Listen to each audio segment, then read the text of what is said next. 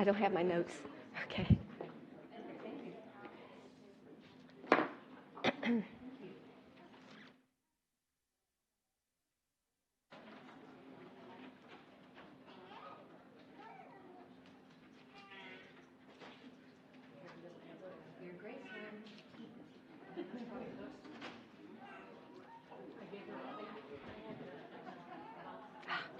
Amen. Thank you.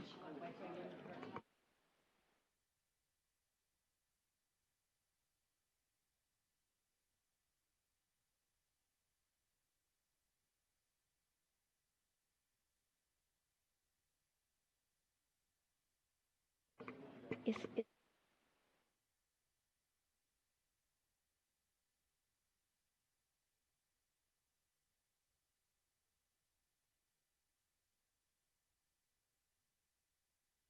Go ahead. All right, very good. Y'all ready? Good evening and welcome to the Leon Valley City Council regular meeting. Today is Tuesday, September 3rd, 2019. It's approximately 2 minutes after 6. We do have a quorum.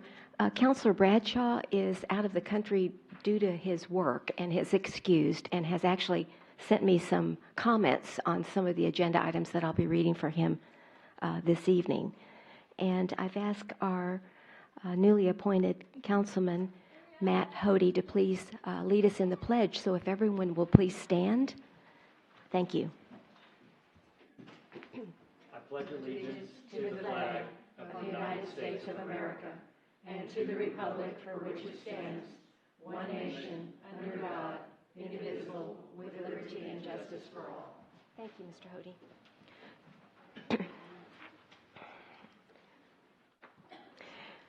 You know, I was thinking about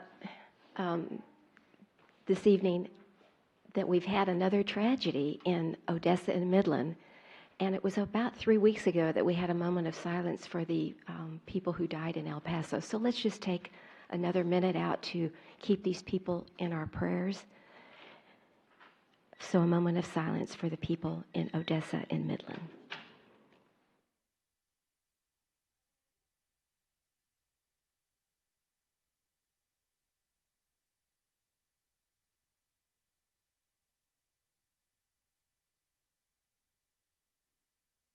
Thank you. Make every day the best we can make it, is what I say, and cherish it. Okay. Hi, Miss Frederick. How are you? Welcome. No, that's fine. I know the traffic is probably pretty hard, wasn't it? We are going to address the rules of conduct this evening, and there may be some changes, but right now we do have 5 minutes for citizens to be heard and 3 minutes for any other agenda item. If you'd like to speak after the staff presents and the council has a chance to discuss, then we'd love to hear from you. Oops. Oh, just testing. Okay. And again, I just want to, just emphasize civility and treating each other like we'd like to be treated, and be respectful and not interrupt, and, be recognized first before you speak. So these are just some of the general rules of thumb that we go by. So thank you all for your considerations this evening. Greatly appreciate it. So we will move then to number 2, presentations. The administration of the oath of office to Justin Garcia, Deputy Fire Marshal, Jaron Thomas, Leon Valley Fire Department Lieutenant, and Jim Ortiz, Leon Valley Fire Department Lieutenant.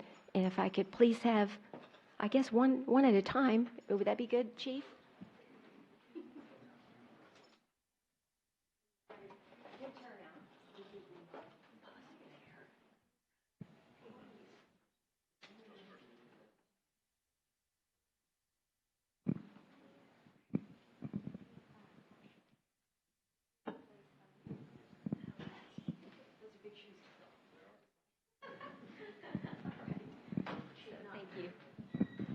Thank you. I want to introduce Justin Garcia. He's new to our fire department. He is our new Deputy Fire Marshal, and I'd like to swear him in. And we have our Chief here. Good evening, Chief, and welcome. If you'll just repeat after me. I state your name. Justin Garcia. Do solemnly swear Do solemnly swear to do my duty as Deputy Fire Marshal of the City of Leon Valley, Texas, to the best of my ability. To serve the City of Leon Valley Fire Department with honor, integrity, and courage. I will faithfully and impartially discharge my duties for the appointment of the department according to the laws of the state of Texas and the City of Leon Valley, to the best of my skills and ability. So help me God. Signed by my hand on this third day of September 2019, Mayor Chris Riley. Let's welcome our Deputy Fire Marshal, Justin Garcia. Welcome. We're so glad. Will you say a few words? Where did you come from, and your family's here? So my family is here. Oh, good. My grandmother of 94 years old is here. Hi, how are you? Welcome. So glad you're here. My wife, my 2 daughters, my mother, and my father are also here. That's beautiful. Thank you. And here's your certificate. Thank you. Very good. Well, thank you. Chief, did you have anything to say? We're just thankful to have Justin here now. He's a great worker, hit the ground running. We're happy to have him. Okay.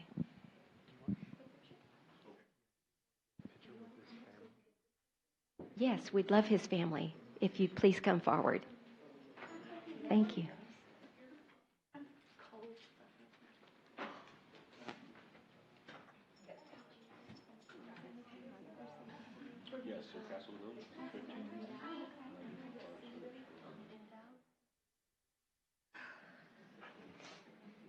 Hi, Mayor Riley. So glad to meet you.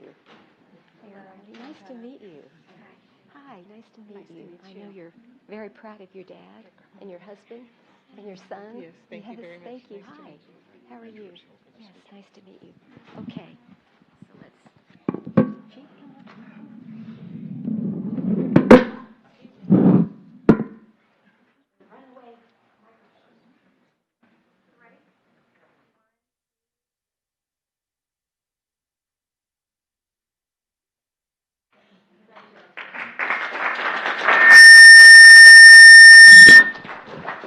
Didn't like that. Excuse me. All right, who's next? Jim Ortiz?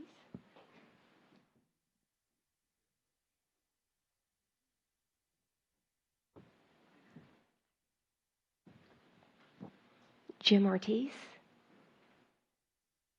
There he is. Come on down. Hi there. Welcome. So glad you're here. Thank you. Thank you. I'd like to introduce Jim Ortiz, who's our Leon Valley Fire Department Lieutenant. And I will swear you in if you'll just repeat after me in the name and by the authority of the state of Texas. I state your name. Jim Ortiz, Do solemnly swear do solemnly swear to do my duty as LVFD Lieutenant to do my duty as LVFD Lieutenant of the City of Leon Valley, Texas, of the City of Leon Valley, Texas, to the best of my ability, to the best of my ability, to serve the City of Leon Valley Fire Department to serve the City of Leon Valley Fire Department with honor, with honor, integrity, and courage. integrity, and courage. I will faithfully and impartially I will faithfully and impartially discharge my duties for the appointment of the department discharge my duties for the appointment of the department according to the laws of the state of Texas according to the laws of the State of Texas and the City of Leon Valley, and of the City of Leon Valley, to the best of my skills and abilities. to the best of my skills and abilities. So help me God. So help me God. Signed by my hand on this third day of September 2019, Mayor Chris Riley. Let's congratulate Lieutenant Jim Ortiz. Thank you. Do you have your family here? Yes, we'd love to meet My them. mom and my nephew. Yes, please come. Your mom and your nephew. Thank you. Here's your certificate. Thank you. Yes. Welcome. We're so glad you're here. Hi, thank you. Welcome. Oops.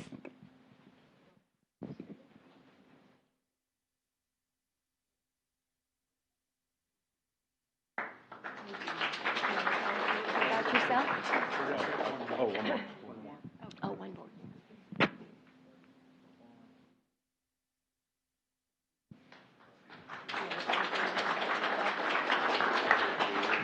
Oh, okay. So you've been in the he's been in the Leon Valley Fire Department for 3 years, so this is a promotion.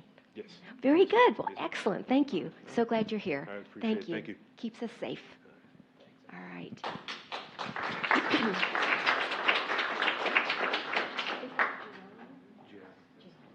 Last but not least, Jaron Thomas. Hi, how are you? Doing good. Welcome. So glad you're here. And again, a promotion for you. Yes, ma'am. As this is Jaron Jaron. Thomas. You've got 2 A's in there, so that throws me off, you Yeah, know? I know. That throws everybody off. Okay, and he's our new Leon Valley Fire Department lieutenant, and I'd love to swear you in at this time. If you'll repeat after me. In the name and by the authority of the state of Texas, I Jaron Thomas, do solemnly swear do solemnly swear to do my duty as to do my duty as LVFD lieutenant LVFD Lieutenant of the city of Leon Valley, Texas, of the city of Leon Valley, Texas, to the best of my ability, to the best of my ability, to serve the city of Leon Valley Fire Department to serve the city of Leon Valley Fire Department with honor, with honor, integrity, and courage. integrity, and courage. I will faithfully and impartially discharge my duties I will faithfully and impartially discharge my duties for the appointment of the department for the appointment of the department according to the laws of the state of Texas according to the laws of the state of Texas and the city of Leon Valley and the city of Leon Valley, to the best of my skills and abilities. to the best of my skills and abilities. So help me God. So me God. Signed by my hand on the 3rd day of September 2019, Mayor Chris Riley. Let's congratulate Lieutenant Thomas. There you go. Is your family here? No. Oh, okay. No. And would you like to tell us a little bit about yourself? I'm always Not putting them on the much. spot. You know? are. I wasn't really Okay, prepared for a I was speech. born in Timbuktu. No, I was just teasing. That's close, but Okay, no. no. Okay, and how long have you been with the department? 15 years. 15 years. Excellent. Well, we are so glad you're here, and congratulations. Thank you. Yes. Okay, we've got, here's your certificate. There we go.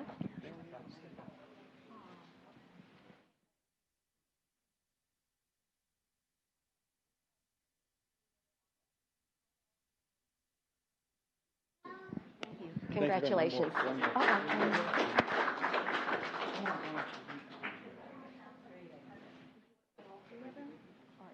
Are you okay? Uh-oh, you got everybody else here. I think they're taking pictures. Oh, that's neat. He says, we're your family. I love it. That's great. Here, I'll let y'all take that picture. That's great. There you go.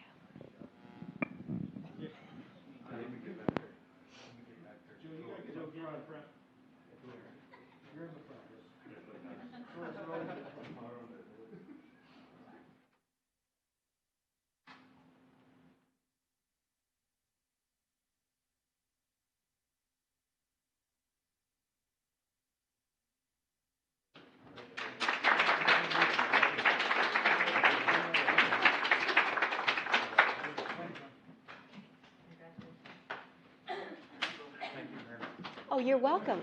Our pleasure. All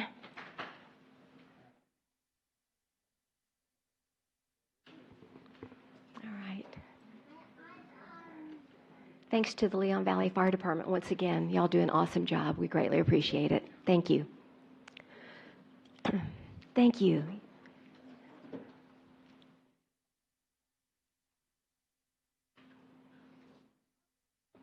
All right. Next, we move to presentation number 2.2, presentation of the Board of Adjustment Annual Report. We have Stephen Mauser, the chairman of the Board of Adjustment, here to present this evening.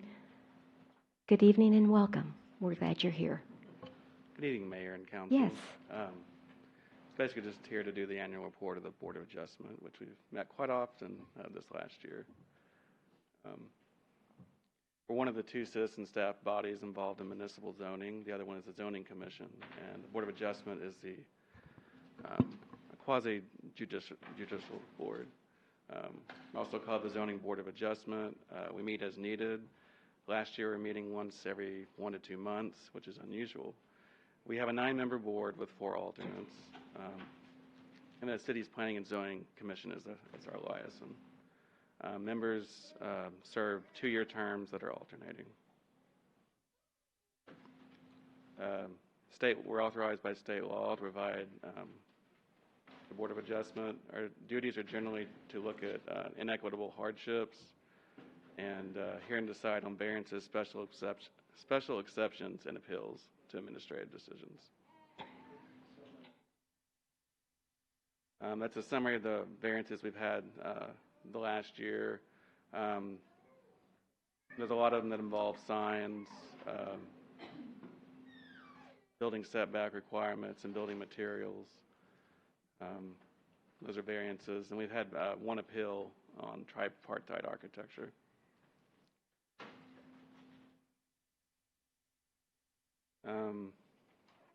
So the Zoning Commission and City Council revised essentially our criteria for evaluating appeals and variances last year, and basically what would be considered a hardship. So in the last year we had 12 essentially requests. This year, since February, we've had 0.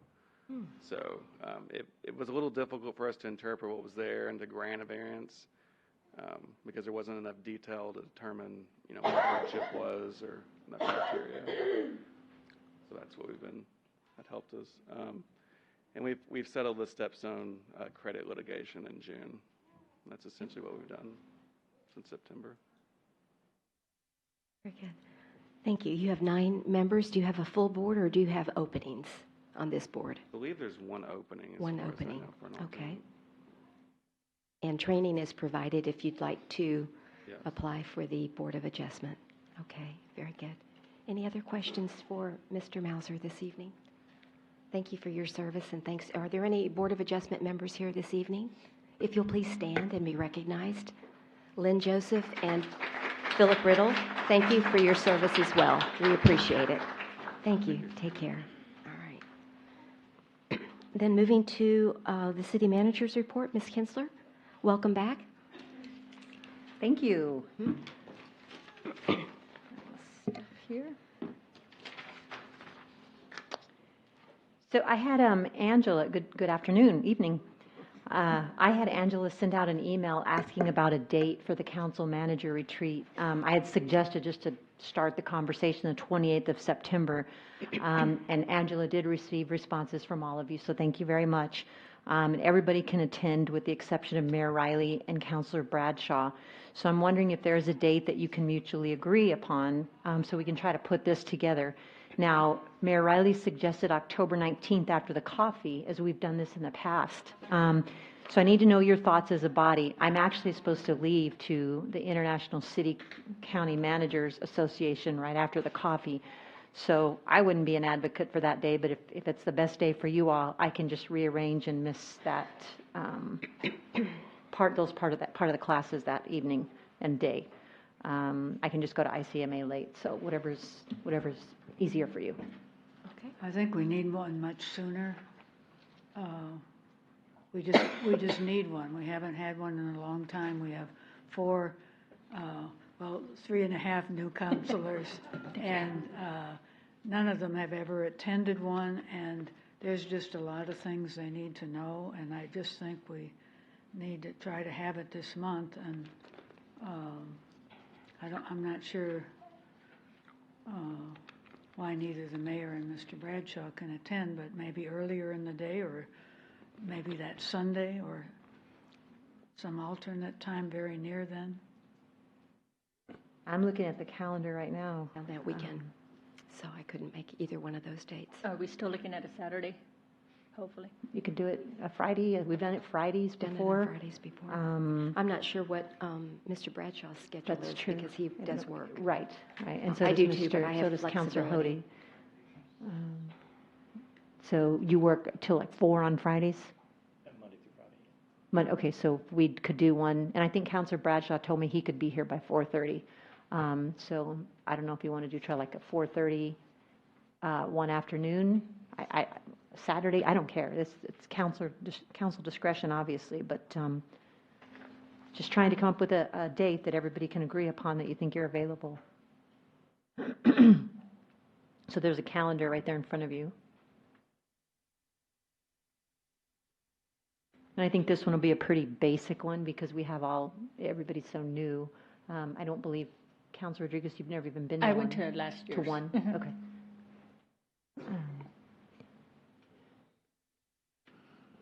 What about the 20th or the 21st?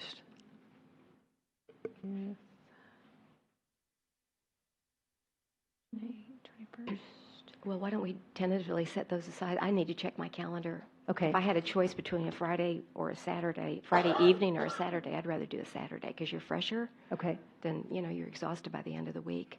So, Okay. but I'd like to check my calendar and like to make sure Mr. Bradshaw, because he's not Okay, here. so how about I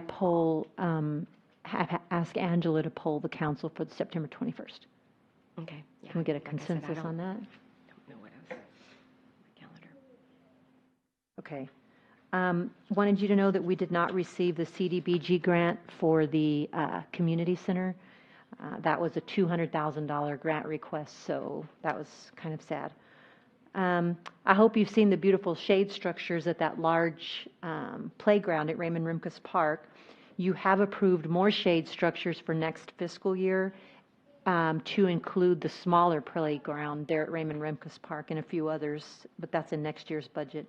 The structures that you see out there today reduce the temperature underneath by 5 or 10 degrees, have the UV protection, and they're an attempt to help to reduce basically children burning themselves when they're playing with the city equipment. Yesterday was Labor Day, which meant that was the last day of our city pools being open. So they're now closed, and we will have a report from the agency that ran the pools for us this summer on your meeting on September the 30th. And then we have discussed the pool advisory board's been meeting every couple of weeks anyway, but I know that a couple councilors and Mayor Riley, that being the latest one, have asked that they come up with a plan sooner, like hopefully this fall, so that we're not doing it at the last, January and February again. Rumble stripes and additional markings are going in or already have been installed in front of that pedestrian walkway right there in front of the library. Hopefully this will assist with pedestrian safety and maybe people slowing down. Postcards will be sent out to residents next week about the street closures for the preparation of the actual soapbox derby. I think the first annual soapbox derby, we had 18 cars. Am I right, Marty Bell? I think I'm right. That's what memory tells me. And we're up to 24 this year. So we're going to need to cut it off at 24 because of the flow charts. So we've got 3 that are still tentative, but if they don't come through, we've got others to take their place. So I think it'll end up being 24 cars.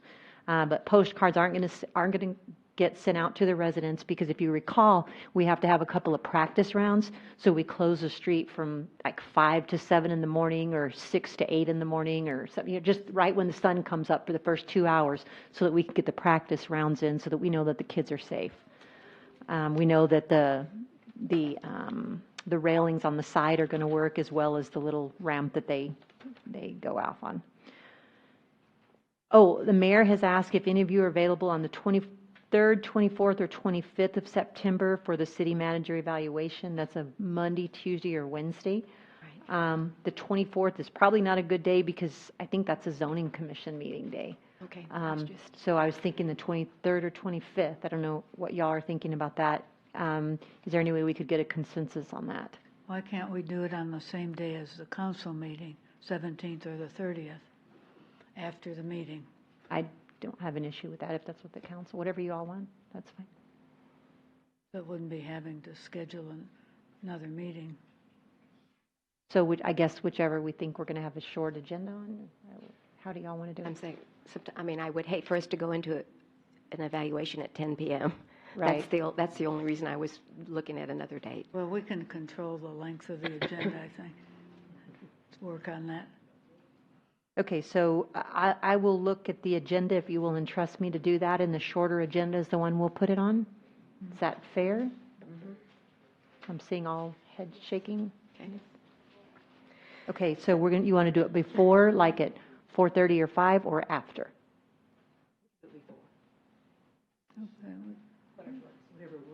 Okay. You can. By 4:30? I'm not, And if Well, we aren't let's- through, we'll continue it I would like after. to reserve that time until we check it with Mr. Bradshaw. Sure, exactly. Because I'm not sure what his schedule is. Right, okay. So 4:30 on whichever meeting is shortest, right? Okay. And hopefully I'll be able to make a judgment call on that, because sometimes with the 30th meeting, stuff may come up that I don't know about. I want to remind each council member that if you want to submit an article to, one of you had asked me about submitting an article, you can submit an article to the Lions Roar, but you have to limit it to 500 words. The mayor has 1,000 words. You can send the article to Maribel Mendoza and me, and then I'll review it, just for accuracy, content, whatever. But you definitely can do that if you want. I'm excited again to say that the 9/11, September 11th Tower Climb and Memorial, we've got a team that is a combination of police and firefighters, and they will be doing the tower climb and carrying names of 9/11 victims with them. And our Color Honor Guard has also been the city that has been invited to do the presentation of the flags again at this. So that's pretty neat. These flyers, you'll see them on social media, you'll see them kind of around everywhere. It's a reminder about Grandparents' Day on September the 8th. It begins at 2 p.m. We've got the Beethoven concert band there, and I'm hoping that last year attendance was like 2 people, and so I'm hoping we have good attendance this year so that we can keep this going. But I just wanted you to know, hopefully you've seen this out on our social media. It's been out for, I think Maribel said 3 weeks. Have we notified the local senior citizen centers? The one on Wurzbach and the one on Hebner? I don't know the answer to that, but I can sure find out. And then there's some other ones that in the past, they've actually driven the residents from outside the city into the city to attend that concert. Okay, so you're telling me the one on Wurzbach and the one on Hebner? Those are the 2, but then there's also others that are outside. I don't remember the names. Okay. Sorry, but they have a bus and they bring them over here. In the past, they brought them over here, so. Hello, Mayor and Council. Yes, Yes, hi. they've both been notified by Okay. email, and I Perfect. physically gone there to speak with the managers there. Okay. They've been Okay. notified, yes, ma'am. And any other senior citizens complexes outside of Leon Valley? I've emailed them, but I haven't physically gone to speak with their Okay. managers, but they have been notified, yes, ma'am. Great, thank you, I You're appreciate that. Okay, and I've decided, like we talked about a few managers' reports ago, I'm not going to go over the upcoming things because we do that every meeting, and it's already sitting out there on the city manager's report. So that concludes my report, and I would stand for any questions. Ms. Kinsler, I just had, because I was so busy today, I didn't have a chance to email you, but I just noticed that we had 27, and I don't know if that's hours or people, that did community service outside the city. And I was just wondering, could you explain? I'm pleased, but I didn't know what that was in regard to. I thought it was all in-house, for. I would defer that question to Denise. Oh, okay. He's right there. Okay, well, You can't hear. and then there was one other, I saw that too. yeah, and I was If just, it- that kind of stuck out yes, at me. mine like, too. I saw that What too. happened there? So, I mean, Yeah. but I'm glad we could help other people, but I was just curious as to But we're what that was. deferring expenses in Leon Valley, so the majority of that needs to go to Leon Needs to Valley. stay here. Exactly. And then on page 2, there were several drainage improvements and the generator at Grass Hill that we couldn't start till after the fiscal year because due to conflicts with the city's year-end fiscal year. And I guess I was wondering, what did that mean? So that means it was funded in next fiscal year. Oh, that's what that means. Okay. So I was like, what's the conflict? Okay. So the money's not in this year's budget, it's in next year's budget. Okay, that's all. I just wanted. No. Oh, that's not correct? Okay, that's what I thought the manager said. No, they were funded in this This year, year's, and that's that's what I was actually wondering. going to be an item on the agenda on the September 30th meeting. Okay. So I'll explain it then. Okay, very good. Thank you. I appreciate it. But I had not seen that in the report before, so I was curious Don't we as have to what like that meant. engineering in one year and then the project in a separate year? There was We had 20. both. Oh, go ahead. Sorry. We had both in this year. However, because the projects aren't going to be done until next fiscal year, the finance director would rather that we start them in next fiscal year so she can account for them in that year. And not split them between 2 fiscal years? Correct. Okay, very good. Thank you. That makes sense. We had 27, I don't know if that's hours, people that did community service out of the court outside of Leon Valley, and I was just curious as to what they did and how did we help, and because I had not seen that before. I can't tell you that, Mayor. I don't keep track of that type of information. That would come from the municipal court clerk, and unfortunately, Fabiola is not here.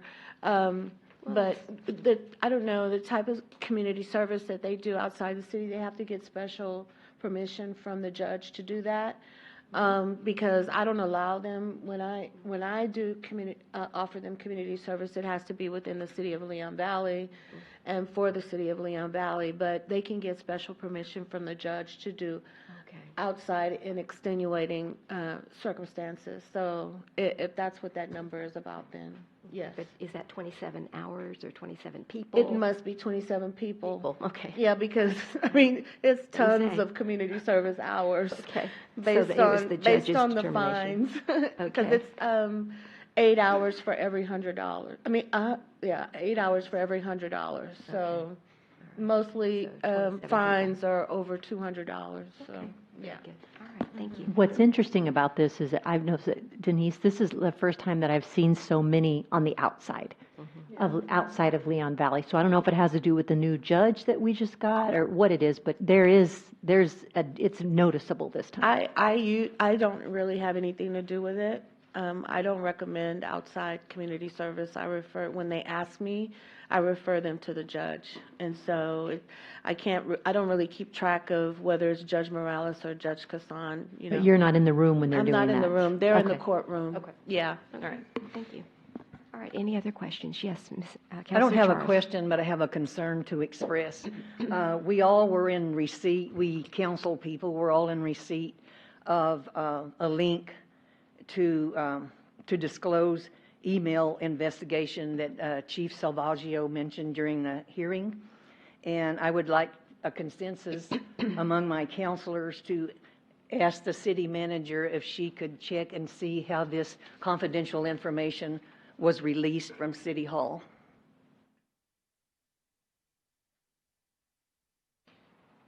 So what confidential information? It was the emails that Chief Salvaggio brought up during the hearing, and he had sent it on to an outside investigative. Yes. And that was placed on this website, and we were all sent an email with that link, and it was all on there. So that's confidential information, and I'd like to know how that got released. I don't know how that got released, but I can find out if that's the consensus.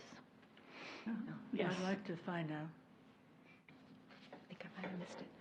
I'm going to need my IT people to help because I'm not sure how to do it, but I will work on it, sure. All right, anyone else have a question or a comment for Ms. Kinsler on the city manager's report? Anyone in our chambers have a question or follow-up comment on the city manager's report?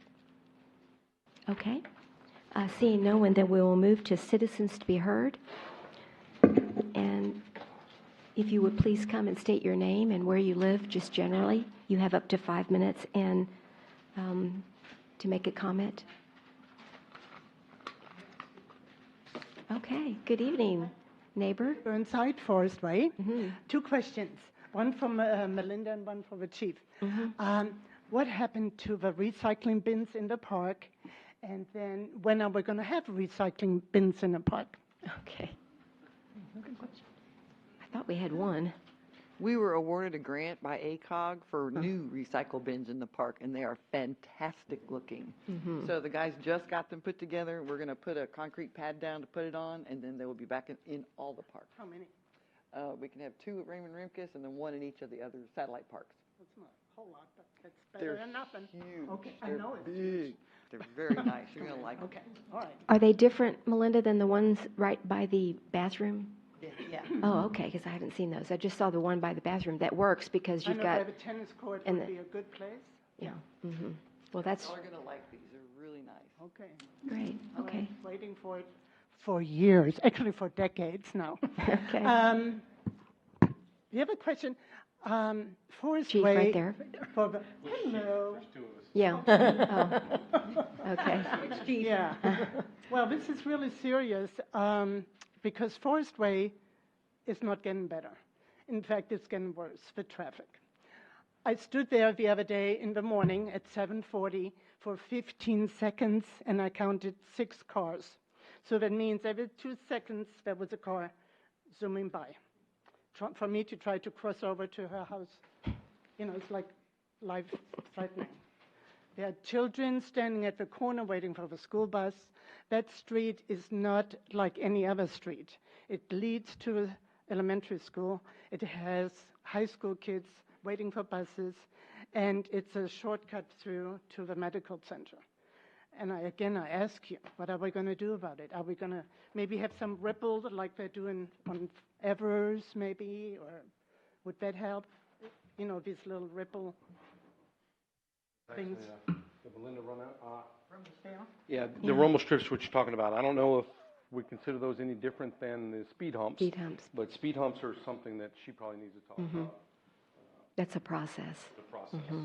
The rumble strips don't slow people down, they just wake people up. And so if you really wanted to slow it down on Forest Way, we would have to do a traffic study to see if we can put in those speed cushions and hopefully do that. We did put in the blinking stop signs. Yeah. Did you see that? I actually saw a car stop this morning at 5:45. Well, when the I guys couldn't were believe putting it. them in, they couldn't believe how many people were running it. Oh, okay.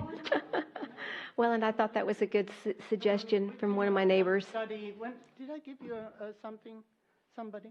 A study years and years ago. We did a traffic study, and it was already bad then.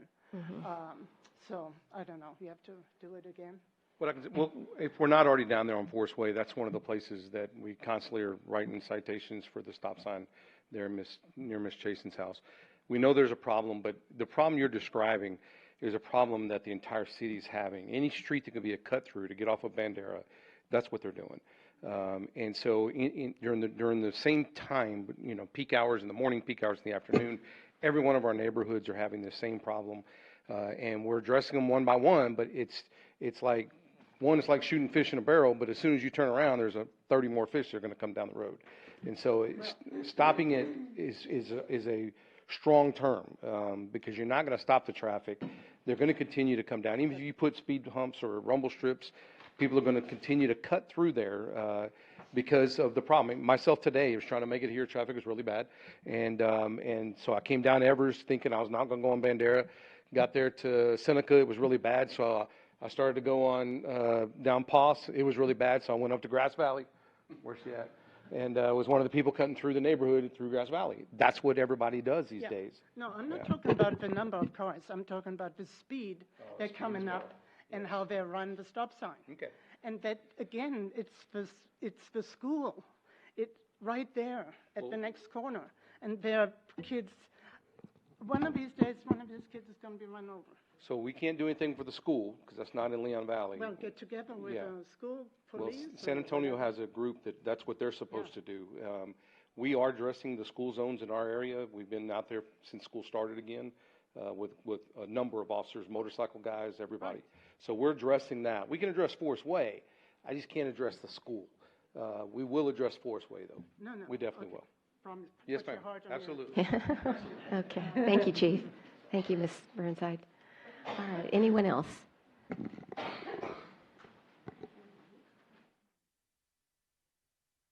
Good evening, Mr. Martinez, and welcome. If Benny you'll state your Martinez, address. Seneca. Mayor Riley, City Council, citizens of Leon Valley. I've got 2 items I want to bring to your attention. First, I just want to make a statement that the 312 procedure, which removed me from office, is a violation of the charter. The charter stipulates that 2/3 of the council, not 3 members, can remove me. That will be challenged.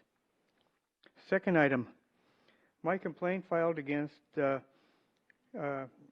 city manager, Kelly Kinsler, has to be moved forward. I filed my complaint with the mayor, like the charter stipulates, on April 2nd. The charter stipulates that an investigator shall be hired to do the investigation. And anybody can do the investigation, and I highly recommend against using Mr. Henry. He has proved himself not to be reliable.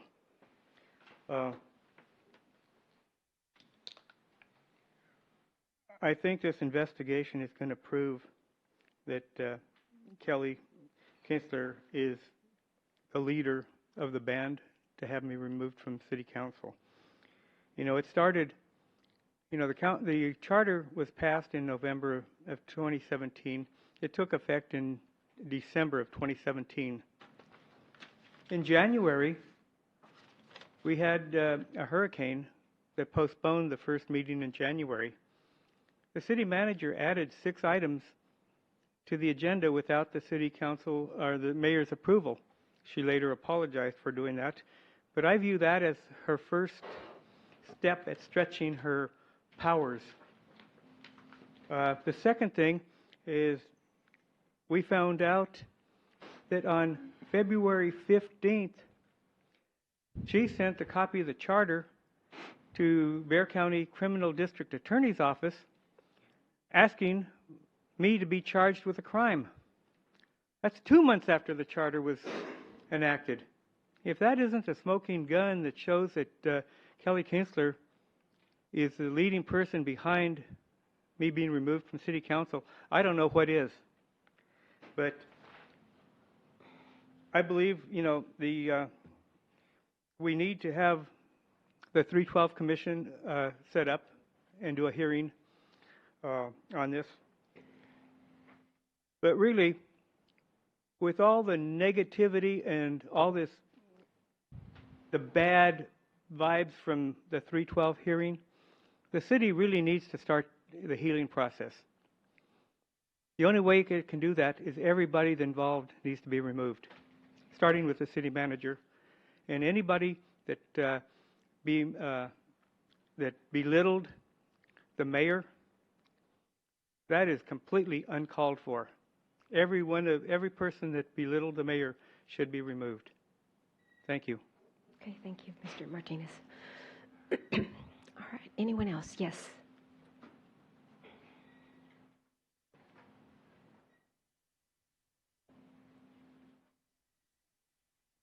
Call me Limp Along. Okay. Good evening, Miss Garrett, and welcome. And Johnny Garrett and Leon Valley. And could I get you to pull up Tiger Sanitation and go to their rules and regulations? Because I've been fighting Tiger for a long time. And you, the Secretary Sandra, you've been so helpful and sweet. Thank you. Do you know those big cans, do you have to rent those or can you use your own? I don't know how it was set up. I don't need a 95. For some families, it's nice to have a big container. I'm just one person. I don't have a lot of garbage. I do have some occasionally. But even the 65-gallon was huge for me. Anyway, when they first delivered the cans, I told them to take them, that I was not going to be there. That was in December of 17. And I said, I don't want the cans. They're too hard to get back and forth. On my street, everybody puts them out in front of the house, in front of the garage, and it looks really tacky. When I had waste management, I had the barrels for a little while because I had other people living with me, but I put them behind my fence. But getting them through the grass was hard, even with the wheels. But on Tiger, if you go to, it says you pay 3 months in advance, and at the very bottom of the rules and regulations. Tell me where it's at on their website. I don't know Tiger's website. Where did you go to find it? Also, don't forget, we have a separate contract with Tiger. So I went to Leon Valley. I went home, Leon Valley. Okay. We're on Leon Valley's page. Is there something up? I don't have my glasses on. Is there something up there that says rules or? No. Okay, I'll find it. I have a copy in my folder at home. But anyway, it says that, and I told them I was going to be moving. I told them originally that I was going to be out of town 2 or 3 months, but I would start the service when I got back. But I didn't know when I'd be back. Well, I got a ticket, and then I got another ticket. But I didn't refuse the service, but I said, if I'm going to move, it says at the very bottom, if you move, they don't refund you. They keep the money. Why is that? Any place you go, if you have Leon Valley, when you start service, you might have a deposit, but when you leave, you get your deposit back. It's not the amount of the money, it's the principle of the thing. And I said, I'm not going to pay for a can that I don't get. And I said, I've called them, I've been on the phone back and forth over and over. Finally, they were going to charge me a restart fee, $35. It's no big deal. I said, but it wasn't supposed to start in the first place until I got back. My cans were left out. They told me they would pick the cans up the next day. Those cans were out there 3 weeks, and I was gone. It's like advertising that I'm not home. I don't like the way they do business. I never had a problem with Waste Management. If I was going to be out of town, I'm retired, I go places. They would always say, okay, we'll stop your service for 2 months or 3 months. It was never a problem. I said, you can't, they say don't email them, to call them. But getting through is really hard. You can't get through. Try them. They said, call us. I said, she told me, one of them, maybe it was Francis, I don't know, that they would reimburse me. I said, would you send that to me in an email? I have yet to receive the email. Not yet. And I don't think they're going to send it. But they have no right keeping anybody's money. If they move, they should get their money back. That's just the way I feel. That's good business. Thank you. Okay. All right. Go home and find the rules and regulations, because they're on there. They don't have any right keeping your money. Okay. Thank you, Ms. Garrett. Anyone else? Yes. Mr. Riddle, good evening and welcome. Yes, Philip Riddle on Reef Sophie. Just had a question as far as Tiger goes. Mm-hmm. Are other dumpsters other than Tigers allowed within Leon Valley? No, sir. Would Only Tiger. Only Tigers Yes, dumpsters? sir. Mm-hmm. Okay, thank you. You're welcome. But you can put other trash cans. Absolutely. You can put other bags of garbage in addition to your dumpster, but you can't have another, like a waste management dumpster out there or anything. That has to be a Tiger dumpster. Okay. Sir. Yes. Good evening, Mr. Chippy, and welcome. Good evening, Ms. Mayor. My name's Tom Chippy. I live at 6634 Peachtree. Does this work? It's working. Mm-hmm. You guys can hear me now. Hey, I just wanted to, from a kind of macro perspective, I get the feeling that I'm getting something jammed down my throat, and it's an issue that y'all are going to get to in a little bit, about the addition to the park, the little thing with the splash pads and the amphitheater and all of that. And I don't like the way it tastes. I'm getting a really weird feeling that people that are elected sitting here right in front of me aren't listening to me. And maybe some other people around here. I think I don't want to get into the micros of all of that, but we had a vote on it. And 50% of the people said no. And what part of 50%, as the joke goes, don't you guys understand? This sucker's back again. Mm-hmm. So I want to look at it from a macro perspective. I want to know which members on council right now are for this and want to vote for it. Mr. Chippy, we're going to get to that, as you know. I don't want to be here at 9:30. Exactly. Oh, I understand. All I want to know right now is we're who are going to the get to people it that pretty are going to soon. vote for that. But What do you again, mean, no? You're not on gonna citizens, tell me. Mr. Chippy, on citizens to be heard, we can only listen. We can't take action or vote or anything like that. So we can vote. Yeah. Well. Disappointed, Ms. Mayor. Okay. Sorry. I just. Okay. Trying to just follow the rules here. Okay, Ms. Garrett's coming back up. Yes, ma'am.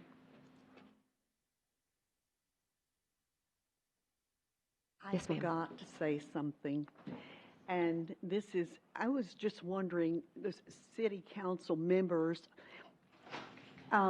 Kelly, a couple of times you said the city council members went and reported to you.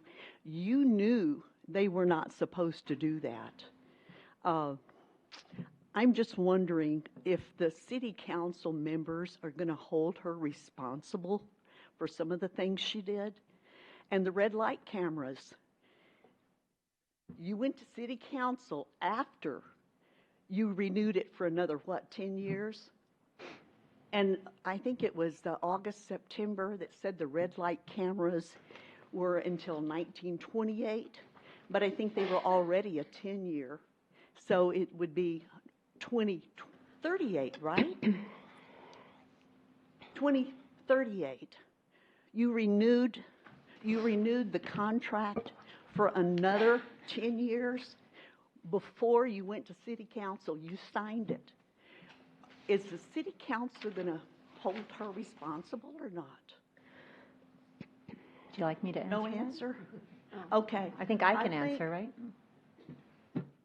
I think she's overstepped her limits. I don't know if it's a question I can answer, but I don't know if it's a question. Well, I don't know why you signed it without going through. Okay. It's not on the agenda. Okay. Sorry. Well, city council better start holding some of these people responsible. And Miss Kelly, you better start being responsible. Okay, anyone else? All right. Mayor, I have a response from Bobby on your question on for the 27. Okay, great. Thank you so much. She said it's 27 hours because it's only a 2-week time period. And the judge awarded those to people with either disabilities or that didn't live in the area. So it was at his or her discretion. She doesn't remember which judge gave whom what hours. Okay. But it's usually done under special circumstances. Okay, very good. Thank you very much. That's really thoughtful of you to follow up with her so quickly. Yes, ma'am. Did you have something else to add? No, I was just saying, just like I said. Okay. But it was the judge allowed it, and you said it was a special situation. So, okay. I'm sorry. Yes. I did have something to say, Mayor and Council. 27 hours, that's very minimal. As far as For one person. if it's for one person, that's probably for one person, and it's even minimal with the one person because, like I said, it's 8 hours for every $100, and a lot of our tickets are over $200. So. And she also said it may be due to the actual offense, like the judge may not want to have them part of our community service due to the offense they committed. They don't want them doing their hours with the city due to their offense. Possibly. That could be a reason. I don't either. If you don't know, then I don't know. Okay. Due to their offense. Okay. I'll just write that down. All right. Anyone else? Okay. Seeing no one else, then we'll move to announcements by the mayor and council members. Ms. Charles, do you have any announcements this evening? Well, since Councilor Hody has joined us, he's raised the bar. So we all have to say something enlightening. And mines are like parachutes. They only function when open. All right. Ms. Councilor Rodriguez, excuse me. Just want to tell everybody thank you for coming, and hope everybody enjoyed their time off yesterday, and congratulations to our fire department personnel for their upgrades. Okay. Thank you. Councilor Alcacer. I had one too. It takes courage not to be discouraged. Remember that every day and keep smiling, and thanks for being here. Okay, Mr. Hody, what is your, y'all must have all gotten on the same page here. So welcome, everyone. I just wanted to mention that I attended the Northwest Seniors meeting and lunch for the first time, and they are a hoot, meaning they're a lot of fun. And also wanted to mention that, speaking of quotes and whatnot, my mom and I went on a little mini vacation last week. We didn't get far enough north to escape the heat, But anyway, on our way back, we stopped at the LBJ Ranch and Center in Johnson City. And there was a quote up on the wall there that both of us liked a lot. And I can't do an LBJ voice, but it says, "I hope it may be said 100 years from now that by working together, we help to make our country more just for all of its people, as well as to ensure and guarantee the blessings of liberty for all of our posterity. That is what I hope, but I believe that at least it will be said that we tried." So we all need to try. And by the way, I like Mr. Riddle's shirt.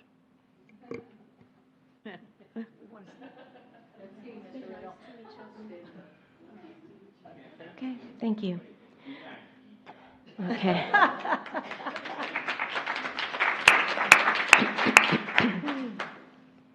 Thank you.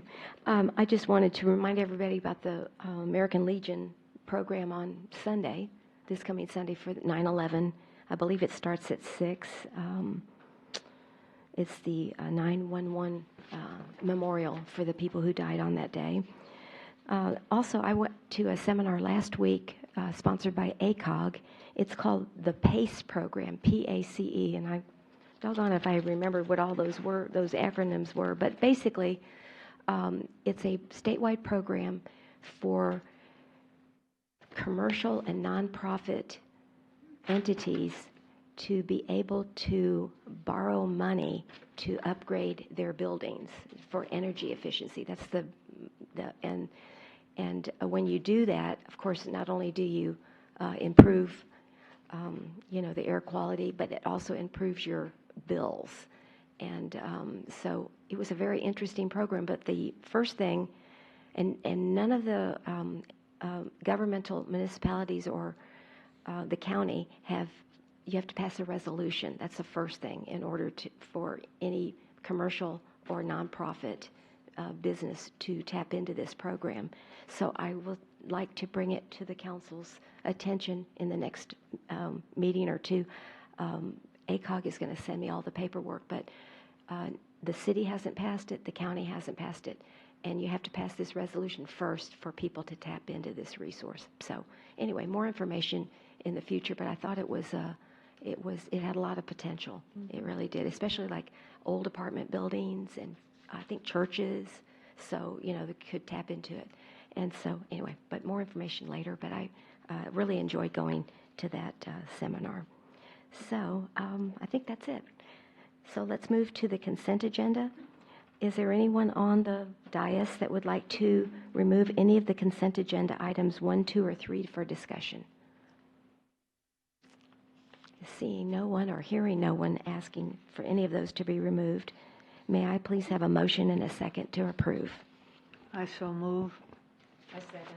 I have a motion by Councilor Alcacer and a second by Councilor Charles to approve consent agenda item 1, 2, and 3 as presented. All those in favor say aye. Aye. Any opposed? The consent agenda is approved.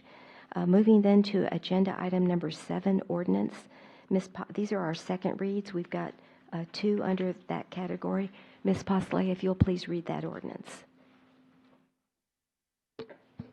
An ordinance of the City of Leon Valley, Texas City Council designating the southeast irregular 150.38 feet of parcel 10 ARB 10A Block 5 CB 4432C being a vacant parcel of land on Peachtree Street at Poss Road as park and approving a site plan for a development of a park, providing for repeal or severability and savings clauses, and providing for an effective date.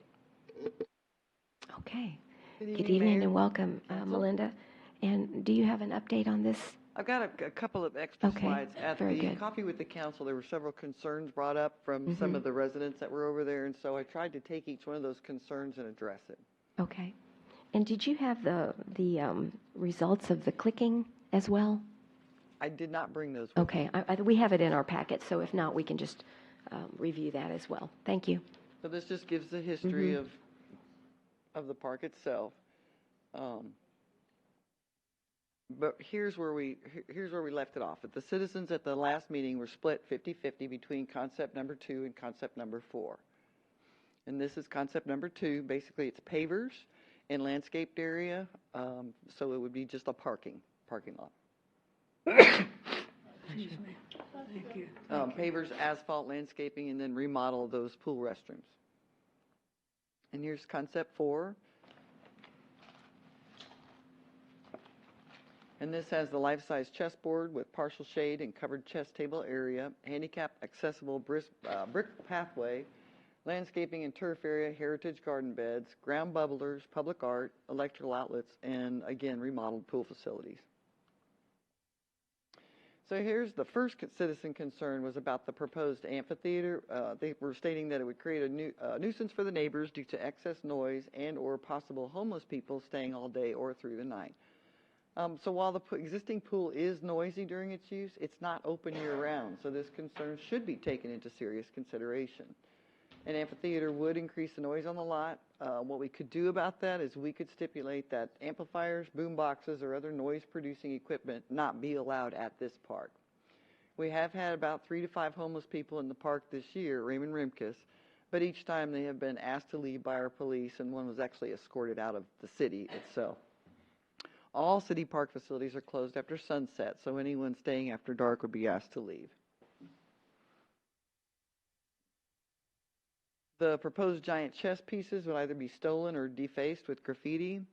When we spoke to the chess set salesperson, they did note that they'd only received 3 reports of stolen chess pieces, and they do sell nationwide.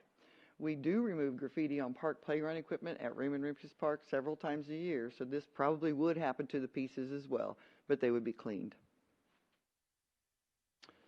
One of the concerns was the spray ground would not be used, the concrete surface would be hot, and it would probably grow algae and mold. Splash pads and bubblers are the most requested amenities at parks, as they don't require lifeguards, and they're a lot easier for parents of young children to not have to worry about water depth.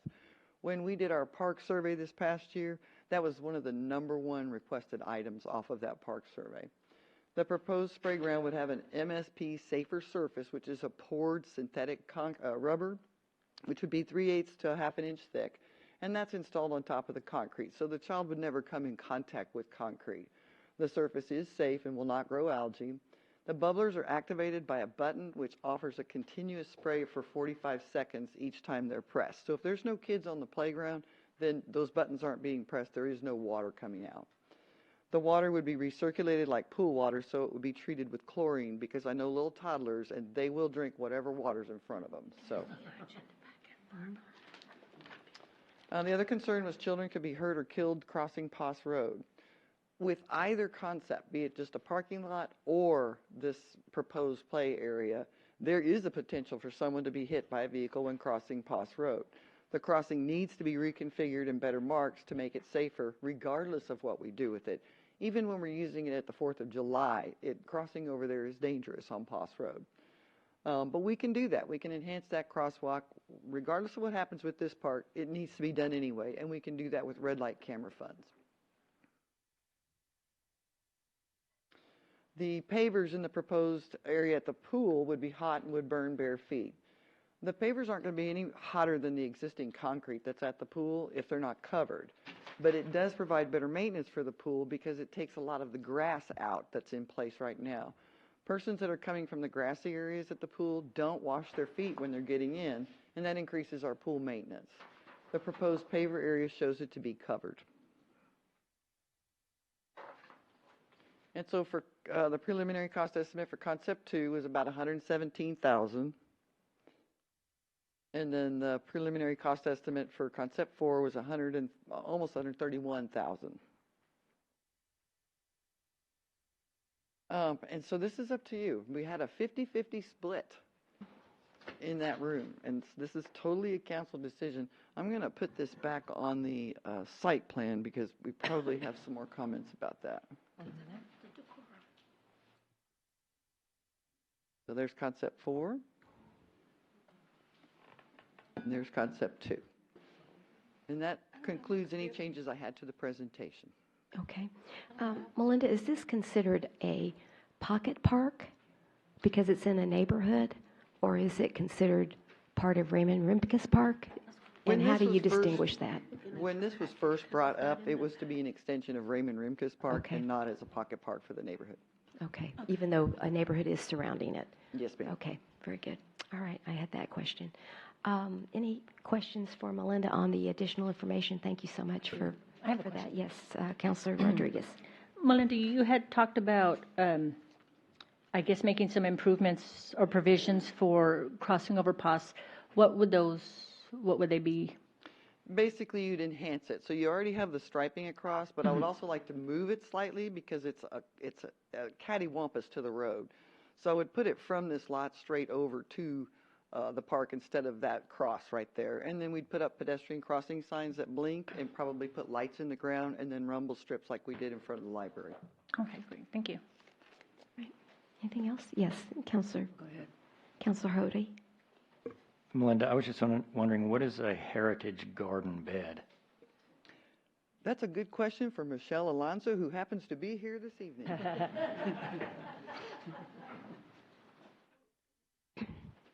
And is that concept 4 then, so we could look at the concept 4 and see where that is? Thank you. Oh, Do you have a pointer for her? there we go. Crystal, do you have a pointer for her? Heritage. Oh, yep, you're right. Okay, so here are the heritage garden beds. Otherwise, another word is educational garden beds. So heritage, because the idea would be that they would educate people on what grows in our area, what are local, not necessarily fruits and vegetables to eat, though that could be one option, but landscape options for their homes, trees, herbs, anything that grows locally, cactus.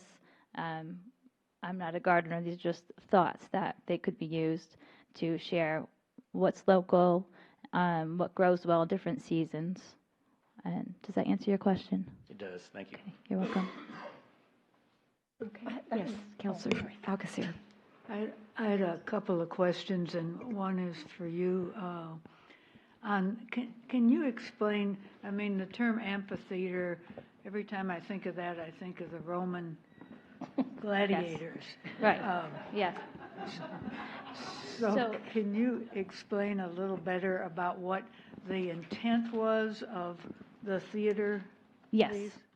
So, well, first I want to say that under the amphitheater, if you look over at B, it says historical placard. One of the main thoughts of this whole area is that you could walk into kind of an outdoor historical and cultural center of Leon Valley. So to take some of that work that the Historical Society has done and to make some placards, whatever they are, whatever would,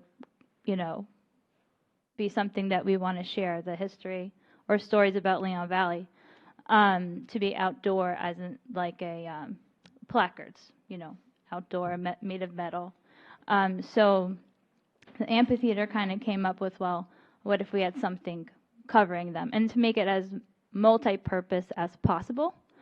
So not that there would be concerts there all day, but that it would be an outdoor historical place where people can come and walk up the ramp and down the ramp and read something about Leon Valley, or sit there and have some picnic or some shade during the day, and then also being forethinking that it would be a great spot for some small cultural events. It was never the idea to make a huge amphitheater to make big concerts. It's just to small share cultural events like I mentioned before, our theater group, our Leon Valley folk dance group, maybe some small musical things, or but definitely the 4th of July. So the amphitheater is basically, in this model, is just some raised cement, and it has an angled roof, so that you don't necessarily need all of the mics and all of the sound equipment, that it should be able to naturally amplify to the small space in front of it. Does that answer your question? Yeah, a little bit further. Like when my children were young, they had puppet shows and magic theater and little things like that on small stages in different parks. Yes. And even outside school, in schoolyards and things. Is it anticipated something like that? I would think it's something that if the city decided that they wanted to host those events, that it would function well. Not to compare this necessarily to the Pearl, but at the Pearl they have similar spots. And when they want to do, like I've been down there for Magic Theater and they've done a small play, and they have amplifiers. You can't hear them because the sound doesn't know where to go. And they didn't think of that when they developed the area. So they take stages up, take them down, and the sound doesn't run very well there. So anyways. That would depend on how it's constructed. Yes. If it's acoustically correct, right? And constructed in an acoustically correct manner. Okay. My second question is for Melinda, really. Thank you, Ms. Alonso. Is it possible, we only have budgeted $60,000 this year, right? Yes, ma'am. Is it possible to do something that's agreeable from both plans, like do the shrubbery around and do the restrooms first and then consider the rest for completion next year? Just get started, because the restrooms have needed it as long as I've known the pool there. They're not in good shape. Actually, today is September the 3rd. That gives me less than 30 days, and we would still have to have an architect come and take a look at the pool restrooms to give us a plan. So we don't have enough time in this fiscal year to spend that $60,000, but I'll come back for a budget adjustment. Okay, but that's But something otherwise, that we yes, that is something that can happen. vote on today. All right, thank you. All right. Excuse me, just a minute. Ms. Charles, since you haven't spoken yet, do you have anything to add before Ms. Rodriguez speaks a second time? No, but I think that's a good idea, Councilor Alcacer, is to do some stages of planning, and greenery and the restrooms sound like a plan to begin with. Restrooms, definitely. All right. Councilor Rodriguez.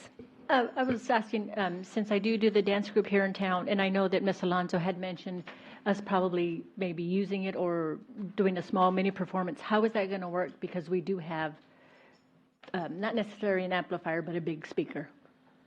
That's a concern. The kind of amphitheater she's talking about has an acoustical ceiling and acoustic walls. Okay. And if you shape them correctly, like a clamshell type, then that sound is amplified out towards the group that would be in the middle watching that. It wouldn't be as loud as having a boom box or a amplifier or anything like that, but they do project. Okay, I have a statement from Mr. Bradshaw that I will go ahead and read. He's not here this evening because he's out of the country for work, but he sent this to me this afternoon, and he said, Peachtree and Poss Properties, the citizens are split on the Peachtree Park concept as evidenced by the 50-50 vote at the last coffee with the mayor. I am opposed to the concept for Peachtree Park as currently proposed. I believe there needs to be a compromise in order to satisfy both sides of this issue. Personally, I do not think that Peachtree property is the proper location for an amphitheater since it is so close to residences. A better location for an amphitheater would be across the street at Raymond Rimkus Park. The splash pad makes sense to put near the pool, as well as some shade canopies and bench seating. I would also like to see a revamp of the entire pool area, including upgrades to the restrooms and pool fencing. It might make more sense to put the splash pad area behind the pool area where the current existing parking lot is, and move some parking areas to the Peachtree and Poss property as proposed in the Concept 2 drawing that was voted on by citizens. I believe that additional parking on that corner would be beneficial during especially busy times at Raymond Rimkus Park. So that's his input. I'd like to say, where's Michelle, I know you got your concept for the chess pieces from downtown at Hemisphere, which I take my granddaughter to a lot, but maybe as an alternative, and I think maybe more people could use it, and I think maybe I shared that with you. At Hemisphere, they've got these concrete ping pong tables and concrete foosball tables, which I thought, maybe that might be an alternative to the chess pieces because you get more people. So that's what I would like to consider as a. And even in addition, if you shrunk the chessboard, you could have, even as an addition, if you shrunk the chessboard on the side, you could even add. So then there's just more options. Yeah, they don't have a chessboard there. They have the checkers, but the life-size checkers. I cannot play. There. This is not a selfish thing because I refuse to learn how to play chess. Okay. So just so you know, this is not a personal. Okay. I just think it draws, just community. So having those different games like you mentioned. I've just heard a lot of input, and it seems like the amphitheater seems to be the crux of the issue. I thought because of the noise, and is it possible? Because you can make all these rules and say there's no there's no boom boxes and all, but I did see electrical outlets on your list. So there's going to be electrical outlets. So sure. I mean, Councilor Bradshaw says, could we move it to Raymond Rimkus Park? Could we do it that? Well, and maybe out of the center of that neighborhood. I just wanted to see if that's an off. Excuse me, Mayor, but are we into concept 9, 10, 11, 12 now? I just think, as you said, have a parachute, keep an open mind. I'm just trying to, keep an open mind here. See how we can compromise this, because it is 50-50. People are split on it. So what is the one, and I keep thinking going back to that seems to be the crux of the problem, that amphitheater. You don't have to have it. Excuse me, two people can't talk at one time. The amphitheater, for some strange reason, was actually 60-40. Was 60-40%, that 60% wanted the amphitheater and something like 42 It was wanted 56 the chess. yes and 44 no. And I guess on the concept 2 and 4, it was 50-50. Right, I'm just making Okay, thank you for that. Okay. So you could put an amphitheater at Raymond Rimkus Park, or you could not build one at all. Yeah, I mean, it's exactly. totally up to the council. Mm-hmm. Exactly. All right. Can I just make one Yes, you small sure thing can. on that? Go right ahead. Just trying to kind of keep the continuity of the concept was to make, a heritage garden park. So the more important things is to keep the history and the gardens and the art. And I just thought having a small thing that could also act as a cultural center. I think also if you move the amphitheater, then sure you can do something else with the history placards. But then you're also creating a really big performance space, which would be a totally different issue. Just to think about that. Okay. Let me go ahead and give the other, and I know some of you were here when we did have the coffee and you voted. So the question was, do you prefer concept 2 or concept 4, which y'all have seen before, and it was deadlocked 50-50. Do you prefer a combination of concept 2 and 4? Yes said 34%, no said 66%. Okay. Do you prefer to keep some parking? Yes said 51%, no said 49%. Again, very close. Do you like the amphitheater concept? Yes, 56%, no, 44%. And do you like the giant chessboard? Yes, 43%, no, 57%. So those were the questions that we polled on the July coffee. Yes, Ms. Charles. I do have a comment because the Shadow Mist neighborhood dealt with the soccer complex in the same type of issues. It was a new facility coming into what we considered invading our territory, our neighborhood, and we were concerned about noise, light, parking, and all those things.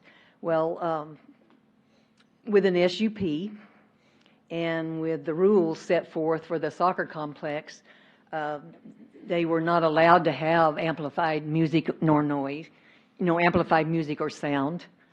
and they were not allowed to park on our side of the street, and they have to have their own parking. And Mr. Milan can tell you they're still working on that. But we've grown to accept them, and they've grown to accept us. So we realize that vacant areas are not going to remain vacant. That something is going to be developed there. And do we want a car garage or do we want a nice park area? So that's my comment. Okay.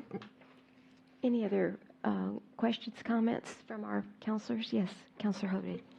Thank you, Mayor. Uh-huh. So, yeah, in a perfect world, nobody would use amplifiers, and I understand the residents' concern about that. I am not for anything that would be called an amphitheater. There was a little child up here earlier running around on the stage. Kids like to do that. Mhm. So it could be something simple and, with a backing on it, and maybe shift the amphitheater so that it backs up more or less to Peachtree. I think that the landscaping is like super important.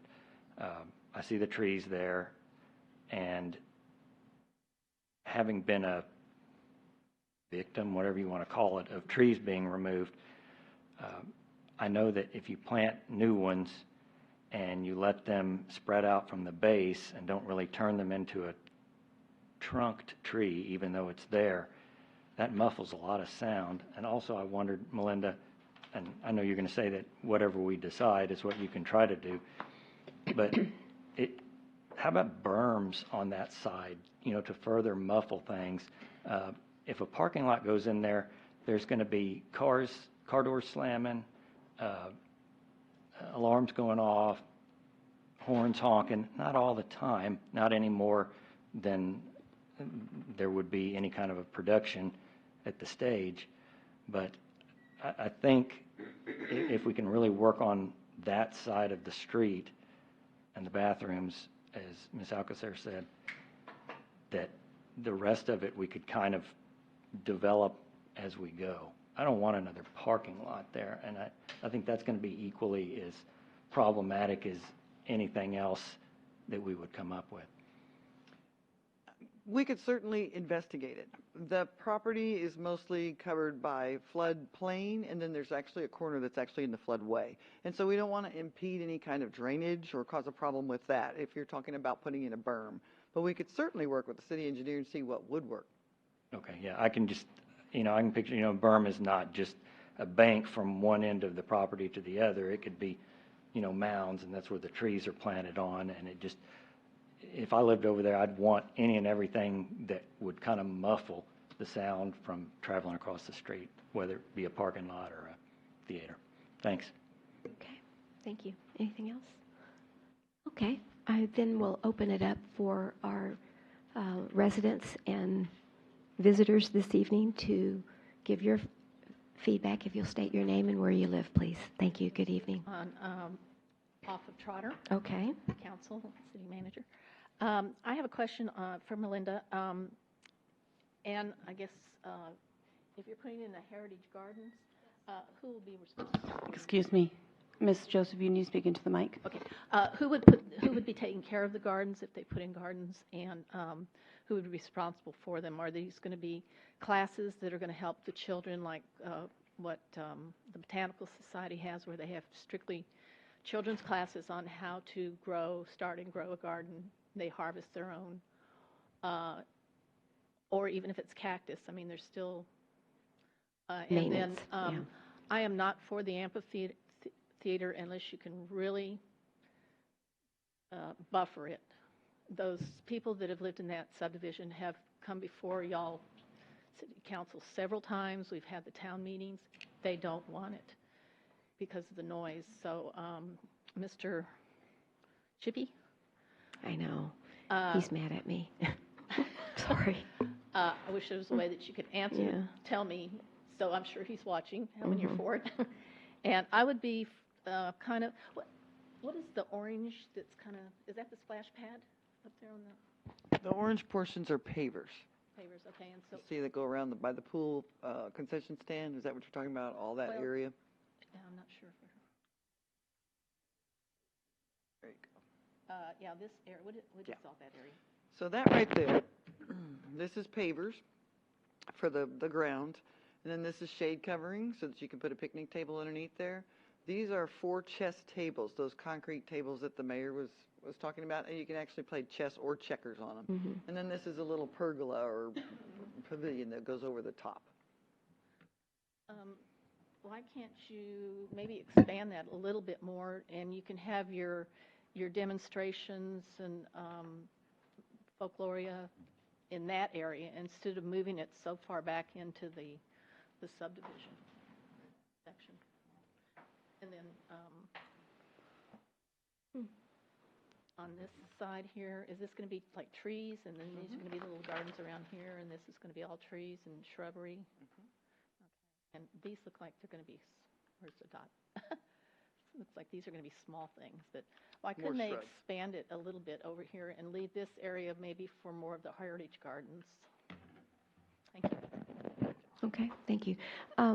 Melinda, are those pavers going to be permeable so the water goes through? Yes, ma'am. Okay, awesome. Because it is in a flood zone. So, okay, great. Thank you. I'm sorry? Yes, if you did you want to answer a question from Ms. Joseph? Okay, go right ahead. Thank you for your beautiful thoughts.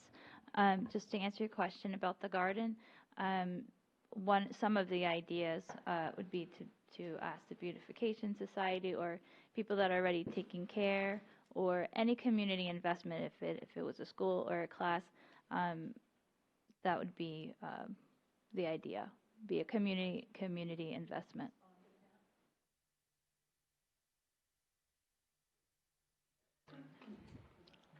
The Beautification Committee, and I think Ms. Charles can hear me out on this, we're not necessarily the ones that are the caretakers of taking care of plants and property and stuff.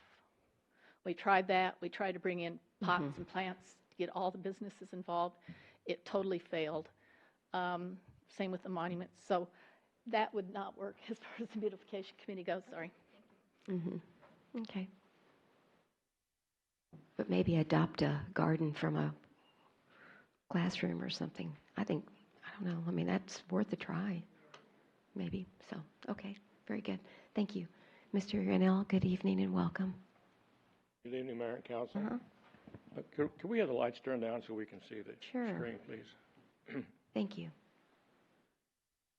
Much better. See by my hair, I've been here a couple of years.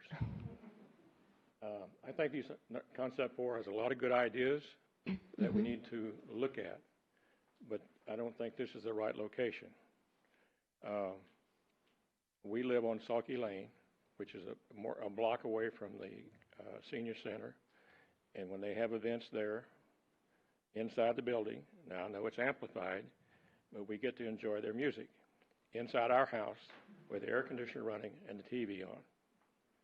So no matter what you say about rules and regulations, these people right next to it and up and down that street are going to be able to enjoy,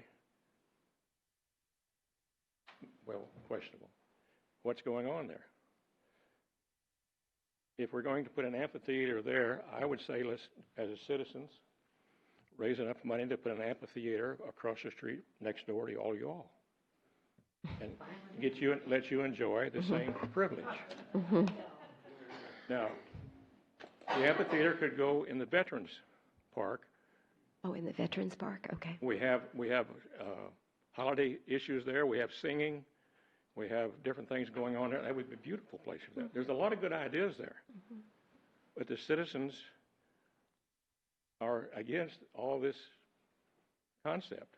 But let's break this up and put it where it can be used and enjoyed. Now, it seems that Councilman Bradshaw has hit the nail on the head. Put a bubble park. What do you call that thing? Sprinkler park or whatever that is. Okay, use the parking lot and use this for the parking lot that we have there now. Just exchange them.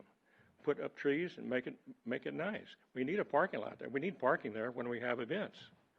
Let's solve that problem too. But let's not put these ideas that this lady's brought forward under the table and say we don't want to do them. let's find a place in our town to do this. Okay. The noise is going to be there, and there's no way you all are going to set a bunch of rules and send a bunch of police out there to stop it. So let's think about maybe going down the road a little further, opening our mind and going a little further with this. Okay, thank you, Mr. Yonell.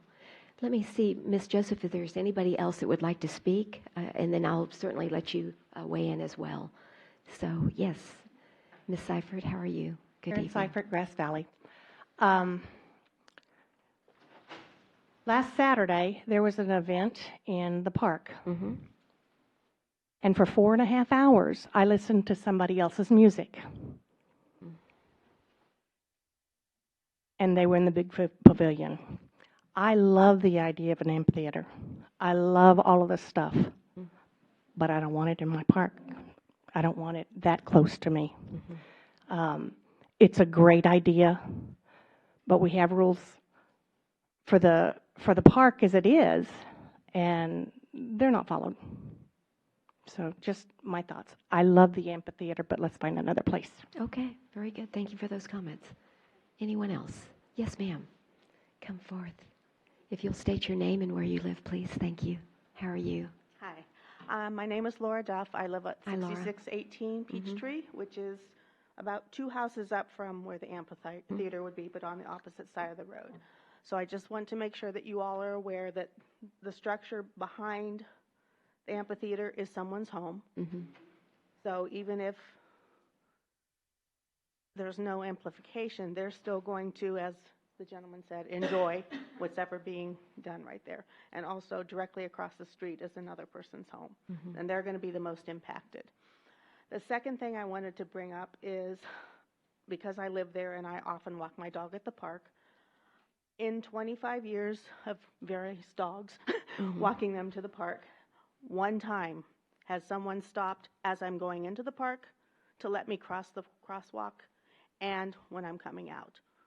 Rarely does that, I mean, that's one time in 25 years. Most of the time I have to stand there and wait and wait and wait until people pass, and then occasionally one of the neighbors will say, oh, I'll stop and let you go. But then that doesn't guarantee that the other person coming the other way is going to stop. The same thing happens over by the library with all of your, attempts to get them to stop. I still almost got hit because people coming this way stopped, but the other ones blew right by and almost hit me. So those were my 2 points. Thank you I just for want that. you to consider that, whatever gets decided. Those are 2 important points for me. All right. If we may, Ms. Duff wrote us a letter. Can you have that with you, and can you read it? Oh, no, I didn't bring it with me. Okay.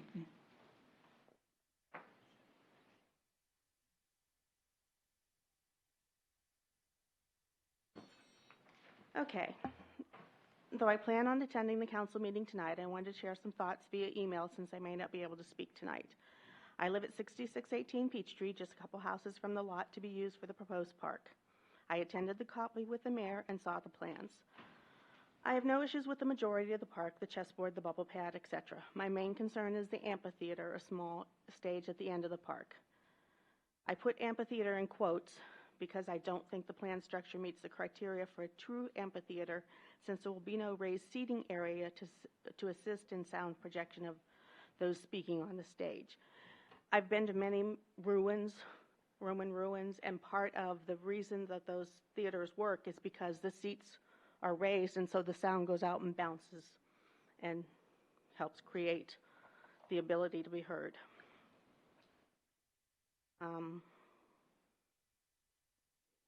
There's no seating area. Because of this, the folks using it will be inclined to bring amplification devices so they can be heard. That concerns me because it's directly in front of one home and just across the street from another. Those 2 homes will be the most affected by the sound, but the rest of us on the that end of the street will also be impacted. I can already hear amplified sound from Raymond Rumkus Park, such as the dialogue or the music from the movies in the park. I listened to Trolls, last movies. I had the TV on and I'm like, why does it sound like there's 2 people speaking? So I turned the TV off. I'm like, oh, Trolls. So It will be even louder if it's not coming from just a couple of houses away. So I ask that if the stage or theater is included in the final plan, that you put into the rules of use that no amplification devices be allowed since it is in such close proximity to residents. Okay. Thank you very much for those words, Ms. Duff. Do appreciate it this evening. All right. Anyone else? Yes, Mr. Martinez. Benny Martinez, Seneca. I thought this was a done deal. We voted on item 2 about a year ago. And the second, option 4 came up, about 6 months ago, 8 months ago? But that was a new concept. And I spoke against the amphitheater being at that park. I like the idea of the amphitheater. I think a better place would be across the street on the right, if you're going into the big parking lot, on the right-hand side in that wooded area. That's an unused portion of the park. And I think that would be a very good place with the backdrop towards Poss Road, so the seating would be towards the interior. When I was on council, I spoke heavily about that concept. But I was under the impression that we had pretty much agreed on concept 2 as moving forward with that over a year ago. Thank you. Okay. Thank you. Good evening and welcome. Hi. Hi, my name is Kim Beechner. I live on Poss Road. Hi, Kim. I just wanted to start by saying maybe you did approve the previous one, but I'd like to commend at least someone in our community for taking the initiative to build something that is other than a parking lot. So I did come to the coffee, and I know that there was a 50-50 split. I do think that there's some compromise to be made with the amphitheater.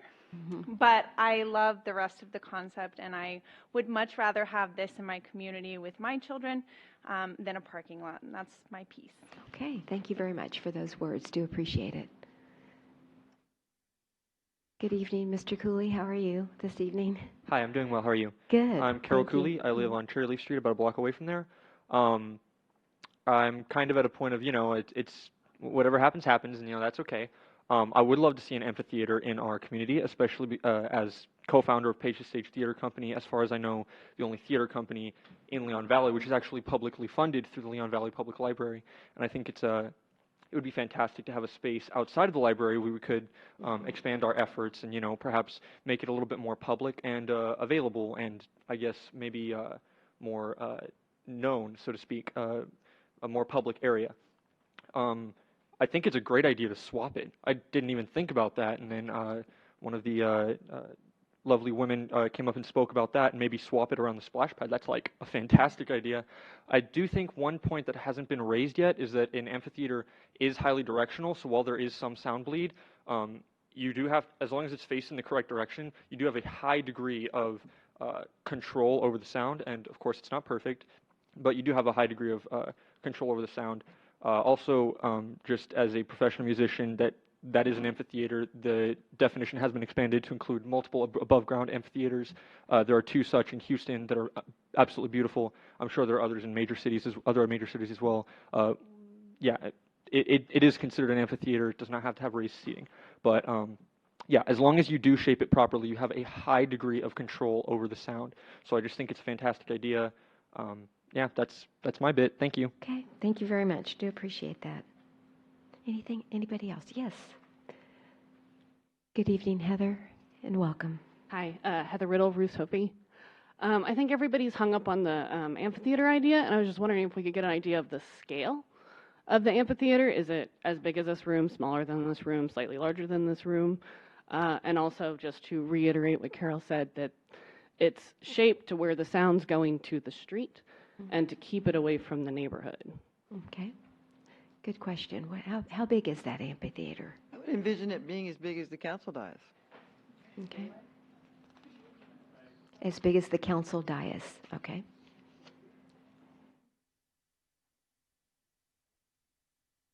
All right. Yes, good evening and welcome. Hi, I'm Jonathan Gotzi. I live in Jonathan. Pavona Place. I've been here 16 years. Loved my time here in Leon Valley. First of all, I was at the March meeting, the Coffee with the Mayor, and it was a handful of people that were voting. And I do not think that's a very good basis to make a decision for or against something, a very small number of people, hardly representative of the size of this community. And I would really like to see City Council or our manager figure out a way to get more input so that people fully understand the things that are being offered. Second thing is, I appreciate the last few comments about an amphitheater. The purpose of the backing is to do the very thing that was just the last two people spoke of, is to direct the sound so that you don't have sound going except in the area you want. And it looks to me like it would be going right into the other part of the park. Sounds fine to me. The proposal was that it would not be amped. That takes care of another issue. The kids screaming in the pool, you're going to hear a lot more than you would hear people on that amphitheater because the sound's going to be directed away from the homes. So that's my view on that. So I'm for it, just because sound is a legitimate issue, but the sound is already addressed by having the sound, the board behind it to reflect it out. Also, I would like to say, I love the let's be nice to each other. I think that's great. You know, we're all going to have different viewpoints, and there's going to be strengths and weaknesses to each of our viewpoints. I love it when people want to work together and see, well, what can we do?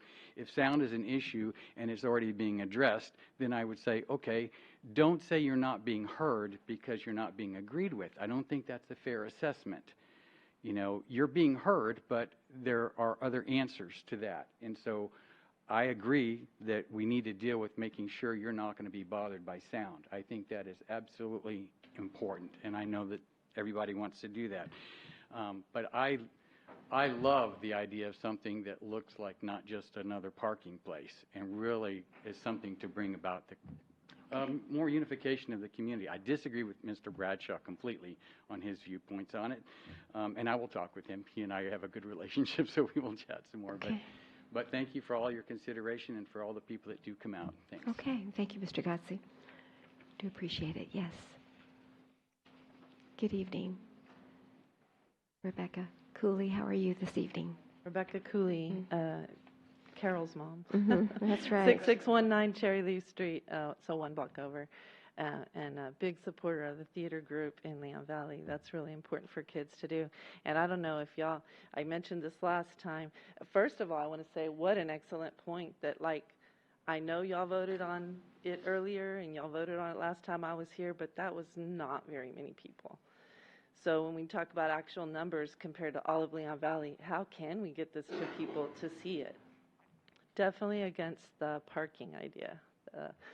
You know, my kids grew up at that pool, and there is a hard time parking for a swim meet, but still, I still don't want to see. And you know what? The city wouldn't let us use that for parking. So I find that really interesting with 4th of July. Like, everybody goes and park there. But so I want to also point out that y'all keep saying, like, talk into the mic, because when you're up here, like you would be in the amphitheater, you have to really speak out. Just your voice. You know, it's not like there, you could have music up there, musicians, I guess, but, you know, the point, again, with it being, it has a back on it. The amphitheater has to do with the triangular or whatever angular shape going out. If you had raised seatings, then you would be maybe bouncing it back to the neighborhood. And I think the idea is, like, sit on the grass. I hope there's grass. There's kind of grass most of the time, and stickers. But, you know, you could bring a sleeping bag or a beach towel or whatever. I think that's so important to have, like, culture in Leon Valley. The rest of it, I kind of agree with the, since you have the chess tables, I kind of like the ping pong tables and that idea. Again, this is like, I don't know how anyone could vote on it because there's so many good ideas. I really love this model with maybe a couple of changes. I love the amphitheater. Maybe you could do something different than the big, you know, chess pieces, but I live right there. I mean, it's something usable. I think people would enjoy it. I think it makes the community a better place than, like, parking. Okay. Thank you, Ms. Cooley. Do appreciate it. All right. Ms. Joseph, if there's nobody, okay, go ahead, and then we've got a few more people. Go ahead. I just... Everybody's pretty much said what I wanted Oh, to okay. say. But like Mr. Arnell, I live straight down Poss, and I'm across from the volunteer thing and the senior citizen and the park. And I, too, listened to the 4.5 hours this weekend of all different kinds of music. And I didn't know what kind of thing was going on. And when they have their a reception or whatever going on in the senior citizen, you can definitely hear it going through the walls. And when they open the doors, it just really blasts it out. But luckily, it does cut off at a certain time. But yeah, it's got to be so careful with the noise because you're right in the middle of all these subdivisions. Okay. So, thank you. Very good. Thank you. All right. Hey, me again. I don't want to speak in on behalf of a historic society, but I am a member, and therefore I want to ask you, where are you? There you are. These historic plaques or whatever, wouldn't it be more sensible to place those next to the Hebner Onion House, where the historic center of our town is? And over the years, I've heard council express their, how shall I say, that they really weren't all that crazy about supporting the Hebner Onion House, and that they would not consider putting a lot of money in the Onion House. But why not use some of these historic markers and incorporate that into this Hebner Onion project? And that's my idea. Okay. And I think it's a great idea. I feel the more ideas we get to the table, the better the outcome. I don't like the amphitheater because I think that piece of land is just not big enough. Go by there. It's not a big piece of land. It's a small piece of land considering what we want to put there. So that's it. Okay. Thank you. Thank you, Ms. Burnside. Do appreciate it. All right. Oh. Yes, you sure can. Ms. Joseph, if it's getting to y'all that loud in the park, I need y'all to call. And I'm not saying you didn't, and I don't know if somebody did or didn't. But if you did call the police, that's great. But if you're dealing with this on a regular basis, we do need y'all to call, and we'll go deal with it. When we do get the calls, we go out there and we deal with it in the park. There's no reason why you should have to live and deal with those things interfering with your home life and stuff like that. So please call us. Okay. Thank you, Chief. All right. Name is Albert Alcocer. Good evening, Mr. 1H Alcocer. Drive. I really like this idea. Michelle, you did a great job. I think I would like to see it larger, though. And the reason being, my wife takes me around to look at the swimming pools there in the summer, and I see that they're not being used properly. There's very few customers. 1 car, 2 cars in the parking lot, less than 10 kids playing in the water. So I say, well, if we have 1 pool and we wanted another swimming pool, would it pass right now? I don't think so. But thinking along the same lines, if we got rid of that 1 pool and use that for the splash area, then maybe it would help on the plumbing and also grow that pattern a little bit better and be more usable. You have more versatility, right? And I like the progressive thinking. I think it's a real plus.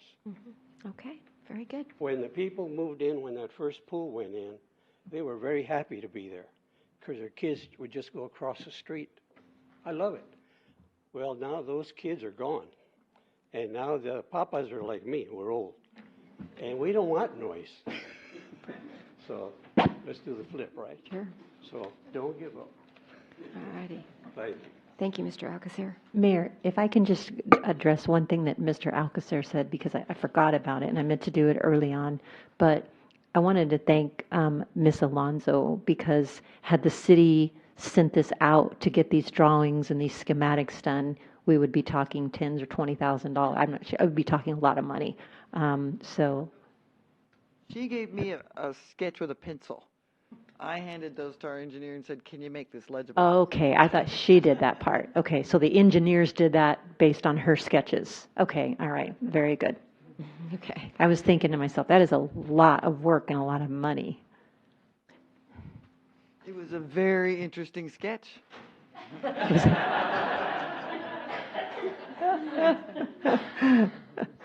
funny. Thank you. Anyone else? Yes, Mr. Alonso. Edward Alonso, Canterfield.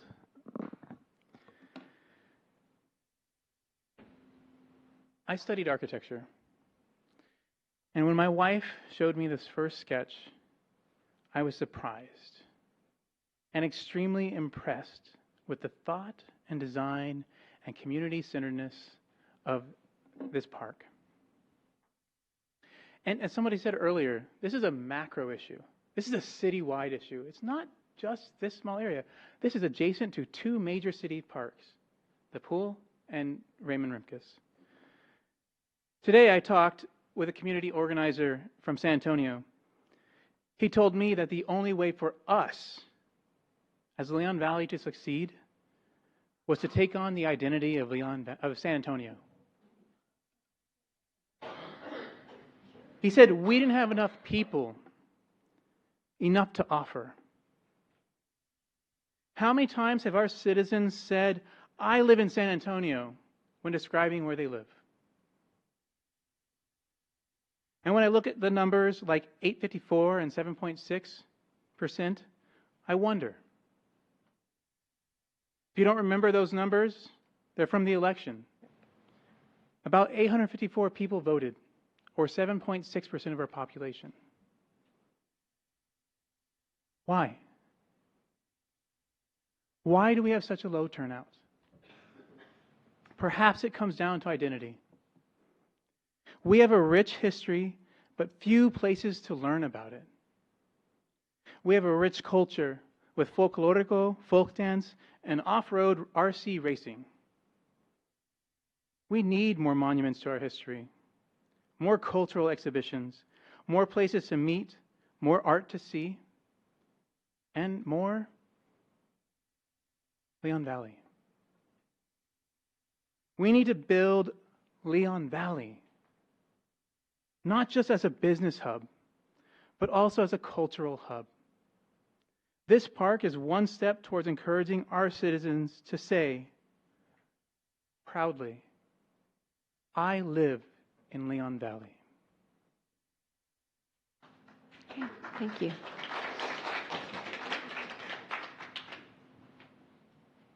Okay. Anyone else? All righty. I think that's it.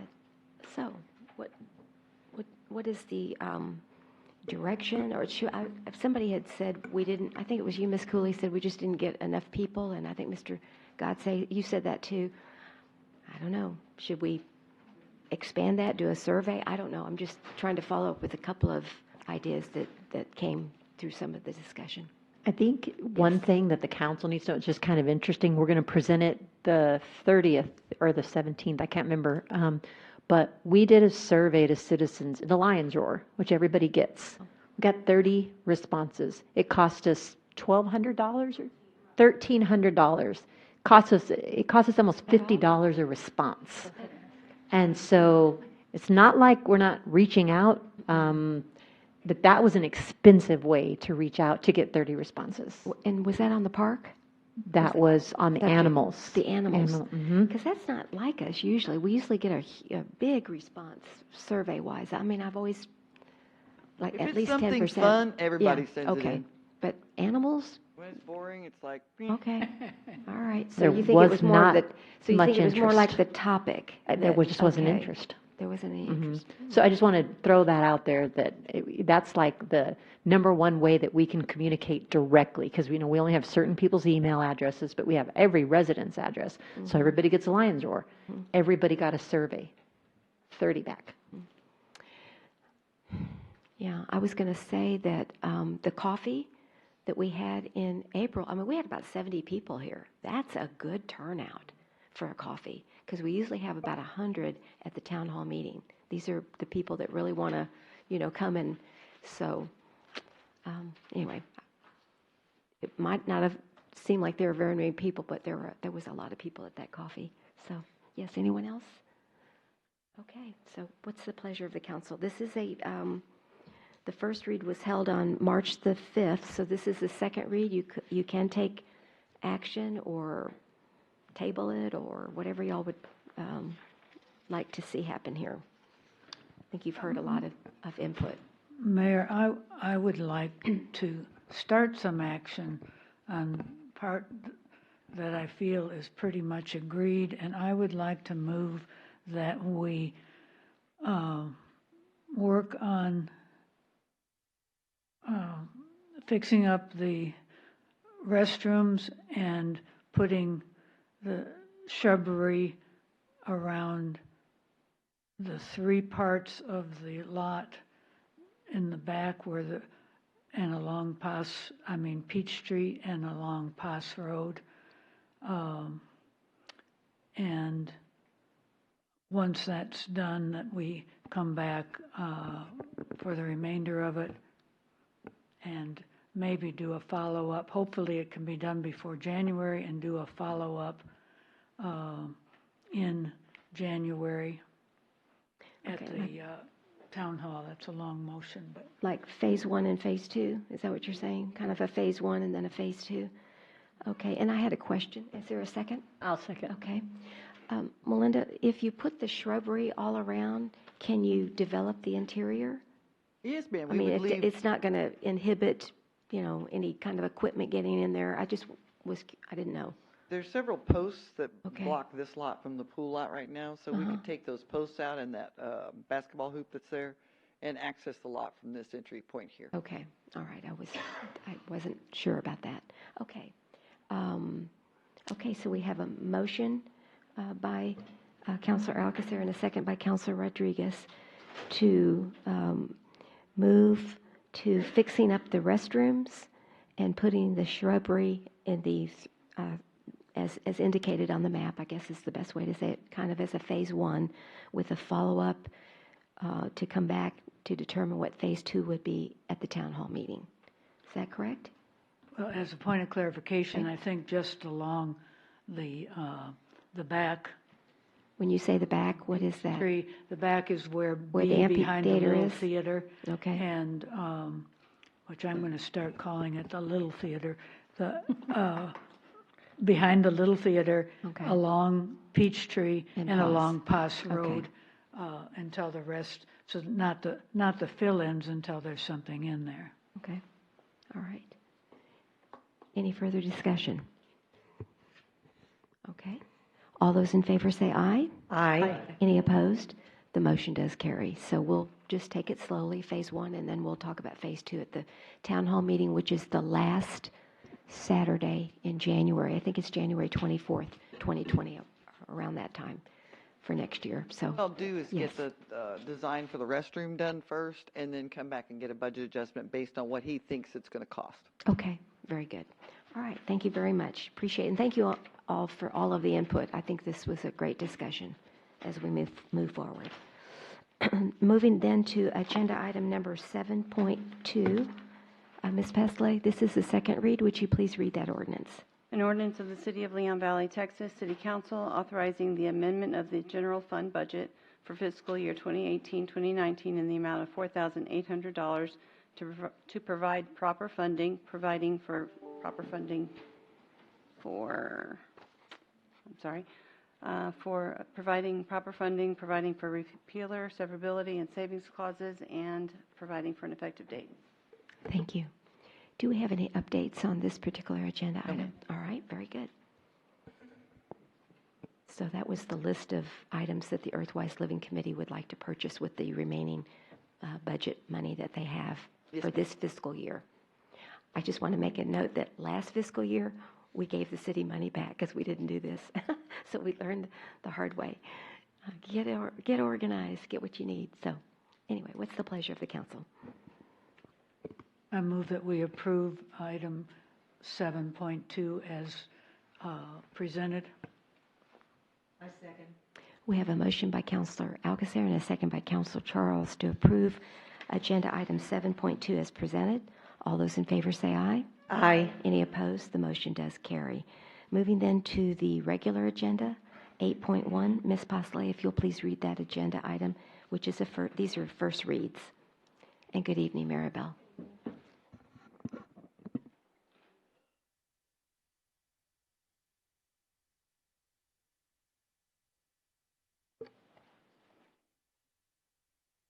An ordinance of the City of Leon Valley, Texas City Council amending the 4th of July budget of the City of Leon Valley, Texas municipal budget for the fiscal year 2018-2019 in the amount of $24,615 to provide funding for the Leon Valley 4th of July event, providing for repealer, severability, and savings clauses, and providing for an effective date.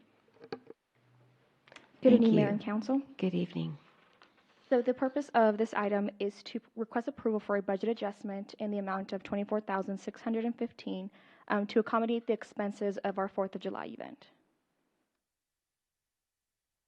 So our revenues, we had $50,427, and our expenditures total $70,615.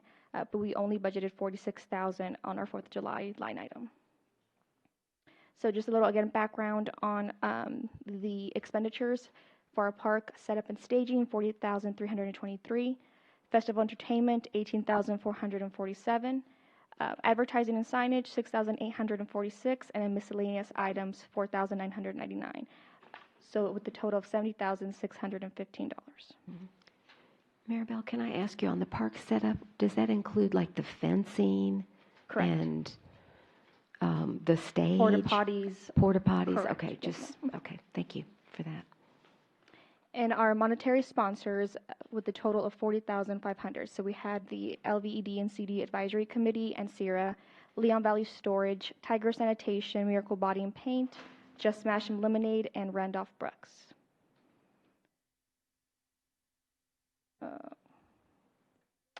Revenues, total revenues from what Ashley presented a couple of weeks back, so it was $9,927.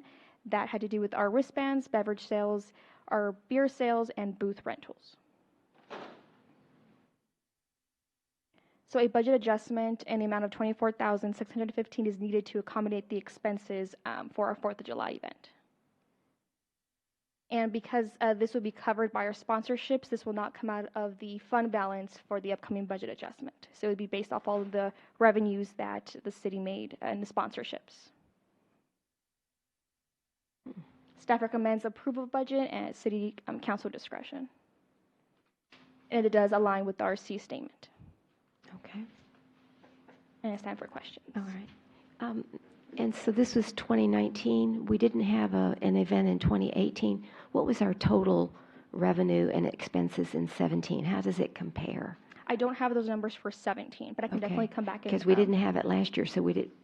And, right, we only had the right. The soapbox derby event last year Right. and the parade, but we didn't have the festival part of it.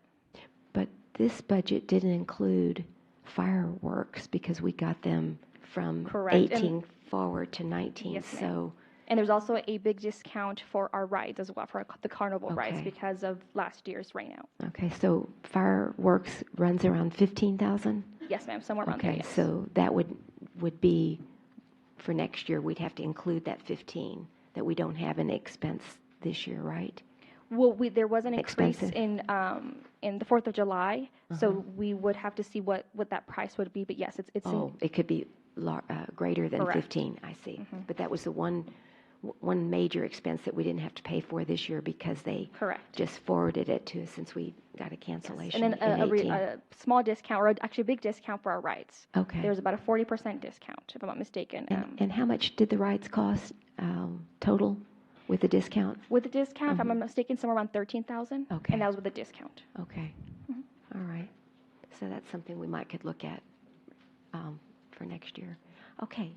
Any other questions on the budget adjustment? Could you get that comparison? Yes, ma'am. I can definitely do that. On the 17? I'm just curious, is our revenue and expenses staying the same? Or, how is it changing over the last couple of years? I know from looking at Mhm. just from our previous, our expenses when it comes to other contracts have increased Mhm. based on porta potties and brides for sure definitely have increased prices. And even I just received a couple of weeks ago another email that the fencing is also going to increase on prices. Oh, okay. So every year the businesses do increase, which is why we did have a increase in our budget for fiscal year 2020. But I can Okay. definitely have that comparison for you next council meeting. And maybe what you anticipate for next year, how much more money. I Right. think that's important as far as budgeting goes. Okay. Anyone else have questions for Maribel on the 4th of July adjustment?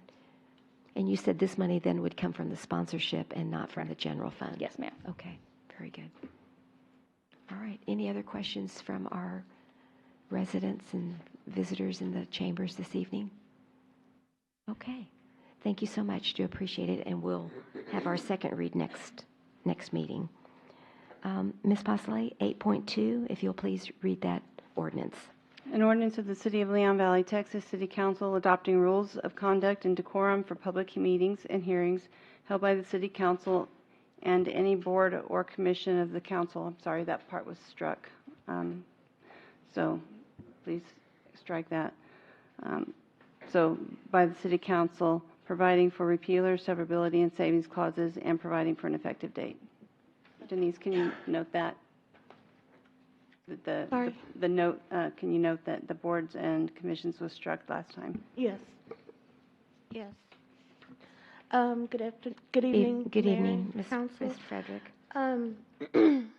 You had requested the last time when we were doing it, we went over the rules of conduct and decorum, and you guys had a consensus on what you wanted to change and what you wanted added, and that's what I did here. Also, there were some changes while I was out on personal leave. So one of the changes that was made was the members of public to be heard instead of citizens to be heard. So that was one of the changes right here.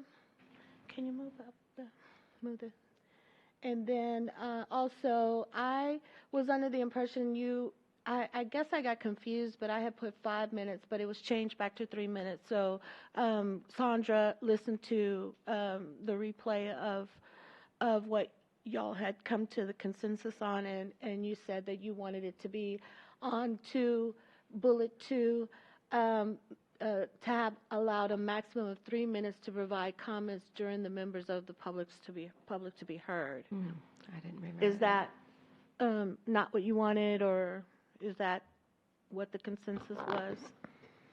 Yes, it was 3 minutes across the board. Okay. And then I think, can you move it up just a little bit more?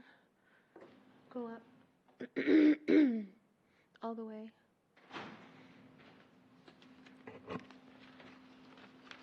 While you're doing that, I can, Mayor, by your expression, I can Yes. just tell you, it was originally 5, but then Councilor Bradshaw was okay with it being 3 when it was going to be allowed to have citizens speak before, during, and after the meeting. Then he was okay with the 3 minutes. Then it was consensus to do 3.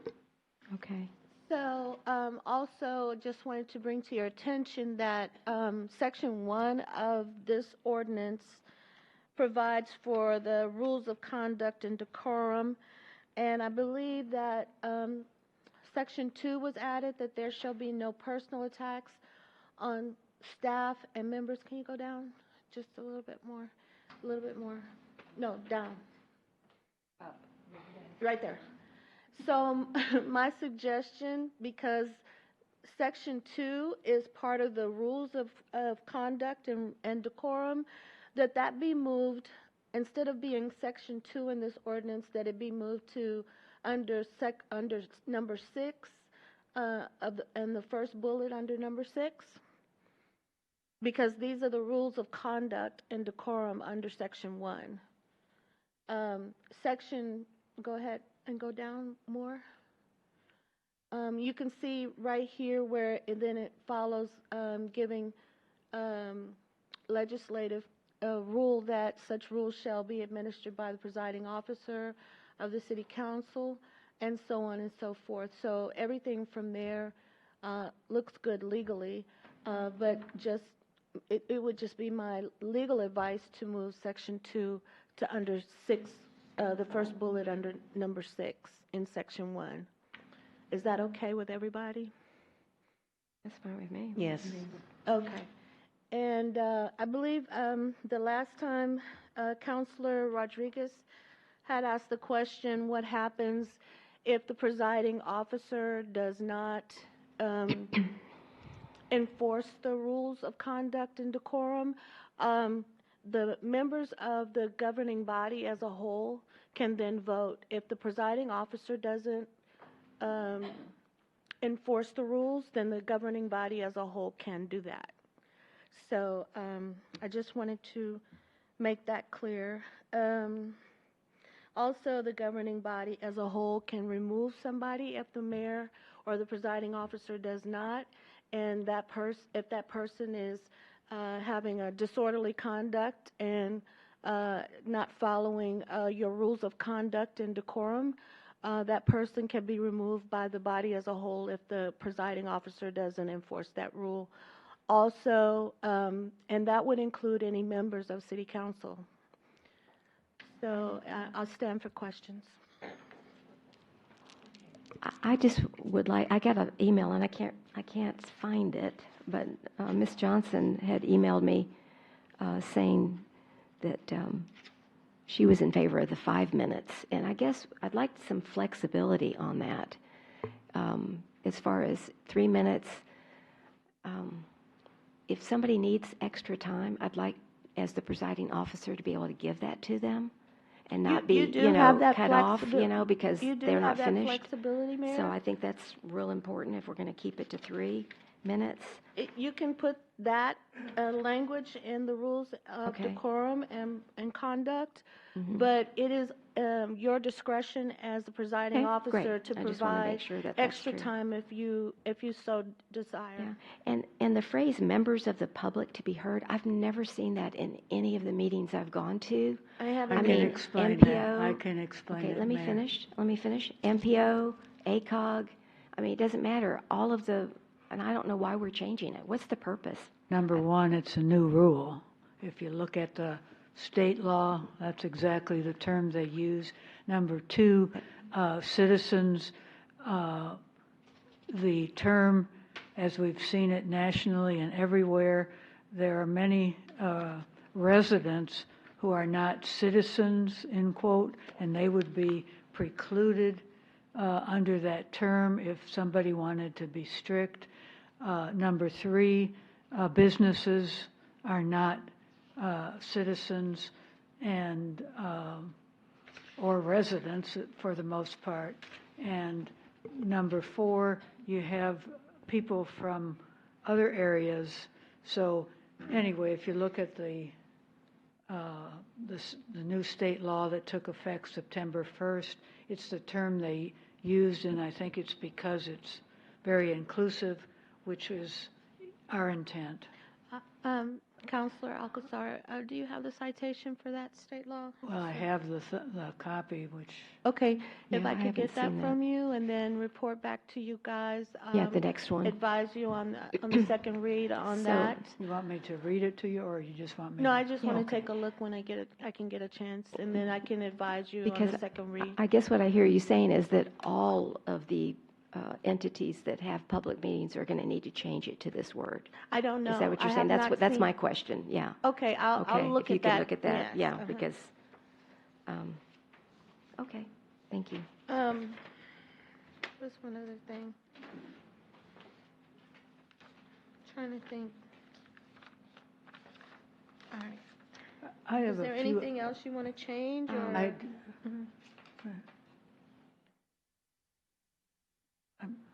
Not sure where we stand. I have a few other things. You know, I think something I'd like, and I don't know if it needs to be added, but, you know, just the way that we conduct our meetings. If you want to speak, you need to go through the presiding officer. You need to raise your hand and not just blurt out. I don't know if we have to say that, but it just moves for a Well, you can guide that as presiding officer, or we can write it in. It's within your discretion. Yeah, You want to write it in? You want to put it in there?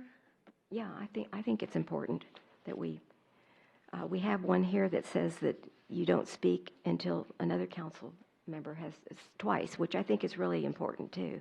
So you don't want one person just dominating. You want to hear from everybody. And I was trying to think, I can't remember whether it's in the charter or not, whether or not that specific language is in there. I think it is.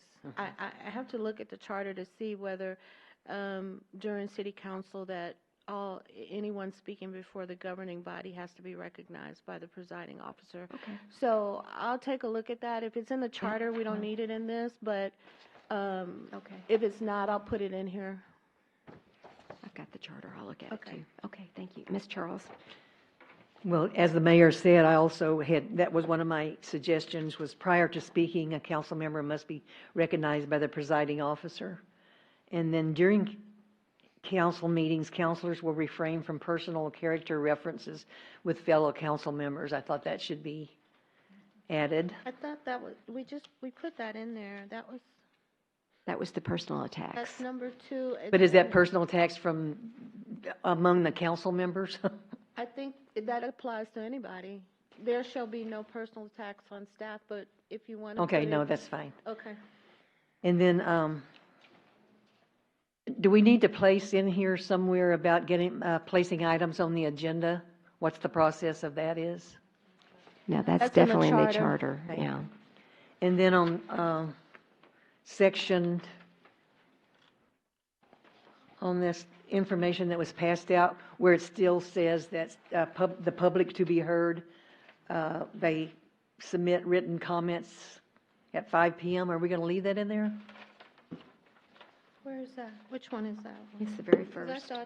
It's on the back of the front page, I thought I took that. page 2. It's Number 1. Oh, I believe that's if they don't want to come before a governing body to speak. If they don't want to come before the council, they can submit written comments. Oh, okay. Yeah.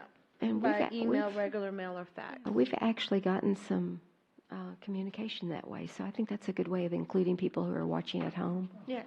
Mm-hmm.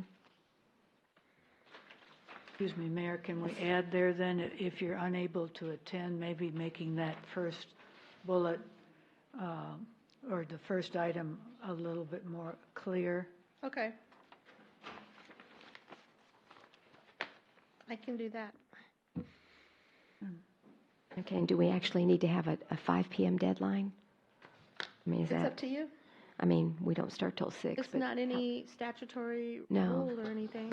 Is that an issue for you, Ms. Posley? It does help me to make sure that I mean, if I don't check it after 5, then somebody might not get their comment in. All right. I would hate for somebody to miss it because I didn't check after 5. Okay. Just need to get that word out, you know. So, yes, Ms. Alcacer, and then Mr. Alonso would like to hear from you as well. Okay. Under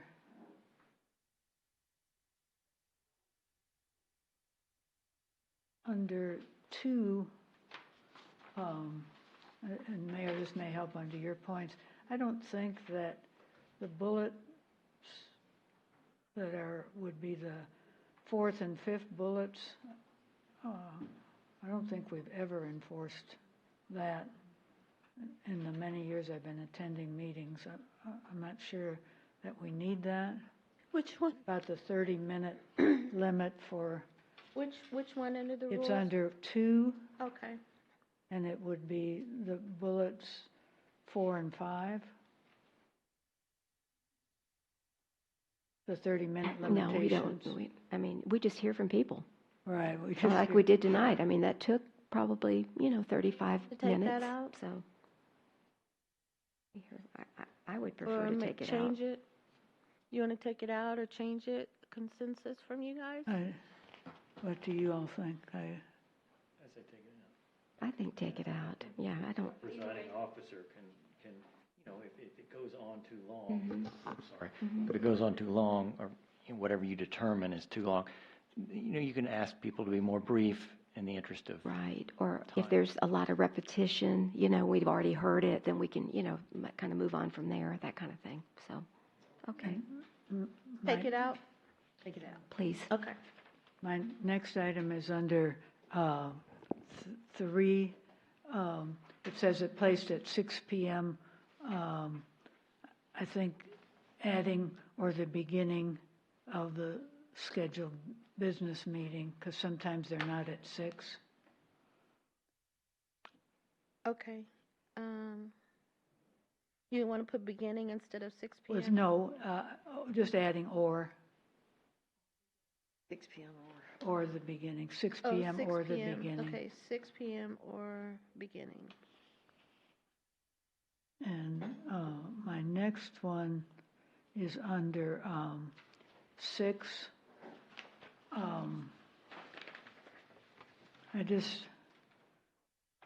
It looks like it's 3 strikes, and I think it should be 2 strikes.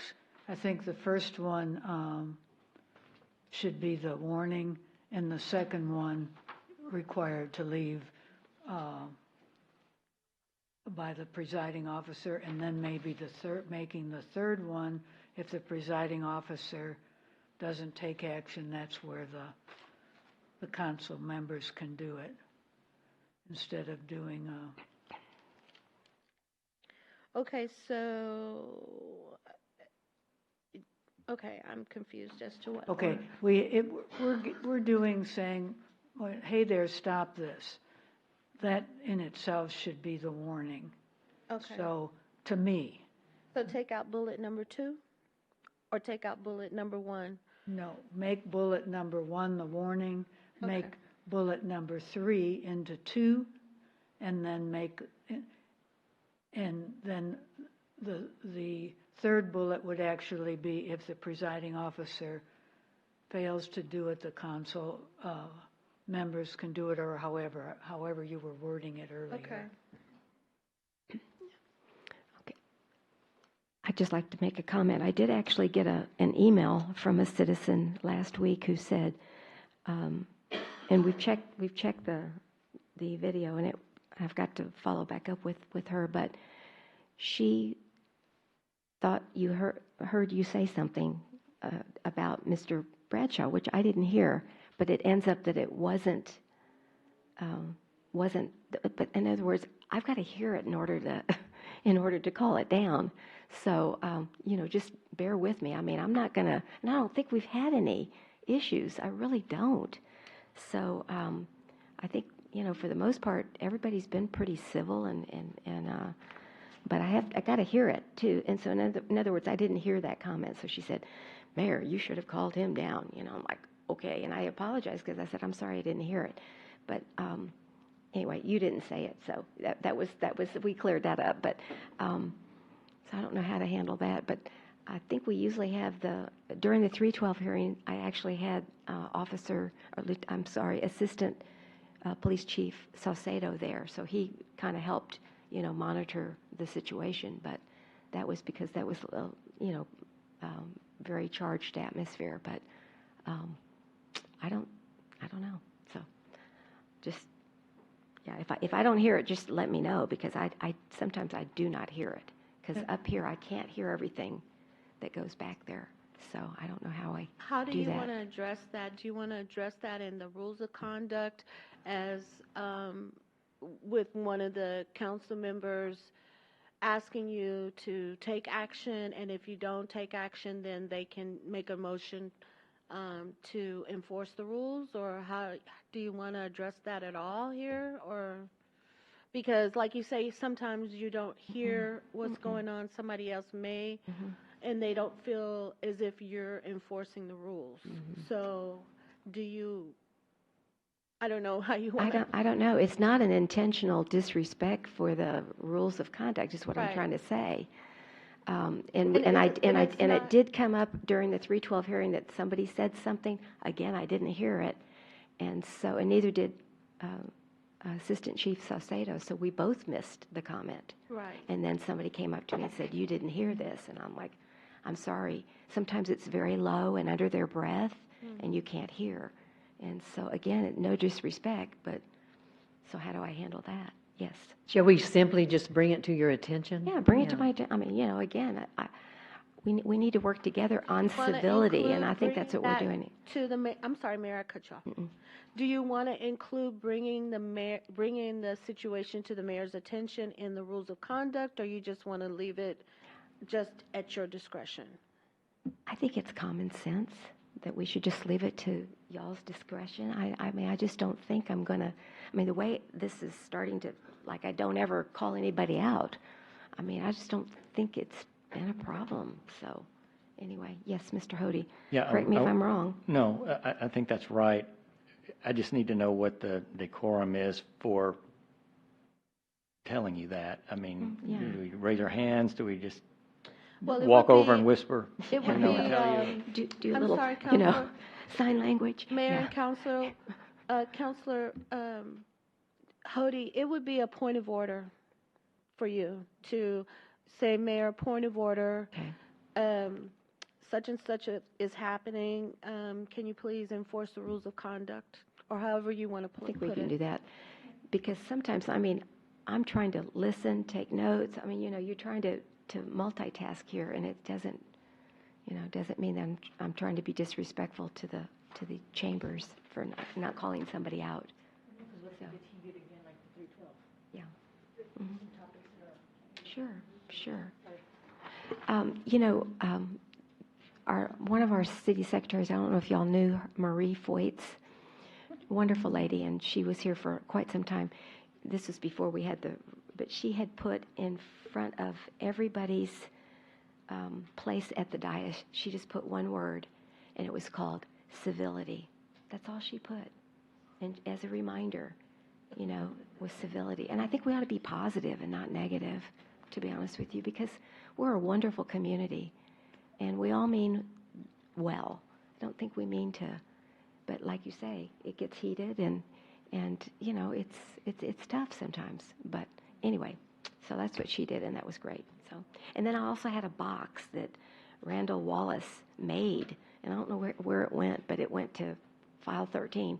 But it was where each counselor could punch a button at their desk, and it lit up, so I knew that you wanted to speak next. So I really wish I had something like that, because that really worked well. But when we redid the chambers, then it went out the window. So anyway. That would be on a topic on another agenda. Okay, there you go. Am I getting off of that? Okay, yeah, sorry about that. Thank you. Thank you I started going off. Okay. All right, anything else on the rules? I apologize for that. Okay. Yes, I'd like to hear from Mr. Alonso, and I thought we had somebody else that wanted to speak as well. Yes. Mr. Alonso, good evening. Yes, sir. Mayor and Council, Edward Uh-huh. Alonso, Canterfield. You guys were earlier talking about the 5 p.m. cutoff that we previously have had. Mm-hmm. And I'm wondering, maybe it's not something that you adopt now, but something you consider in the future, is that since we do televise this effectively through the internet, if we could use a messaging system to message our team and have them be able to read out letters from members of the public who are not able to be present. At my work, we do it, and it's pretty effective at being able to answer questions or stuff like that. I think that's an excellent suggestion. And didn't we have that before, where somebody had emailed you during a city council meeting? We do that already. Okay. The 5 o'clock, that's been 5 in there o'clock is- since 2013 when the resolution first was adopted. So the 5 o'clock deadline has not changed. That's nothing new. That's why it's nothing that the public would have to get used to. That's always been there. But you can email now. Will I see it? I can't guarantee it, because if I'm busy, I am working here, so I can't promise that I'll see it. But a lot of times people, will send them before the meeting starts, and then, yes, I read them out loud. Or give them, they'll say, could you have the mayor read this out loud, or the city manager, which we do that. Okay, so via email, regular mail, or by fax is what it says.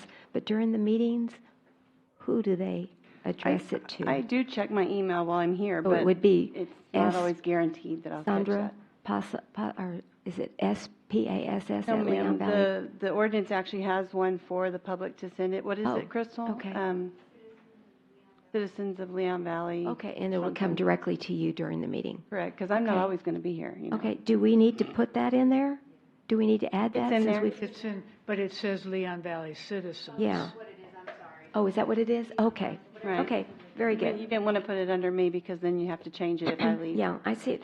But then it tells me that you only have till 5 p.m.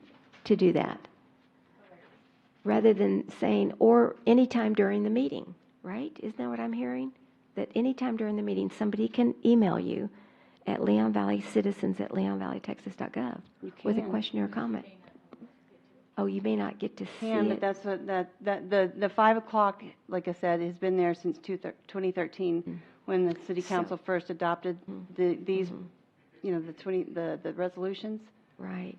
See, I guess I was thinking that it was be more interactive, like our citizens coming up during the meeting to talk on an issue, then they could email you during an issue and you could respond. But you're saying that that's not always possible because you Right, can't. because I'm in. Yeah, you're in a here truck and you I'm can't working be. and- Right. You can't be looking at your email or the email Leon Valley Citizens. Oh, that's too bad. Yeah, Maybe I we wish. could, maybe wish we could. do a Roman numeral 4, just saying if it's done during the meeting, it may or may not get Considered. heard, but will be dealt with at a future date. Can I make a suggestion? You may. Okay. Mayor and council, why don't we allow them to be able to email or fax during the first read of any item during the city council, not to have it in by 5, and then on the second read, you can hear what their suggestions are before you make your decision, before you deliberate.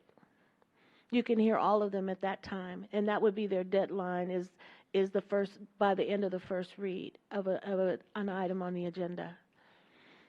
Another thing we can do internally is I'm constantly emailing up here. I have the city's email up right now. So we could include me on the chain, the city manager, Leon Valley Citizens, and then that way, if she doesn't get them, I'll get them. Oh, okay. So All right. I'm constantly on this email up here. So. All right. I would just like it to be a little bit more interactive for the people that are online at home. Yeah. So maybe just take off the time altogether. Yeah. Just take off the time. Okay. So do you want to just have it for the first read, or do you want to make it for both reads? For an ordinance? Well, if she takes out the time, then we don't need, you don't Yeah. need to even include that, but, Well, because it would be, would just be done. Well, in most of our second reads, it's just a matter of a motion and a second, and so we don't have as much discussion as we do on the first read. Right. So anyway, might just. Okay, so you just want to take out the time? I think so. And add Ms. Kinsler to the email chain. Okay. Mr. Yarnell, you have something to say. Thank you, Ms. Frederick. And Mr. Yarnell, what are your Thank you, Mayor and thoughts? Council. I'd like to address the issue of the presiding officer being able to hear everything that goes on at the dais. It's not possible. As chair of the zoning commission for 4 years, I was able to use the vice chairs that sat next to me, and they would tell me, turn here or turn here. And I had a detailed discussion with Ms. Sandra about what I thought I said and what was on the tape. And she told me she told me that she has to put down what is on the tape. So you cannot keep track of everything.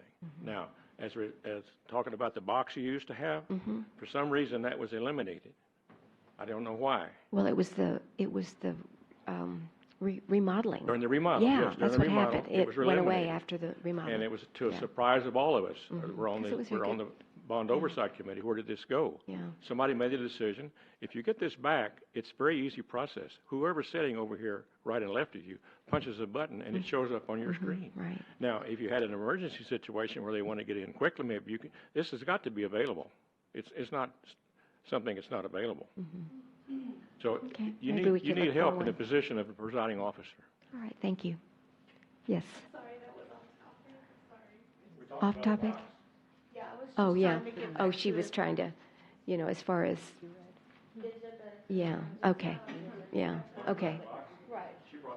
I know, and it was off the topic, yeah. Sorry about that. Uh-oh. 3 slashes with the wet doodle, okay. Council, All right. Mayor and Council, do y'all have anything else for rules of conduct and decorum? Yes. Abraham, how are you? Good to see you. Fine, thank you. So you have some, Yes, ma'am. you've been on this side, so you know. That's How why are you? I'm- Abraham that's why I Diaz came on up here. Rimkus, right? Yes, Abraham Diaz, Seneca 2 area. I served on the city council 2013 and 2015. This was actually brought up during my session when I was on about the 5-minute, 3-minute rule.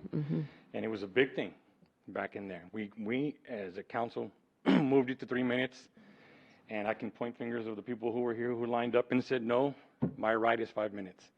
And so I want to know what's changed between back then and now. You know? Yeah. If I can remember, Councilor Alcacer, you were on this side screaming for 5 minutes, you know? If So, I may answer, Mayor. It's my turn.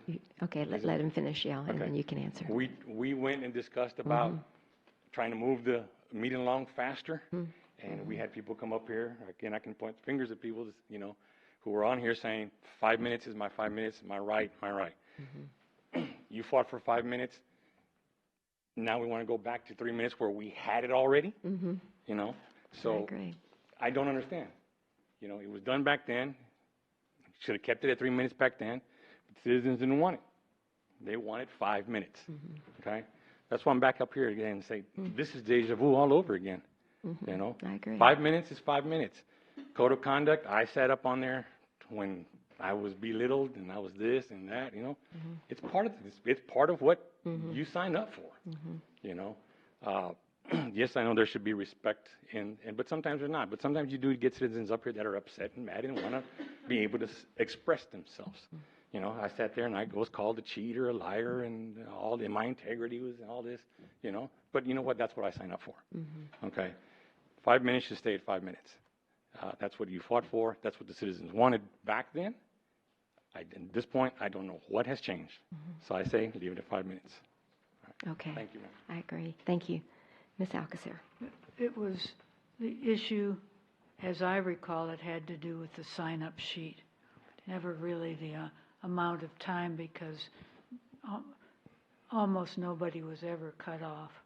But the sign-up sheet was the primary problem.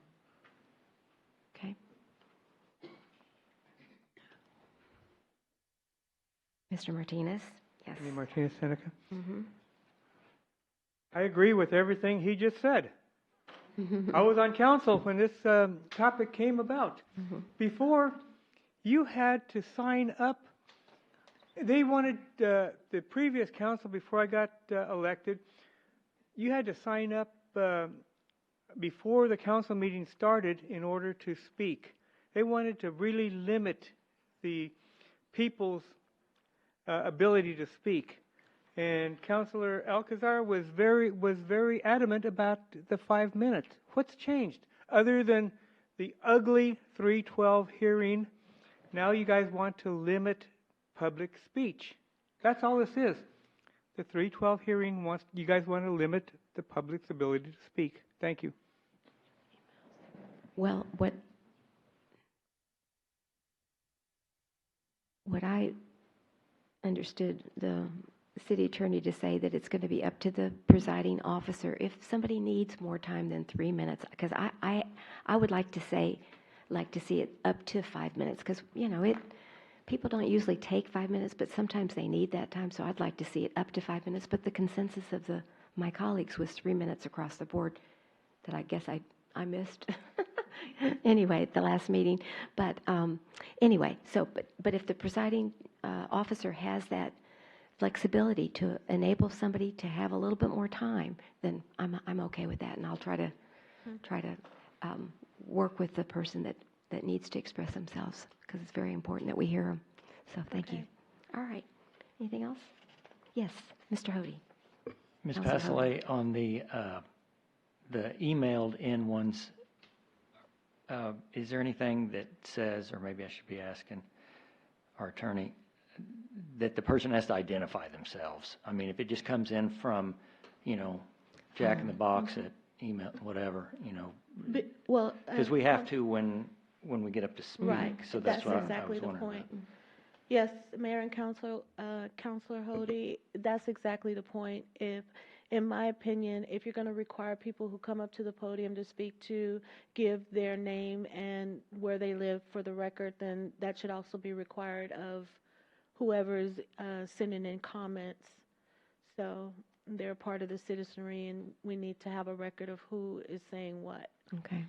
We'll need to add that then, because it's not there. Okay. Do y'all agree? I mean, it's not there. Yeah. Okay. That was a good point. Okay. Because I always wonder. I mean, they don't have to give their email address. No, That's no, private, no. but just their Uh-huh. name and where they live. Yeah. Mhm. And it could be the general, Forest Oaks or whatever. Yeah. Yeah, and if we need to respond to them, exactly. All right, Miss Chasen, you're next. Hi, Hi. Tina Chasen, Forest Oaks. I'm just a little bit confused. You were talking about Section 2. Mm-hmm. If it's moved to 6 on the rules of decorum? Okay. If we do that, does this, clarify this for me if you can, does this apply to the seated council as well, to the citizens? Mayor and Council, I would change it from saying members of the public to members of the public and City Council and staff and Mhm. whoever. I'd just add everybody. I think it should be applicable to everyone, definitely. Yeah, I do, because of what I've specifically stood up here on 2 other occasions and asked for a public apology from a seated council member as well as a paid employee of the city to apologize to the citizens, the council, and to you, Mayor. And I have yet to have any of that answered or shown. No public apology. Everybody goes on just like business as usual. That's not right. If it's going to apply to everybody and civility has to be held accountable to everyone, then why not seated members of the council as well as employees? Okay.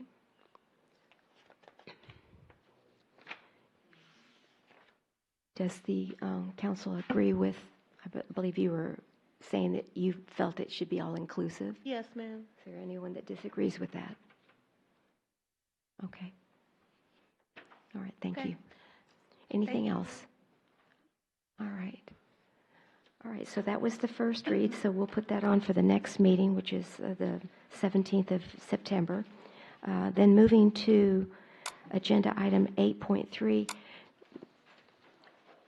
discussion and possible action on the selection on final designs for 2 electronic message centers signs previously commissioned by the City Council to be constructed at 6401 Bandera Road and at the 7200 block of Bandera Road as gateway signage.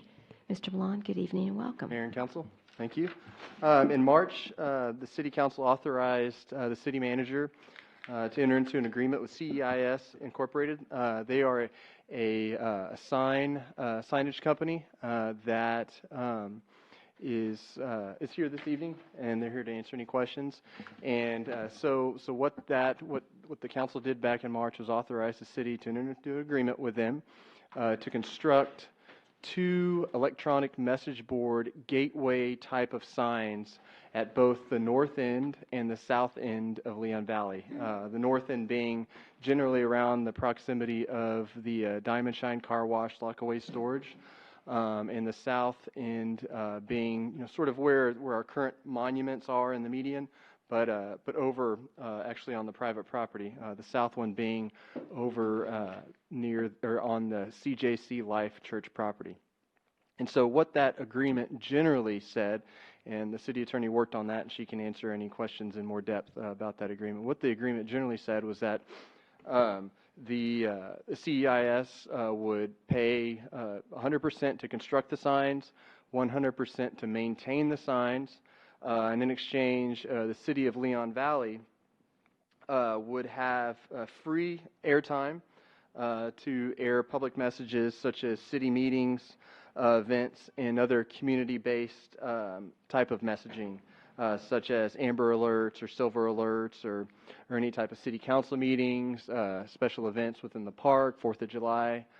And so that agreement was already authorized, and the applicant, or the CEIS Incorporated, Kyle and Tony are here and can talk a little bit more about that. And since then, they've been making progress. However, the next step in the process, before the signs are constructed, they need to go through a design process.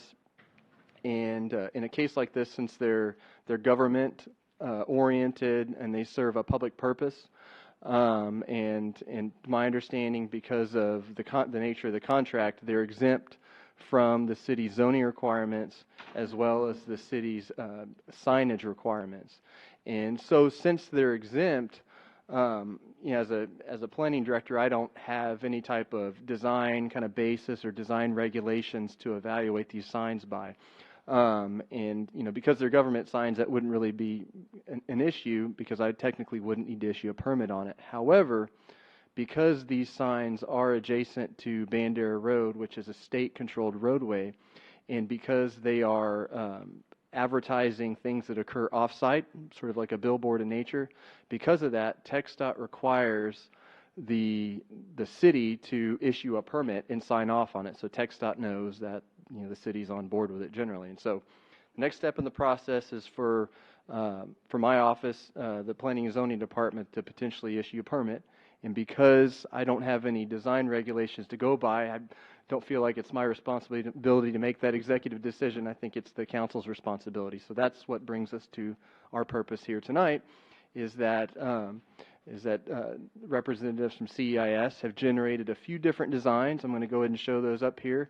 And I think it's important that we get some feedback from the council, make sure the signs are headed in the right direction in terms of design, also in terms of scale, and also potentially location as well. So they've prepared a few different options for us. Here is this is option 1. So they've employed some limestone material, some wood material, and some other acrylic materials. Here's option 2. So the first option is a little bit more not as symmetrical. Second option is a little bit more symmetrical, a little bit more monument style, a little bit less stone, a little bit more wood. And here's an option 3. And so this is generally the design. And so they were real helpful, and they gave us some perspective on there. And so again, just my experience as a city planner, scale, location, all those kinds of things are really important to talk about before you go and construct something. So that's why we want to come out and have the conversation. So at the end of the day, everybody, council, citizens, everybody knows what to expect when the signs are ultimately start going up and are there displaying messages. So like I mentioned, they have not nailed down a location at the north end of town. They're still working on that. But here is the final location for the gateway sign at the south end of town. And so this is CJC Life Church right here. Everybody knows this is the old Chevron, which is a liquor store now. And they They've been working with the property owners here, and I don't want to steal. They'll probably announce it, but they've been working with the property owners here, and they actually have coordinated with them to take down the canopy to provide more visibility to the sign. And I understand they're going to be bearing that expense as well. So here's a perspective shot of the gateway sign that would be located on the south end of the CJC Life property. I asked them to create some drawings showing the scale. That way everybody gets an idea of the scale if somebody were, say, standing next to it. So it'd be a 21-foot tall sign, about 20 feet wide. So the billboard, the signage portion of it will be about 10 feet by probably about 18 feet. So again, want to make sure everybody understands the scale of it and the size, and also is clear on the materials as well. So those are the different options for this evening that they're presenting to y'all. So definitely just want to open up the floor and have a design conversation. Any concerns anybody has in terms of materials, and they're also here to answer any questions. Ms. Charles. So both of these signs are being placed on private property? Yes, ma'am. And do we have to pay? Does the city have to pay for that? No, ma'am. The city doesn't pay anything, and so part of the agreement is that the city gets free airtime, but they pay 100% of the cost and pay all the maintenance, all the operations, but they will also be operating, or they'll be advertising private businesses as well. So it'll provide free airtime for the city. City doesn't have to pay for that, but businesses in Leon Valley and the surrounding area will potentially be advertising as well, and they'll be, I understand, they'll be making their profits off of that. Also, you were saying the south end and the north end, but the south end is beyond HEB. Thank you very much.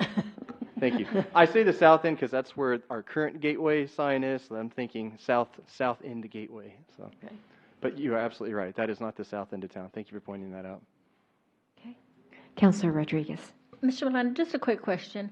What are they going to be making this sign out of? My concern is, what if we have some obnoxious teenagers who like to vandalize, and they damage, if we go with, say, option 1, and they damage that portion of the sign that sticks out from the bricks or whatever? I'll let them answer that question. I'd assume that they'd pay for it since it's their sign. Yep. Yes, if you come on up, we are recording this meeting. And if you'll please state your name, please. Thank you. Tony Lockridge. Hi, Tony. Okay. Yeah, if there's any vandalism, of course, we respond incredibly quickly. Any type of vandalism with any buildings or whatnot, it's the golden rule to get out there immediately, fix it so it doesn't replicate and spread. So we bear all the costs. So, if it's on the rock portion, it gets sandblasted. If it's on the wood portion, we likely will replace those particular panels or whatnot, but we would get out immediately and fix any type of vandalism. All the signs that we operate across the U.S., we've been very, very fortunate to not have these type of events, but if they did, we'll have a very, very quick response time to do so. So is there y'all may come out 1 or 2 times a month, or, let's say, just God forbid, these kids are just really obnoxious and they just love to be vandalizing? If it newly happened, we would keep coming out. Okay. Absolutely. Thank you. Okay. Thank you. Councilor Alcacer. I had thought they were going to be a two-way sign, but they're just a one-way sign. This is both directions. The photo simulation has difficulty because of the current canopy on the neighboring property, that we couldn't do an effective photo sim because the canopy comes into view and the gas pumps themselves would come into view given that we're 50 feet off of the right-of-way. So the best photo sim was the left-hand view, but we will have the side on the other side, and that's why we're taking on the cost to open up the visibility to create a better gateway as well. When that canopy is gone, it's a win for everybody. It's a win for the city, and it's certainly a win for enhancing the visibility for the right read, for the inbound portion. Okay, so you will be able to see it both ways. Absolutely, yes. Well, that's good. And then the other end, it's been 6 months and you still haven't gotten a commitment, or where are you on that? That's correct. The development next to the mini storage, we wanted to wait until we could see exactly how it was laid out and what their landscaping plan is to see if there is a possibility of doing something. What happens when we're trying to place these, because of the low height that we're going for, is a lot of properties don't work. You know, there's either other signage, or there's buildings, or there's trees, or various obstructions that it really limits. That's why a lot of these sign devices, they always try to go really, really tall, because that fixes the visual aspect. So it really brings down how many different properties qualify that actually would be effective to be seen and read.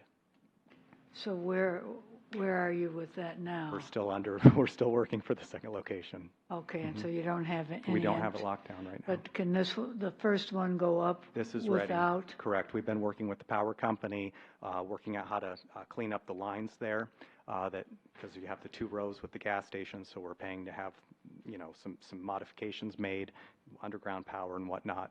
And then the second was negotiating with the canopy and offering to incur the cost to remove all of that and the pumps for them, and they were very excited that we were, you know, willing to do that, and it's a win for everybody. So, and we just left that meeting earlier tonight. So how long, if we were to approve it tonight, how long before this first one would go in? So the next aspect is getting approval through TxDOT, which typically can be 30 to 60 days. So as soon as we get the approval from TxDOT, that's when we begin ordering and fabricating.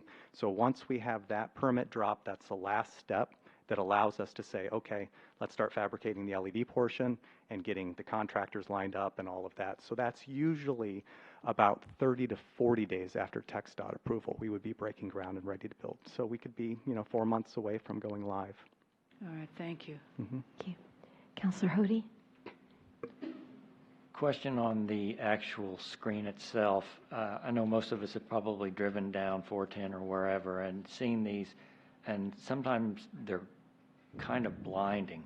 How often do you change the picture? If it says City Council meeting September 3rd, is it just constantly rolling fast? Or it's really not fast at all. It's every 6 seconds. So it dwells for 6 seconds, and it's a static image, and then it instantly changes to the next image, and there's only 8 full slots. So every 48 seconds, you have the city message come up again. Okay. And then as for brightness, we have 3 different mechanisms of safety that dim it at nighttime. So during the day is the brightest the screens are, because they're competing with the sun for ambient light. So they run by nits as the unit of measurement. So during the day it's 7,500 nits, but at nighttime they go all the way down to 350 nits, which is extremely dim because you're only working away from maybe a street light or something like that. So at nighttime, they're really non-problematic for brightness. I think where certain standards are not followed, if an LED sign doesn't have any of the lightness issues for on-premise signs, a lot of that tends to be the problem. Those are the ones that are more bright. In our industry, with all the light sensors and how we dim it down, if the artwork doesn't use more than 20% white, that also assists, and that's our program, is we don't allow any of the artwork to be more white, because to have white with LEDs, all 3 colors have to be turned on. The red, green, and blue have to be turned on and all the way up to get white. So that's where if you have a white background, you have a little bit more luminescence. So we restrict the white in the display. Okay, and just one more quick question is, I can't think of how to describe it. Can you show motion on these, like a waving flag? It's just a static sign, 6 seconds. Absolutely. We're regulated by TxDOT rules and regulations, and there's no animation whatsoever. And that actually goes to the federal level as well, along primary highways and whatnot, no motion. So even the way the image changes to the next is a non-motion event. Okay. Mr. Locker, I was wondering about free airtime. So a typical day, how many messages would Leon Valley get? I believe we have roughly, I'm going to do the math in my head, roughly 2,100 impressions. So in a 24-hour period, because it's every 48 seconds and, you know, however many hours, it all adds up. It's about, 2,100 times throughout the day that specific image would show up. So more than once a minute. Yeah, Yeah, but every I 48 mean, could it seconds. be a different free message? Yes, so So how many you're going to have different your free own messages login. can we have? Yeah. Unlimited. Oh, So okay. what happens is the city has their own portal, Mhm. and you can have 5 different messages, 10, 15 different messages. And what it's going to do is minute 1, it'll be message 1. Minute 2, message 2. Minute 3, message 3, all the way through until it resets to begin again at message number 1. Okay. Okay. So we have a real strong possibility to communicate a lot of different lot of messages. information, I didn't absolutely. because we have a little sign on Evers in front of the library, and I only see 2 messages: the city council meeting and the farmers market. I mean, I never see anything more. But of course, you're only driving but I was just wondering how many messages we could. Correct, and we could- when you have the local population Yeah, traveling the so same way, I'm just- if they don't see that one message the Right. first day, they might see it the second day, et cetera, and then if they didn't see it, then their parent or, someone said, hey, did you see such and such? And does it they're all have to being be exposed. programmed like a day before, or what if there's an It emergency? can go Can instant. we? Can Yeah, do if there's instant? emergencies, So we can do exactly. like lane closure or vehicle accident As or. soon as somebody can log in and put the words on there, it's very, And very fast. where will that control be? Here at City Hall? City, I give you a secure login that you're able to, and we train up however many people at the city that Okay. wants the training to be able to do it, or the chief of police wants also access as well. We'll train up as many people, provide as many login keys as necessary. It's Okay. very, very easy to do. It's the software is just state of the art. It doesn't take 15 minutes. Somebody's up and running. Okay, and are these, on Bandera Road, would these be the first 2 signs in the Metroplex that you've put up, or have For me, you? yes. Oh, okay. Very good. All right. Excellent. Okay, any other questions? Yes, Mr. Blackmore, you did have your hand up right away. So, and then we'll hear from other people, but Mr. Blackmore, I remember right up there. Yes, sir. What would you like to add to the conversation? I'm Richard Blackmore. I'm a taxpayer here in Leon Valley. We discussed this, y'all discussed it in the past, about replacing the sign we had out in front of City Hall here. It ended up one going up at the library, and later we're going to put one here at City Hall. That's fine and dandy. These things look real pretty. Absolutely, it's a good idea. But I don't like the idea where they can interface with them, put advertisements for Joe's beer joint down the road or Sally's massage parlor down the other end. If it's solely for the city, I have no problems with it. If we're going to be spending money for this stuff, in some way, somehow, I know my tax dollar is going to pay for some of it. I don't mind putting one here at the City Hall. We should have a replacement for the old one. And I believe that's my 3 minutes. Okay. Thank you, Mr. Blackmore. City Attorney Frederick has a response. Yes, sir. Mr. Blackmore, in the contract, there are restrictions on what they can and can't advertise. So it wouldn't be anything profane or, I don't know what other word, lascivious. That's one of the restrictions that we have in the contract with them. Because the city is sponsoring, or not sponsoring, but the city is agreeing to having those signs posted in the city of Leon Valley. Well, we had issues when the Reverend Price wanted to put his sign up about lighting, neighbors across the street, the brightness of the sign. It's a good sign. I like the sign there in Huebner. But I don't like the idea of both ends myself. Okay. No. Okay. City Hall, by all means. Thank you. Mayor and Council, if I may again, I believe in the people with the signage, CIS, is it CIS? They can respond as well, that they have control over the lighting aspect of it, how bright it's going to be. And if there are complaints, we can go to them and let them know that we're getting complaints from the citizens that the signage is too bright, and they can reduce that. Am I correct? Mr. C? Okay. I have no problem. The city council decides whatever y'all gonna decide. But y'all are not gonna be here 20 years down the road, or 10 years down the road. Maybe you will be. Mayor, you might still be here, I don't know. But things change. And we need to think of the future. Put one here at City Hall. I'm all for that. Replace the old one. Not at both ends. Okay, thank you. Welcome back, Heather. And what is your comment on this topic?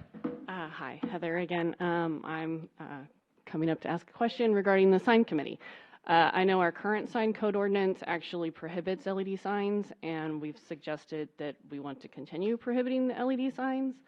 I understand that as city council, the city can do whatever they want, and they don't necessarily have to abide by our city ordinance. But since this is going to be advertising for businesses in Leon Valley as well, and I don't know what else, how are we going to be able to enforce or to tell other businesses, no, you can't have an LED sign, but so-and-so gets to advertise on this sign, and that's okay? Like, it seems like there's going to be a huge conflict in the future. Okay. Good point, yeah. All right, I think Ms. Chasen's going to beat Ms. Baldridge, but that's okay. That's okay. It's real quick, Aubrey. Okay. Tina Chase in Forest Oaks. I just wanted to add one more thing. We also did height requirements for the signs so there would be continuity throughout the entire city, especially looking forward towards 10 years down the road, possibly for the boardwalk, whatever the corridor, whatever, everybody decides. But we also had a height requirement. 21 is over what we said. So that's another point. What is the height requirement? Do you know? I believe Yeah. I mean, we should be consistent, maybe. I don't know. Thank you, Mayor and Council. In our discussions with the Sign Code Committee, we're currently drafting up some draft proposed revisions, but in the discussions, the committee was looking at potentially increasing monument signs, multi-tenant monument signs for up to 20 feet on Bandera Road and limiting single-tenant monument signs to no more than 10 feet. So that provides you with a little bit of perspective. They recognize that some additional height, some additional visibility is necessary for larger, say, strip centers and larger tracks, since right now Leon Valley and particularly Bandera Road is still an auto-oriented corridor. Maybe long-term, once we get a new corridor, we start to see some redevelopment that's a little bit more pedestrian-oriented, a little bit more town center-oriented. When you become a destination, it's not as necessary for businesses to have visibility and signage. But as we're still very auto-oriented, it's important that we transition into that and make sure that we support existing strip centers. So that was the logic behind allowing monument signs to increase up to 20, because right now they're limited to 7 in the Sustainability Overlay District. So that's where the sign committee is headed. Okay. Yes, and Ms. Baldridge. Just to reiterate that because the city is a partner in this project and the city will have some control over the content of the signs, and will have messaging in the sign, public service messages. Because of that, it's basically a city sign, and all city signs are exempt from the city code. So I just wanted to reiterate that and make that clear. Wow. Yes, Ms. Baldridge. Irene Baldridge, 6368 Parsley Hill. I'm totally shocked because I feel traffic would be distracted. Maybe those of us that drive the streets every day wouldn't look at it, but can you think of people coming down the hill on the south side of Leon Valley and looking at that sign and all the traffic speeding by there. And the same thing on the other end. I believe that would cause accidents. Maybe not for a long time, but there's always new people coming. And I don't think we need distractions on this highway. It's scary many times because, take for instance that HEB up there on the hill. They're coming down that hill. And by the time they look at a sign and keep coming down the hill, the light's going to change. And the same thing on this other end. The hill is not, the height of or the level of the street is more level. But the signs are great, but I'd rather see one at the library or on Everett's Road in that vicinity and at City Hall, like this gentleman's recommending. But traffic on Bandera is horrendous. And sure, sometimes it's stop and go, and they have time to read them. But those that go 50 miles an hour, it's going to cause accidents. Okay. Thank you When for I those saw comments. that, I got scared right away because I see them all the time coming down so fast when the traffic is not so heavy. That's Exactly. my point of view. Okay, thank you. Mr. Locker, correct me if I'm wrong, but that's one of the reasons you're going to TxDOT is for state safety and distraction, correct? Yeah, so. I mean, that's my understanding. I serve on the MPO, and that's been a big issue. So the federal government had to take on the studies for interstate highways and primary highways and all of that. And they had all the universities spend a great deal of time and statistics looking at all types of signage, on-premise signs, off-premise signs, blinking signs and flashing back in the 70s and neon and all of that. And what every study and every state has had to do it as well, and then local cities will have to do it, like San Antonio when they embraced LEDs for what it was doing for the signage program, was that every study has come back that there's not one statistical relevance of safety.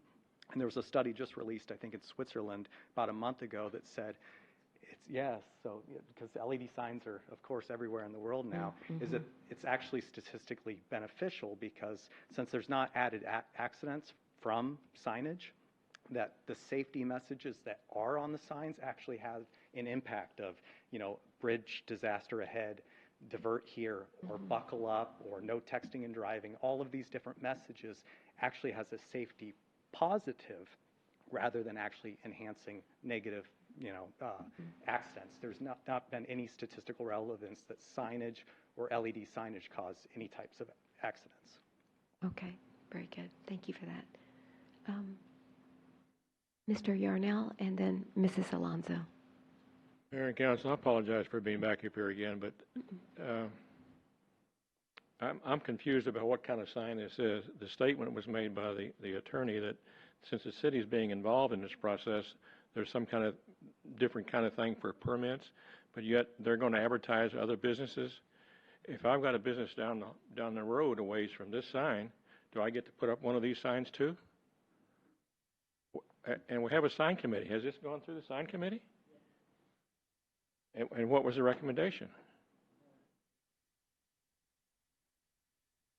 I mean, how's this different than a monument sign across the street? Mayor and Council, I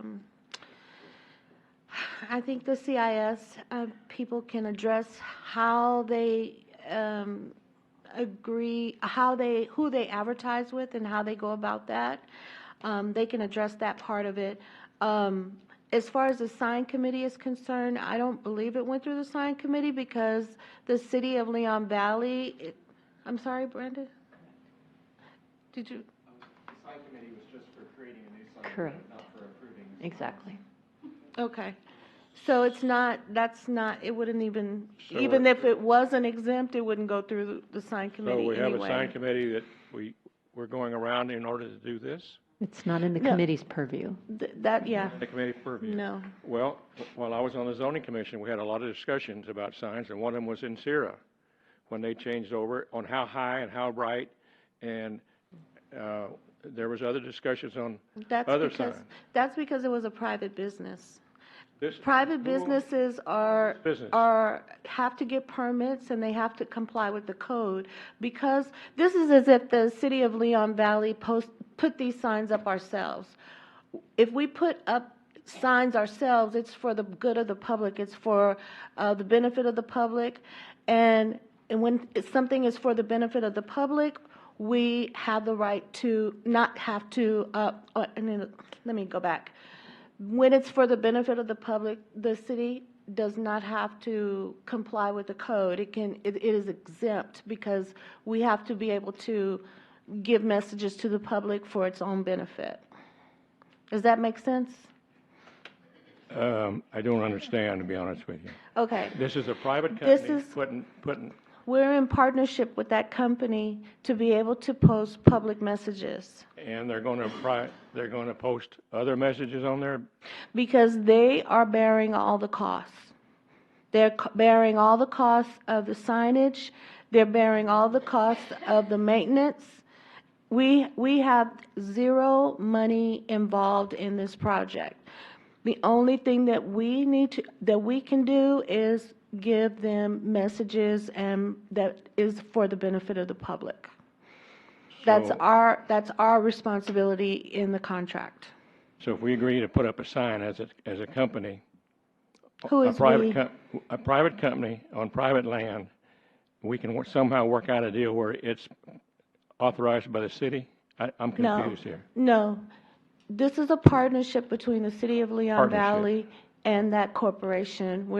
Have an agreement that the city of Leon Valley gets to post public service messages on their billboards. And because of that, those signs are exempt from the sign code, Okay. because it's I- for the benefit of the I hear public. what you're saying. They're Okay. across the street. And, this and the lo- only way, and they get the opportunity in return for that, in consideration, under the contract, they are allowed to post private advertisements on those signs in order to pay for those signs. Okay. Across the street from this location, there's also a sign that was authorized by the city council, and the zoning commission made a recommendation. And at that time, there was discussion, and Ms. Alcacer was involved in it, about the city being able to put private messages on there, but it was controlled through our regulations. It's a monument sign. How is this different than a monument sign? I don't understand the question. You know, how is it different from a monument sign? Let me ask Mr. Mellon. It's different because the city is involved in, this is part of the city's project. This is a city project. That's the difference. I don't know, I can't address what you're talking about where there was a monument sign across the street. I don't even know what sign you're talking about. Okay, so if I come to you as a company and I say I'm going to pay for everything, I can work out an agreement with the city and I can do what I want to? It's not I that, don't it's not understand. that simple. It's not that simple. No. I think the can of worms is being opened here and will spread widely. Okay. Okay, Ms. Alonso. Yeah. Just a quick question. Is there any like extreme provision if there's a severe weather alert or some extreme situation that we can just have that? Okay, that's cool. All right. You mean just have that as the only message? Yes. Repeated and repeated and Right, repeated? so we wouldn't have to And be you're like, saying there's a yes. tornado, but we're watching beauty salon advertisements. Yes, that's in the contract. Okay. That public service messages take precedent. Gotcha. Awesome. Especially emergencies. Amber alerts and things like that. Okay, thank you. Okay. All right. Edward Alonzo, Canterfield. Well, my wife took one of my questions. I'm not really personally settled on the sign one way or the other. I do see business value in it. I was recently at my new favorite taco place, 210 Tacos, and they are having a sign problem. So I can see that this would be beneficial to many of our businesses in our city that cannot get Main Street access for their business. I do agree with Councilor Charles that this sign in Midtown, we also need to have signs in Southtown. We need to be able to define our city more clearly so that people, when they're going through our city, know that they're entering the great city of Leon Valley. Okay, thank you. All right, anything else? Yes. Ms. Riddle had a comment, Mr. Glocker, and then we'll hear from you. Hi, Heather Hi. again. Uh-huh. Sorry, I'm really concerned. I like the way this looks, and I like the idea of the city being able to advertise their stuff, but I'm just concerned with the private businesses that will also be advertising on it. Like, y'all are putting your name to those businesses, or we're putting the city name to those businesses, and then, like, people who aren't advertised on that, how are they going to be treated? Like, is this going to be open for any business in Leon Valley to advertise on? Are they having to pay for the advertisement? So then any individual or small shops, this will still be probably out of their reach. I don't know. I'm just concerned that it'll maybe look like the city is showing favoritism. So is there some kind of disclaimer? So we understand, so we've built these, of course, across the United States, and we know as soon as we have Leon Valley on there, that all of the content that we put under there is under strict scrutiny, and that's where, you're talking about concerns about who would be on there. We're very particular at who's on there. We very particular about what the message is, what the graphics are. All of those things have to pass approval, because as soon as it goes on, we don't ever want a phone call. This has to come down. It has to be community-minded. That's the C in CEASE, is community. So all of these things are very streamlined. And as for small businesses being able to afford it, that's part of our program, as to make sure that because of the number of impressions that are available, whenever you break them down, you can have them show up only X times a day and get at a price point of $100 or $200. You can have short-term things that if they can only afford that once-a-day sale, they can be up there the day before, and they can, have their big summer sale. So we have these different flexibility that, didn't really exist in signage before. And the question about proliferation, and where most of these that we've done these in are towns that do not allow LED signs. And what it does is it provides access to where the community has one, that if they want to have, a taco sale and get some information about a daily special, they have that ability on this sign, but they all don't need them, because, proliferation in anything is, of course, always problematic. So we're providing that gateway, that one area that businesses would have access to engage the technology for the sales and the events and whatnot that they're trying to communicate. Okay. Yes, Councilor Alcacer. Then I had a question, sir. Can you have one message on one sign and a different message on the other sign? Absolutely. Okay. Yeah, both sides are independent. So if they're advertising, usually they're only paying for one side of the sign. If they advertise on both sides, they get, there's two separate. And the same for the two different signs? They'd have to pay if they want both signs, both sides? Correct. And it provides, of course, more access. If there's a couple displays, there's more businesses that can get on because you have more capacity. And then in terms of the height, we can easily do 20 feet. It was 21 and whatever is what it all counted out to be because of the pieces up top. But in that flyover zone, I believe the sign code allows 45 feet overall height. So we're half the height that zone area would permit. So again, we're trying to be as short and small as possible, but still have the letter height legible, because you could even see in the photo rendering of the cross read going perpendicular to the highway. We're 150 feet across the highway, but that's not where you're reading the sign. You're reading the sign from 250 feet back. So when you triangulate that, the letter height to be effective really needs to be about 24 inches of letter height. So, we're really pushing it at the size that we've built to have the most amount of legible sign area, but to, again, stay as small as we possibly can. So we feel like we nailed the math on that size given how wide the highway is there. All right. And as for the south part of town, we've heard quite a lot of citizens saying, hey, we really want this. So we are exploring the south part of town and what businesses might be able to partner up and give some exposure there. And because the highways doesn't have the center median, we can scale the sign down even more, smaller in those other areas because you don't have that such a huge median. You've got experience in how many years? I'm sure 10 years or 5. 5 years? Okay. When I was 5 years old. Sorry. But you've probably developed a process that you go through when you have an issue with either the looms or inappropriate messaging, or, you know what I'm saying? And so how do you, I mean, does those complaints go to you? Do they go to City Hall? I mean, how do that, I'm sure you have a process worked out.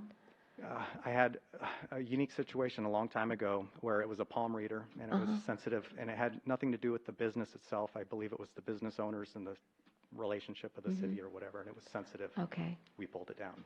Anything that's so sensitive. it all goes through you. Yeah, and Okay. Yeah. And my MO is, if for whatever reason there's an issue. Okay. All right. We work through. All right. And are you located here, or are you Austin. Austin. Okay, very good. So not too far away. Okay. Far away. Just wanted to know that. Okay, anything else? Okay, any other questions or comments? Yes, Ms. Jason.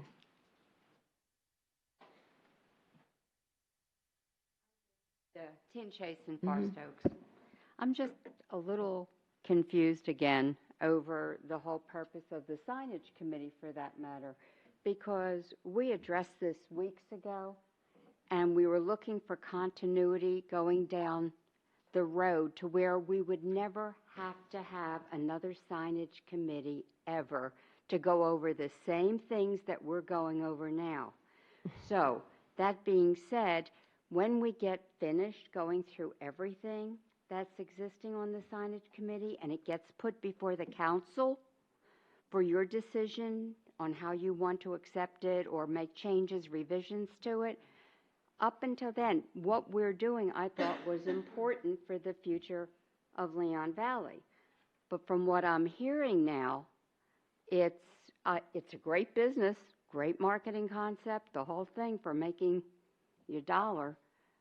But what I'm hearing is that we're going to allow these signs, which we have already addressed, are not to be in Leon Valley, period. Not only that, but CIS, is it? Okay. They get to decide the content. We are in collaboration with them by allowing them to put up these signs, to do us a service for putting up our messages and welcoming people to Leon Valley. They in turn get to make revenue off of the advertising that they sell. So they solely get to look at who gets to advertise and how they get to advertise. And I'm not sure, not being a company itself based in Leon Valley, that somebody else should have that decision power. Okay. Did you want? Yes, go ma'am. ahead. Mayor Ms. and Council, I just wanted to address the part of the Ms. Chasen's statement that CIS gets to determine the content of the signs or the content of the advertisement. They have to get approval. Well, they don't have to get approval from us, but if we don't approve of the content of that sign, then they'll remove it. There's restrictions to what they put on the signs. There's restrictions as to what they can advertise in the contract. It's not really them that's advertising, it is the businesses that are advertising. But the businesses contract with them, and they pay for everything. And so they, in consideration of that, they can charge other people to advertise on their sign.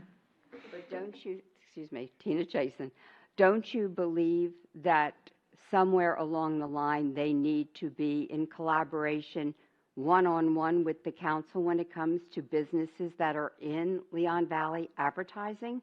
Or is this going to be all businesses from anywhere in the city advertising on Leon Valley signs? There are provisions in the contract that address what you're talking about. There are provisions in the contract, and I don't know it I don't know it by heart, the contract by heart, but I know that there are provisions in the contract that provide restrictions as to the content of what goes in the signs, and the city is allowed to monitor that and require them to pull it down and take it down. Or how If about, it's not within the approval of the city, of city management. well, how about the city might say, this is a good friend, and he's an advertiser, he's a longtime business, and for whatever reason, they decide not to? I'm Do sorry? we then have bargaining power with the city to say, please, you need to put this business up there? No, if it's not within the parameters of the contract that what is allowed, they can't put it up there. So how, Am I correct? I'm trying to understand how the citizens have an input into this if we're not going to know what the parameters even of the contract are. The contract has already been agreed to and signed, and so we've already negotiated the terms. And it was authorized by city council before it was signed. But City Council also knows that the signage committee was formed to help Leon Valley move forward in Yes. the future to bring back our recommendations Correct, and put before but- the council. But your purview and the sign committee is not to approve or disapprove of the signs. I didn't say it was. No. But what we are doing is setting forth what the ordinances should be, and we're But the going to bring city- it before the council But the for city is your exempt. consideration. The city's signs, any signs that the city puts up are exempt from the code. But the city is not, out of using taxpayer dollars, putting up the signs. A company, a business is, and that's outside of the purview of just being the city of Leon Valley installing a sign. But the city is getting the opportunity, and we're providing a public service, and it's for the city, it's for the benefit of the public, of the citizens. Mayor, if I can, point of order, Yeah. if you look at what the Well, the discussion it's item just is, it's not choose this. which one you want. Yeah, Exactly. I And then understand. second of all, Yeah. if it helps at all, I can literally read right here what the sign committee is charged with by the council. I don't know if that would help clear any of this up, but I have it right here in front of me. Okay. Go ahead. Mayor and council, I was going to try to steer you back to what. Yeah, exactly. I know. As I looked at Way off that's really what topic. we were trying to do tonight, was just to decide which monument or which one of these three Correct. options we wanted tonight. And we did get off into the nitty gritty, but, I think that's okay. But I also heard Tony say that you would comply with that height sign. Didn't I hear you just say that?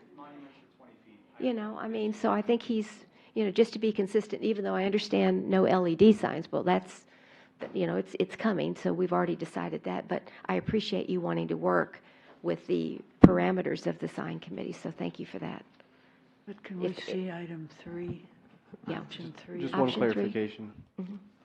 The sign committee is not advising that all monument signs be 25 feet. What the sign committee is advising is that raising multi-tenant signs on larger pieces of property, potentially up to 20 feet. And 20 feet is a number that the sign committee considered looking at other model codes, and it's also a height that's kind of consistent with a typical one-story building. So the goal with what the sign committee's recommendations are is, appropriate scale for different signs depending on size of the property, scale of the strip center. So 20 feet is just for multi-tenant signs. Not for a singular sign. Okay, thank you. All right. Yes, one more. Yes, Heather. She's the chair of the sign committee, Tony, just for your information. Go I'm ahead. so sorry. I thought of another question while sitting back there. Will there be stipulations in place to, say one company who has a lot of money decides they want to make this their personal LED sign and they buy out all the advertising? Is there a stipulation that a minimum number of businesses have access, or that you can't advertise more than 20% of the sign or something like that? There. Go ahead. Go ahead. We don't allow any Yeah. business to have anything more than one slot per face. So there's 8 total full slots, but what we like to do is break those full slots down into half spots and quarter spots and whatnot, meaning every other rotation or every 4 rotations, but no single company can cannibalize more than one full slot per sign. All right. Because we do want it open to as many businesses as possible. And who you advertise or who advertises is open countywide? No, so in our Just- agreement, because just Leon Valley what we want is a or the focus corridor? on the city of Leon Valley. Okay. And what we've done in other cities, because that always comes up, we want to Okay. grow your local Okay, businesses. very good. Thanks 'cause, for clarifying again, that. I this is community. wasn't sure. So what we have is, you know, a business license in Leon Valley Mhm. has priority. And if we have, you know, hit a certain segment, every Mhm. restaurant, and, Mhm. you know, no other restaurants, you know, want access, Mhm. but you're trying to hit all these different segments, right? You know, Mhm. restaurants or whatnot, that we might be able to go outside if we're not at a density. If there's no Okay. businesses that say, you know, hey, we want to go on there. So that's a we've- possibility. It could be. Okay. But across the board, we're hitting about 95% plus of all local businesses Okay, on all great. the Thank you for displays. that Mhm. clarification. Okay. So now back to the task at hand. Option 1, option 2, or option 3? Can we see 3 again, please? Crystal, could we see option? There was option 3. Oh, no.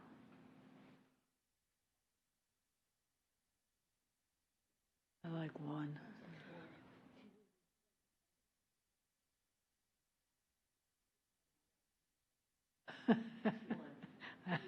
Cool. Okay, Ms. Charles, which one do you like? We'll just go down the road. Yeah, okay, Ms. Rodriguez. 2. Ms. One. Alcacer. 1. Okay, and Mr. Hody. Okay, so it looks like Whatever. if somebody wants to make a motion for 1, it seemed like the consensus was 1. I move that we approve option 1. There's no first or second read. It was just brought back for council's consideration on which design. Correct. All right, so we have a motion by Councilor Alcacer for option 1 and the second from Councilor Hody.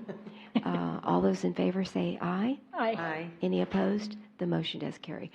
I'm sure we'll continue the dialogue. Thank you so much for being here. I was surprised at the discussion, but it was a good discussion. I think it got a lot of answers to our questions. Okay.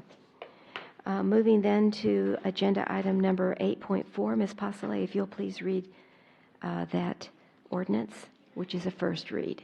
An ordinance of the City of Leon Valley, Texas City Council amending the City of Leon Valley Code of Ordinances, Chapter 1, General Provisions, Article 1.06, Boards, Commissions, and Committees, Section 1.06.003, Leon Valley Police Department Citizens Police Advisory Committee, to change the term limits to 2-year staggered terms. Okay. And Ms. Pasolé, are you going to present this or? Okay, very good. Had your name on it. That's why I ask. All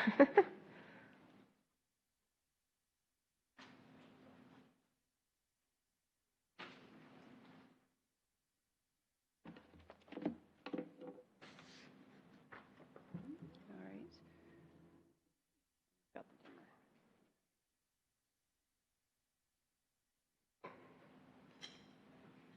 timer.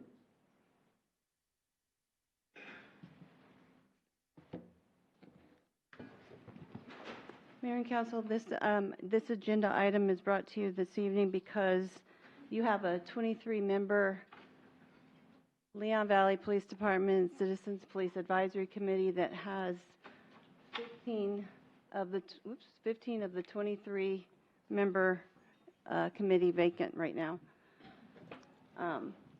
And in December, I'm sorry, I'm going to go fairly quickly through this part. This is just your ordinance.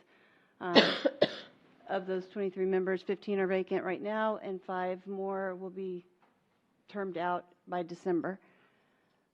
I know this is tiny, but this is your current membership. You can see that most of them are vacant, and over here on the right column, I did put the current terms of those. These members are serving 2-year terms. One, Charles Housey, is finishing out his 3rd year, which is the 1-year renewal. Everybody else has already, their terms have already expired, and I'll go over those in a little bit. In your packet, I've got some applicants. I'm going to kind of go over that because that's on your next item on the appointments. But the reason I'm bringing this to you is because your ordinance right now, I'm going to go back a couple slides, says that your appointments are for 2-year terms with the possibility of an extension of 1 year upon council approval. So Chief Joe and I kind of read that as different, so we're asking you to clarify that for us. I read it one way with it just being 1 year extension. He read it as 1 year at a time. So we need that clarified. That is the only committee that I see that has that. Your Board of Adjustment doesn't have a term limit. Zoning, I don't see that in any of your other committees. So we did put this out for advertisement in e-news, looking for people to volunteer. We didn't have that many people to volunteer, so we did have a lot of the existing members that were termed out that wanted to stay. Mm-hmm. So they've asked that this be considered as well. So now I'm going to jump forward. So of the applications that that you do have Miss Amber Mauser. She's never served. You also have Karen Seifert, who's not termed out yet, but she will be in a couple weeks. She's already served her 3 years.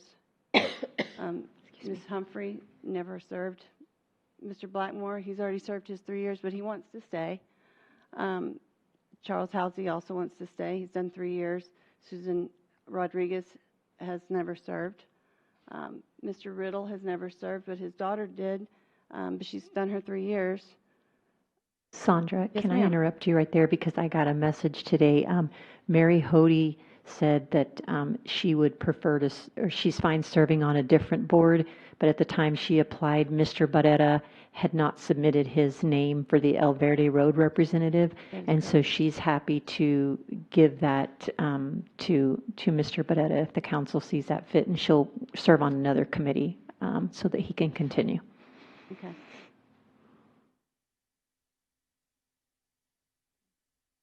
And then we had, so we do have a couple new people that want to serve.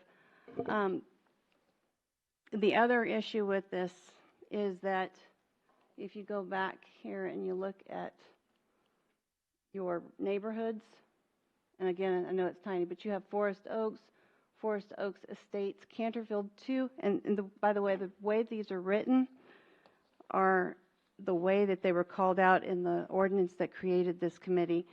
And this was really, or has been really challenging for us to take the applications as they come in. I brought this with me so you can see what we do. We take this map, which is what was adopted. Is Brandon still here? No. From the Zoning Commission? Yes, ma'am. This is from the most recent Zoning Commission. And we take the ordinance that created the committee, and these are the neighborhoods you want represented, and we try to map it here, and it's really difficult. And then when I can't figure that out, then I go to BCAD, and I see that you're neither here or there. So it's been a lot of fun, but we'd like you to look at it and help us out a little bit. I have spoken with a few of you, and you seem to know where you live, but not everybody does. Okay. So. Well, I can already see, why is Althea and Hodges, I mean, those are two short streets. I would think that could be combined. Didn't we have? You guys Is that wanted right? to represent. Okay, Yeah. I mean, they're just two short streets, and I thought, who was it? Who was the representative? Leone was the representative, right? Or did you? Leilani? It is combined. Okay, it just shows it it two does different show it ones, up and so there. that's why I had a confusion there. Plus, Leon Valley Ranches, Mary Ruth Fernandez on Mary Jameson. I mean, she is a half a block from Seneca West, Minnie Ruiz. And I thought Seneca West was that whole area over there, didn't you? It is in Seneca. Yeah. Seneca 2 and Seneca West are the same thing. They Yeah, are not. I know. separate. But then you have, look, Leon Valley Ranches. So- Where'd that come from? So here we go again. I know. That's what I told. That's what I know. Exactly what It's happened crazy. when I brought this up initially, when I was trying Oh. to just, I was trying to initially to go, what'd you do with that thing? No, y'all killing me. No, y'all, so Let you what'd you do with speak that after little he thing you showed up? speaks. Yeah, the map. I You didn't just get the gave map. it away. You Okay. can't get it anymore. So that's initially when I came up, just to refresh your memory, Mayor and Council, I came up and said, hey, we weren't matching this with the initial, we want to match neighborhood by neighborhood. We got in this same discussion, and we went from what I was trying to do with 16 neighborhoods, which is on here, to 23. And so those were thrown out there and added. And then we said, we'll sit down and we'll try to figure out where these breakouts are for these neighborhoods. Well, we've sat down with plats, we've sat down with BCAD, we've sat down, and a lot of these places don't exist. Like Seneca 1, 2, Seneca West, there's actually 8 Senecas if you look at our platting. And so there's no, in the platting of Forest Oaks and Forest Oaks Estates. It doesn't exist, but like you said, it's been this way and we've called it this forever. But there's nothing that shows where those breakdown, where do we cut it? So for my guys, just so I can assign an officer to each one, I cut it right along Forest Way and said one side is this street and one side of that street on east and west of that, or north and south, whatever direction, is one officer versus another officer. But we really can't do that with some of these places. You know, we have the ridge up there, but we don't have the neighborhood that's connected to the ridge, Reese's Estates. You know. That's relatively new. Right. So Yeah. we have an We do have application an that wants to come application. in, and because we specifically say We don't have it on there, then we can't Gotcha. really add her.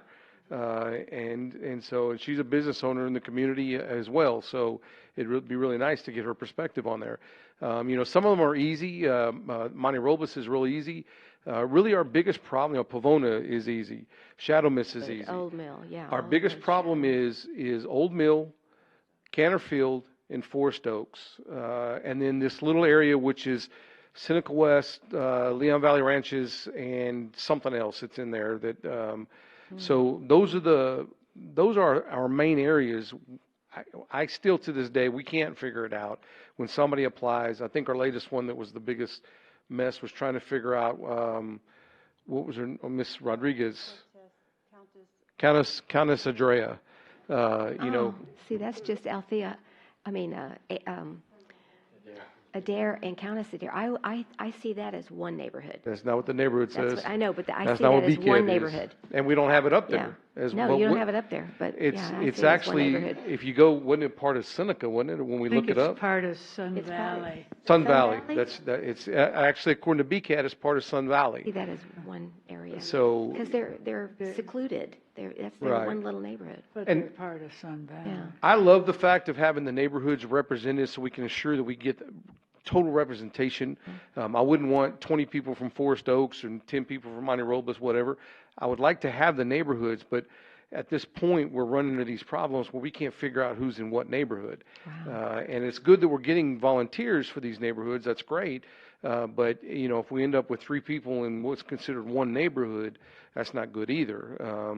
You know, so like, Mr. Housey, I don't see how he's considered, I mean, Sun Valley, I think he lives right around the corner from. Yeah, so, and so, I mean, I really didn't think we had Sun Valley represented all this time, because we have Mr. Housey up there as, where does he go? Sun Valley, As- Sundial. Well, now he's Sun Valley. I think we didn't have him as Sun Valley. We had him as Seneca 2 or something. I think it was Seneca 2 is what we had him down as. There you go. All right. But So, Chief, that's what I had discussed with the mayor. I think if the mayor and I and maybe another council person can work on it before the next, we kind of know where these areas are. And for example, Leon Valley Ranches was the original name of all the part, even including El Verde and Right. Seneca 2, but Seneca 2 is Seneca West, and I don't know how that happened because we had told you right from the beginning that they were the same place. But right now we don't have a Leon Valley Ranches except El Verde was the only place that remained in it, and they're down here, aren't you, as El Verde? El Verde, yeah. Yeah, we have it as El on Verde. And it's just one street, and it's, I mean, it is so isolated. It could be part of Shadow Mist, but I think we can do a grouping, especially when there's so many vacant, and put them. But I saw, like Mr. Riddle, you were putting in Seneca 2, and he's not from Seneca 2, he's from Seneca 1. And so, and Seneca West and 2 are the same one, but you've put a lady that lives one block. I think it was Exactly. Minnie Ruiz was the first one, and then Miss Fernandez was added, and she lives a block and a half away from Minnie in Seneca 2. Yeah. I mean, literally, they're down the street from one another. And so but I think we can help you with that and then straighten out and before we add any more. And I do think that people who have requested from an area should go before someone else just because they want to be on it many more years. But if someone new, otherwise we never get any new. I've had a number of people ask me, and they said they keep telling us it's full, and then we come down to this, and it's half empty. Well, no, let me make sure we're understanding what we're saying. They're vacant in the fact that their terms have just expired. Most of these have somebody in them that we're asking to reappoint tonight, and only 2 of them had where we have a current sitting person and then that wants to stay, and we have a new one that wants to come in. And so that's where she's going to ask y'all to vote on which one of the 2 wants to, or do y'all believe? Because if you go back to the intent of what we wrote, it says terms are extended for 1 year. We didn't intend for this to have a sunset clause where nobody could be over a year of an extension. Because what we also know is, like everybody else, we have problems getting people in some neighborhoods. Or on all boards altogether. And so if we just say, nope, you can only serve for 3 years and you're done, and we don't get anybody from that neighborhood to put in, which we didn't for a lot of these neighborhoods, then we're serving nobody any good by doing that either. And that was with the recommendation from Sandra to just make it 2-year staggered terms with no term limits. Because if you did, the vast majority of those people, those vacants, are going to remain vacant. Because we've got nobody in there that have put in to replace those current people. Except that the people, they have repeatedly told me that they say it's full. And if they're being told it's full, then you aren't going to get more. But it is the most popular committee, and we need to... That's because I'm there, ma'am, just for It may be. But, people should have the opportunity. I'm just going to say from Shadow Mist, that's not the case. You have to beat people up and make them come. True. So I'm thinking that as long as somebody wants to serve, more power to them, Yeah. So if we extend 1 year at a time after they've served their 2 years, I think that's great, if they still want to serve.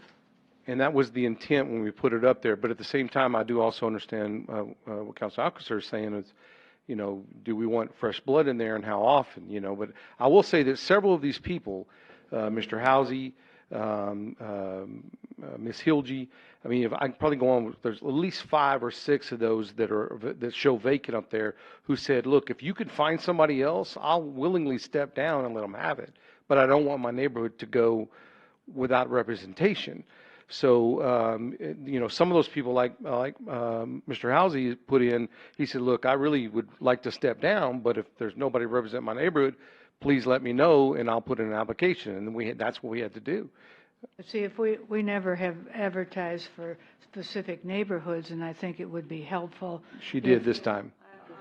She did this time and was pushed it several times. In fact, that's why we're late up here, because the mayor wanted us to try a couple more weeks to see if we can get more people involved. And we pushed it out pretty hard this time. And I advertise in Shadow Mist, so I'm thinking in Shadow Mist, I can just say this. If somebody approached me and said, I'd like to serve on CPAC, I know the person that's serving there when their term was up, they'd be willing to step down and let them have it. Yes. Well, like Leilani Mercado, I spoke to her in the spring, and she said that she was term limited out. Right. And so she found somebody. I said, well, find somebody in your neighborhood, and she did. I mean, I saw that. So that's what I would say, because I hear what you're saying. There are a lot of people that want to serve on the CPAC, and I have to tell them there's no room. Yeah, Miss Hilge did the same thing. She thought she had somebody. Yeah. At this point, they haven't put an application in. Yeah. So I've if you reached could, back out to her lately. If you could reach out as the representative and reach out and get somebody from your neighborhood, that would be we've good. actually asked I know that. you've tried to do that, but anyway. So she was able to do that for Althea Hodges, so I was glad to see that. And while I'm up here, I think there might be some miscommunication on Miss Riddle. She said she did want to continue serving and send in an application. I think we have her dad's application up there. So she does want to continue as well, and I don't think we have anybody. But you still have the rule, one representative per neighborhood, or are you changing that? No, one representative per neighborhood. But yeah, you still have that rule. Okay. Yes. So. But where her neighborhood is, and I don't know, because she's one of the crazy Well, I know, ones. but if her father and her are both applying for the same, and they live can in the arm same, wrestle up here. Yeah, that's right. We'll draw straws, Mr. Riddle. We'll draw straws. One can serve Sun Valley and one can do Seneca. Exactly. We do want one per neighborhood. That is the intent. Right. Now, there was even discussion way back about, like your neighborhood being much larger, should we put two in the neighborhood? And then, boy, where would we separate that? Right. We're already having problems separating Forest Oaks and Forest Oaks Estates. And I think part of, correct me, we talked about this. We have talked about this with the mayor multiple times because it's confusing, and she's tried to help us out, but it's even more confusing. Trying to figure out where Canterfield starts and where y'all's neighborhood ties into Canterfield and Forest Meadow to the creek Right. is Forest Oaks Estates. But everything else on the left-hand side of Forest Meadow to what is it? My brain it's getting late, but the very first two streets as you come in off of that's Forest Oaks. That's it. See, I think that we That's can do it. Give it to you what it's always been. as When they what told me it was neighborhoods. Canterfield, I said, no way. Canterfield's on the other side of the creek. It's Exactly. always been that way. And I don't know how long you've lived here, but I've lived here 40 plus years. And I don't disagree with you. 42 years, yeah. But there's not a document we could find I or know, but BCAD it's that supports it. just the way we've always defined it. I don't know. And this is also a huge discussion point for the zoning commission, I believe, right? Is that what the one? Yeah. So this is one of that on the zoning commission, they've got some members that really want to tackle this as well. I can't wait for some of that stuff. At this point, we definitely would welcome the help trying to define the neighborhoods initially, and maybe let them go through the full thing to try to fix this, because there's a lot of things that are missing out of this as well. But in the interim, we definitely need to reappoint some of these people, and have the discussion about if we have more than one person in a neighborhood. I think we're down if Ms. Alonso pulls out, and then we're only down to one, and that's Ms. Seifert and Ms. Humphrey, who's just put in for it. And so we're down to one decision on that, and then reappointing all the rest of them, and whether or not we're going to reappoint them to a 2-year term, so we can stop the 2 and 1s, because now, like you saw here, we don't have staggered terms, and the reason everybody's fallen off at the same time was because when you created it 3 years ago, and now we're reaching that 3-year mark, there was no staggered terms. And so just about everybody, with exception of, I can think of one, has served their entire 3-year term. And so, that's commendable. That's awesome. But if every 3 years we're going to have this kind of problem where everybody falls off all of a sudden and we got to start over, that's problematic as well. You need some continuity. Yes, and so going to some staggered terms, and maybe just go to 2-year terms, and then if y'all want to do term limits or not term limits, but like Sandra's saying, it's the only board that has the term limits in there. So it's totally up to y'all, but we are at a critical point, because if we don't appoint people, I'm literally down to like 5 people. I hear you. You need. It's a sunset, sir. Yes, sunset clause. Well, the zoning is staggered, but not term limits, right? Right. Because they also had that issue years ago that they needed that continuity. They didn't want everybody to be gone all at once and have to be reappointed. Yes, ma'am. So that's important. Okay, so the decision. Oh, it's a first read. So. Right, so. So you're recommending. Staggered terms? Oh, yes, Mr. Alonso. I did recognize you. I apologize, Ms. Pasley. Let me hear from him, and then we'll. Yes, sir. Edward Alonso, Vice Chair of the Zoning Commission. I don't speak for all the zoning commissioners, but this is my opinion that this is going to be a continuous problem for us. Hopefully, we will have more development and continuous development and grow as a city. And with that, we would have to redesign all these neighborhoods constantly. So what I would propose is that we take it away from pure neighborhoods and give it administratively to the police department, who can then present it to you, council, a map that works for the police patrols so that they can actually have a tight patrol within that area and tight ability to be able to have face-to-face with their citizens. So you mean like neighborhood A, neighborhood B, neighborhood C? Well, I mean, I would want We're it to be losing our aligned. identity, you know that. I'd want it to I mean, no. I'm Forest Oaks, you're Alberta, I would you're want it to Seneca. be aligned as much as possible to neighborhoods, but there are situations, and you've seen them, and you were just talking about them, where it just doesn't work. Well, I don't know. Part of the problem, Mayor, was Obviously, that's your choice. I understand. Thank you. it's citizens advisory. It wasn't meant to be a police commission. It was meant to be citizens advising the police, not police power. As far as losing your identity, y'all have already done that in some of these neighborhoods where you called it something else on your zoning commission or zoning stuff. Yeah.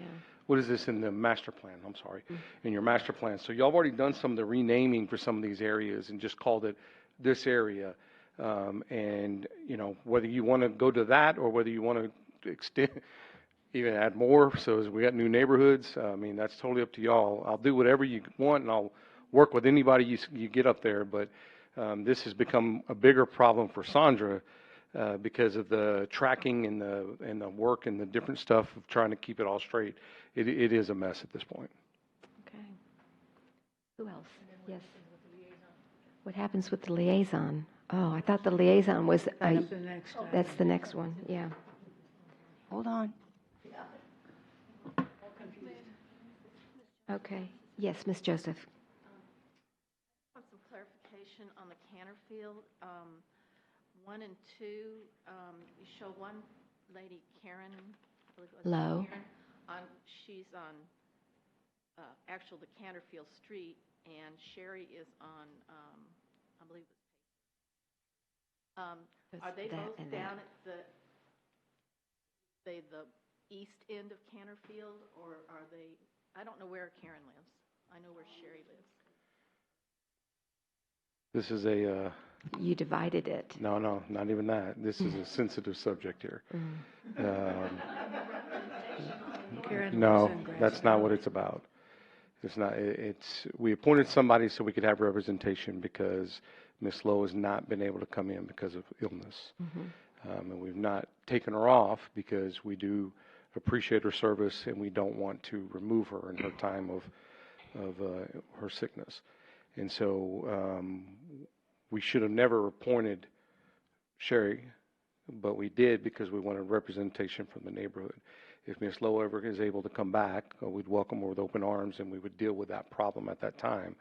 But it's been quite a while, so we just didn't want to pull her off under the circumstances. So it's not separated. Right now, Sherry is representing the whole neighborhood. Even though it says 1 and 2. We've never been able to figure out where one starts No, and I two, think it's just one two Canterfield. begins. Right, Olin? One Canterfield. I mean, you've been here for longer than me, and I have yeah. no way of contacting either one of these ladies. And if Karen's kind of off the, not doing this at this moment, that's fine, but I don't have a way of contacting Sherry. She just has a phone number that goes to her feral cat. Oh. And I don't have so how do I get the numbers of these people that are represented? Give her a message, that's her number. Call me back. Okay. Maybe follow up with the neighborhood police officer or something. The chief is correct. This Yeah. has been an issue for a long time.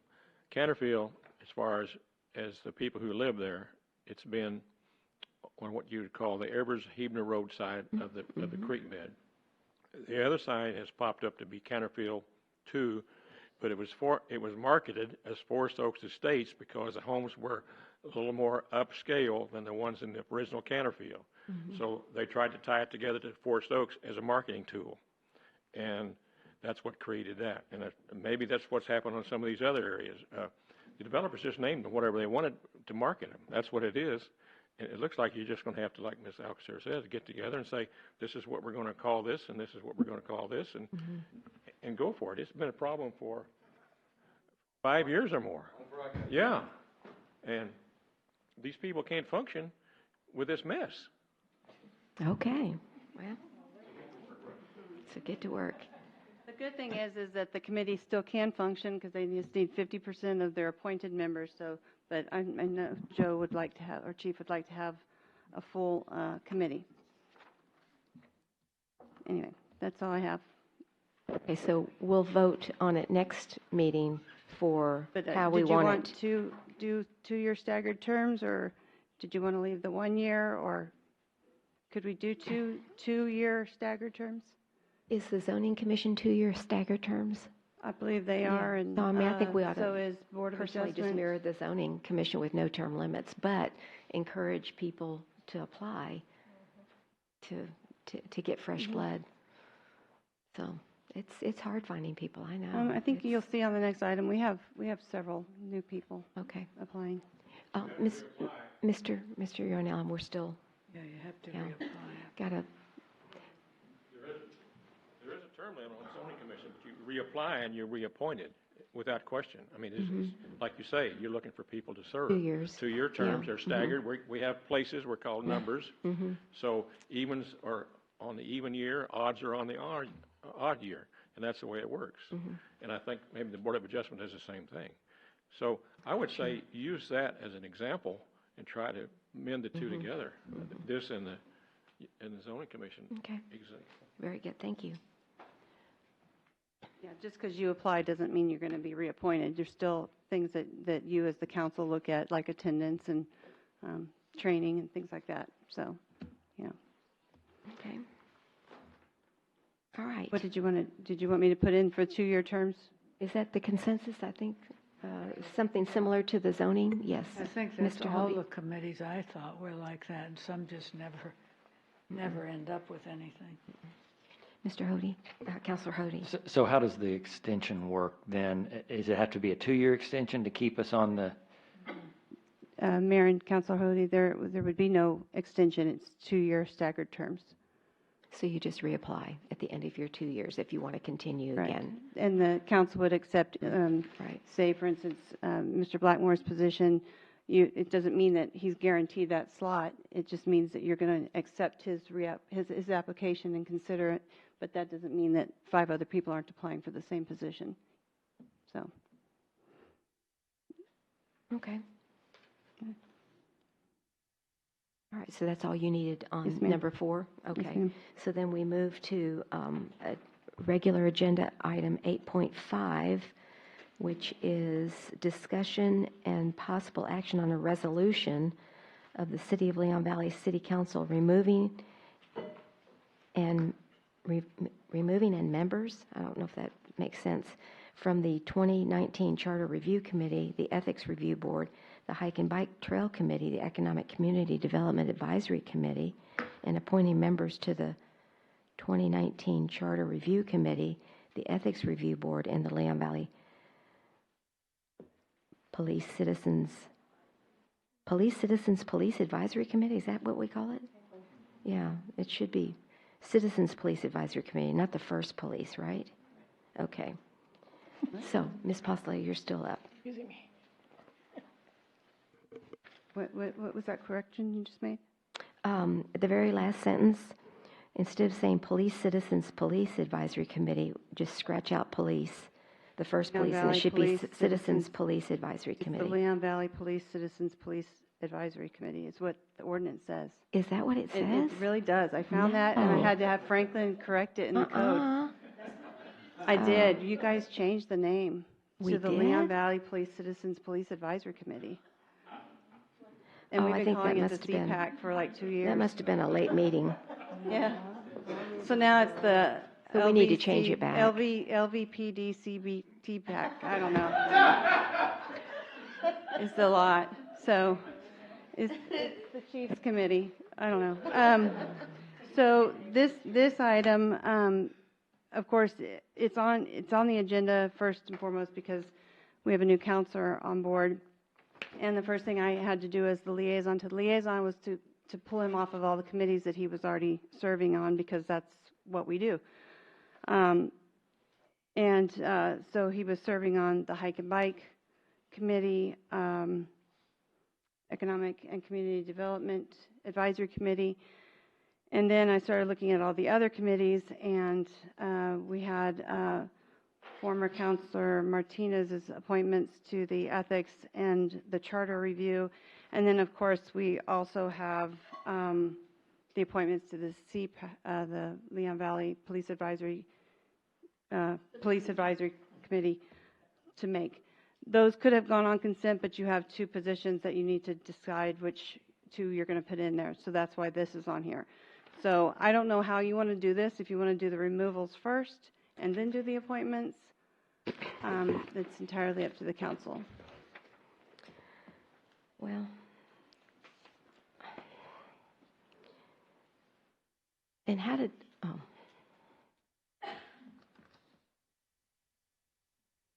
Why don't we do them by committee? well, I think when you had told me about the removal of the Mr. Martinez's appointments, I had asked you what was your authority, and you said it was, just that section in the charter that said that the council appoints 2 members and the mayor appoints 3. But I didn't, and you were saying, well, he's no longer on the council, and again, I didn't mean to generate a legal opinion. I'm sorry. I just said I thought it was silent, that the Home Rule Charter was silent on what happens after a council member is removed. So I don't know why, we would, and I'm concerned, and of course I hadn't able to read and digest this opinion because I just got it at 6 o'clock, but anyway, now you get an appointment, Mr. Hody, because one of Mr. Martinez's appointments has and I don't know why, Mayor, it's just my, and it's late, and I can't even speak. Mayor, the legal I'm so opinion tired. was generated because you left a note on my chair over the weekend saying to get a legal opinion. So I asked for it this morning. Oh, well, I said Denise probably wasn't in. question mark, but, I didn't, I gotta be careful what I say, because I don't want to keep charging the city money. Mayor, if Yeah, I go may, ahead. I reviewed Ryan Henry's legal opinion on the matter, and I agree with it. So here is the deal. Counselor Hody, because he's newly appointed, he has the option of either keeping the council member that former Counselor Martinez made, the appointments that he made, or you can replace them.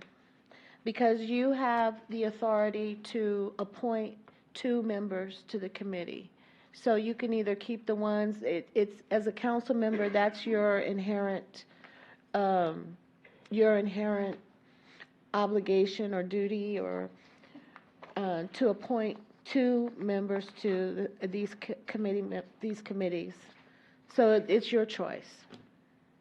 And Mayor, if I could answer the question, the reason that I brought that forward was because the ordinance that created the Charter Committee, or the Charter Review Committee, as well as the Ethics Committee, both have a certain number of members created in that committee, and both state that the council, each council member is to appoint. He's a council member and he has to appoint a member. It doesn't say to leave other members on there, so that would exceed the number of members on the committee. You know, that's why I brought that forward. I guess it was just that we had already finalized it all. It was it was unanimous, But and they it had was an not ordinance. met. But I'm sorry? Had not met yet, so. Oh, but it doesn't say that in the charter. So But that's all Mayor, I'm but saying. Mayor and Council, because he is now a new council member, he gets he has the duty, or he has an inherent right to appoint 2 new members. He can either appoint by keeping the members that former Councilman Martinez had, or he can appoint 2 new. So that's in case law, according to Mr. Henry's opinion, and it's also subject to our charter, which our charter states that new council members can appoint new members. Let me see. I was trying to see if it was statutory as well. Yes, there's some statutory citations here that I won't go into, but I do agree with Mr. Henry's opinion, and that's basically what the opinion boils down to. Okay. And I know I heard from another citizen that also had concerns about replacing an appointed member. So, but again, this is before you got the legal opinion. So, Mr. Hody, I don't know what you're inclined to do, but I was thinking in the spirit of goodwill and you know, as you said, you didn't have an agenda, you know, keep the one appointment that Mr. Martinez possibly made and choose the other one since she's gone. So that's just my, off the top of my head, so. Let's just let him have his Well, own I know. opinion, and please. Well, I know, but I can share my opinion, and that's, you know, like I said, I'm just trying to, I've learned that some people took that appointment really, really seriously, and they've already studied the charter and, you know, trying to, you know, make some recommendations, that kind of thing, before the first meeting. And we didn't meet because we were so involved in the summer, but anyway. Go ahead. This is where the fun of this meeting stops right here. I have thought over and over again, devil's advocate, what would I do? What if the roles were reversed? Ask questions. And ultimately is what it boils down to is that if I was dropping off of the council, early on in the meeting of the committee, which is really early on since they haven't met yet, I would, you know, no matter what I say here, it's going to end up sounding whatever, but I'd like to make my own choices. Okay, that's fine. I make a motion that we remove Mr. Hody from his 3 committees, which included the Charter Committee, and that we remove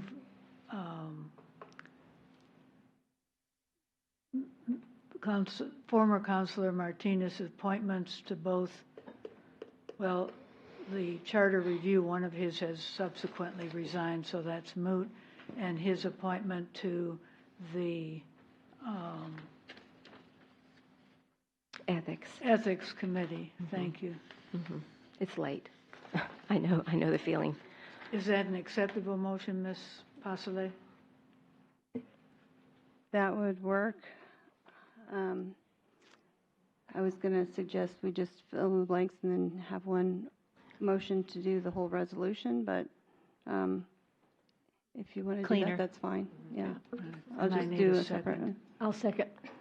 Okay, Who said that? we have a motion by Councilor Alcacer and a second by Councilor Rodriguez. Yes, ma'am. to remove Counselor Hody from his 3 positions and to remove Mr. Martinez's 2 appointments to the charter, although one's already dropped off, and to remove his ethics appointment. Is that the 3 committees, right? And the further discussion is, I've got a statement from Mr. Bradshaw.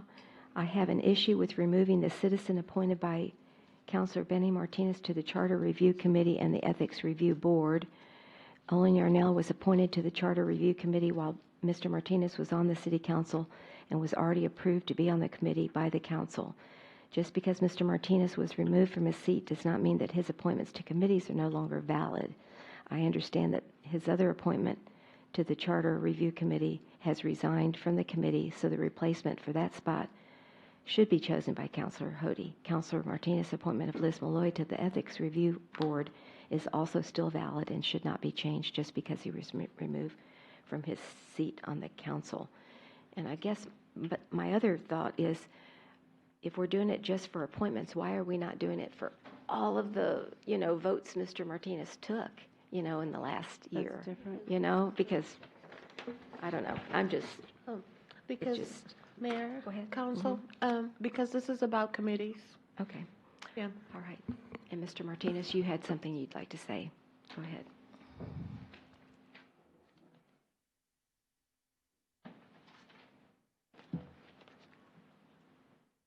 First of all,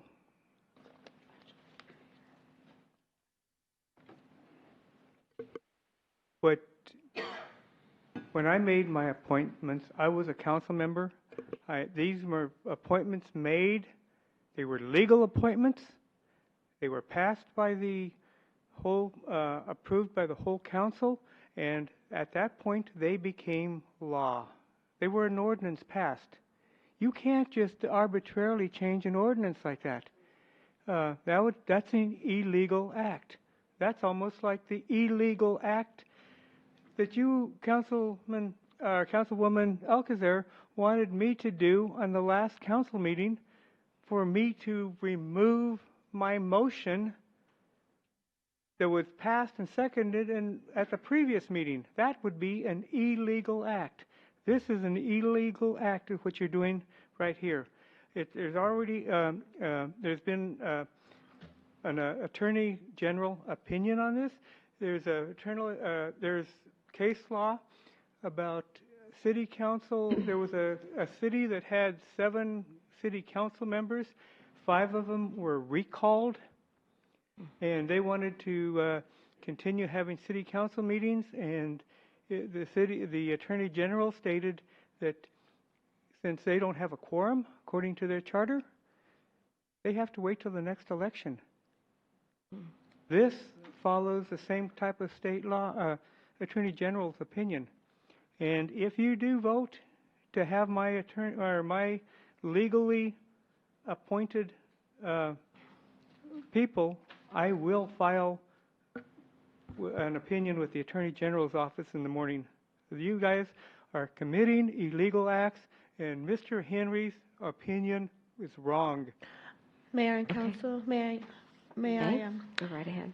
Just as short advice to council, I would advise you at this point to go ahead and amend the resolution that you did to appoint those members by removing, amend the resolution and remove those members. So I know you just voted to remove, did you not, or is it? Okay, so would you amend your motion, Ms. Alcazar, to amend the motion that appointed these members by former City Councilman Martinez, and remove those members, by removing those members.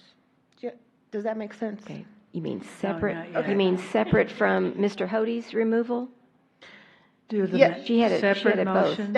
Okay, are they did two it both. separate motions? No, it was one. Okay, It was you can, one. you can keep that in your amended motion, your amended resolution, but you can, okay, you can amend the resolution to remove the committee members appointed by Councilman Martinez and remove Mr. Hody from his committees. Okay, well, that's what we What's voted the on. difference? What's the difference? That's Yeah. what we did. I didn't know that you said the word amendment in your motion. It's been voted on already. No, it was not voted on. We didn't vote. It was just a Okay, so motion and a using the second. term amend, Amend the previous motion okay. that appointed those members by Councilman okay. Martinez. And then removing the city councilman he appointed. And then remove Councilman Hody from his committees. Okay. That would be an amendment too. We're Yes. doing the whole thing as Yeah. an amendment. Yes. Okay. So you're amending the previous resolution. Okay, I would Was it like a to resolution amend, or an ordinance? It's a resolution. Resolution, okay. amend my previous motion to amend, to add the word amend. Will you, if I amend it, will you be amenable to amend your second? Yes, ma'am. So, I amend my motion, my previous motion, to amend the prior resolution to remove No, to appoint, that appointed. that, They were appointed by minute. They weren't done by resolution, they were done by minute, By what? minutes, action. Well, it was supposed to be by resolution. I know. Okay. But they still have to amend their It action. was not done by ordinance. Yeah. I don't think that you have to do it by resolution. I think it's just, it was not done by an ordinance, which is not a law. Therefore, you can just remove them. But Okay, I'm not the well, attorney here. I but- just would, I mean, to make it cleaner, I would prefer that she amend the previous appointments There. Yeah, it's by changed. action, amend the previous action. So if they weren't done by resolution, then amend the previous action. okay. Amend the previous action or amend the previous motion? No.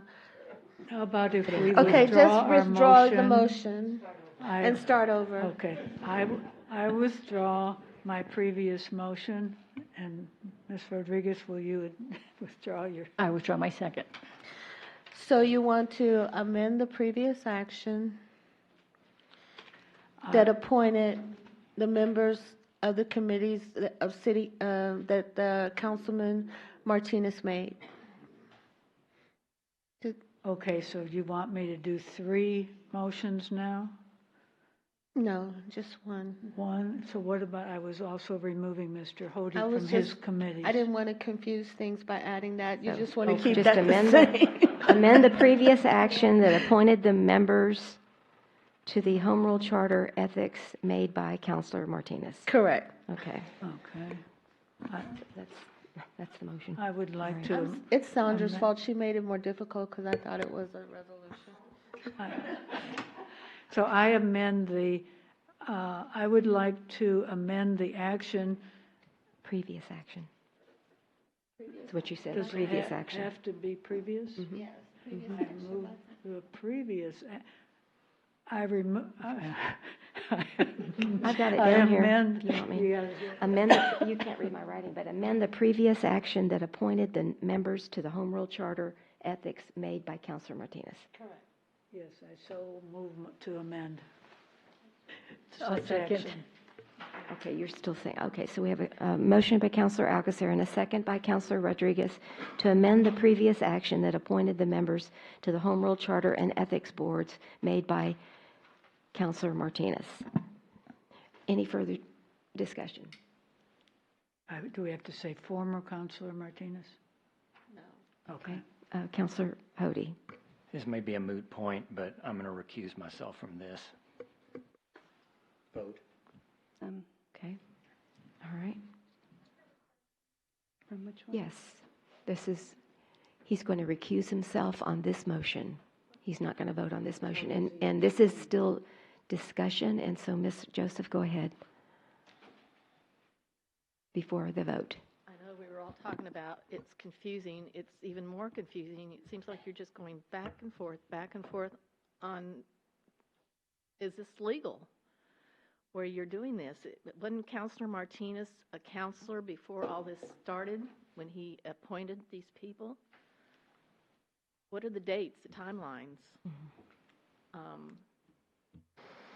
That's what Denise?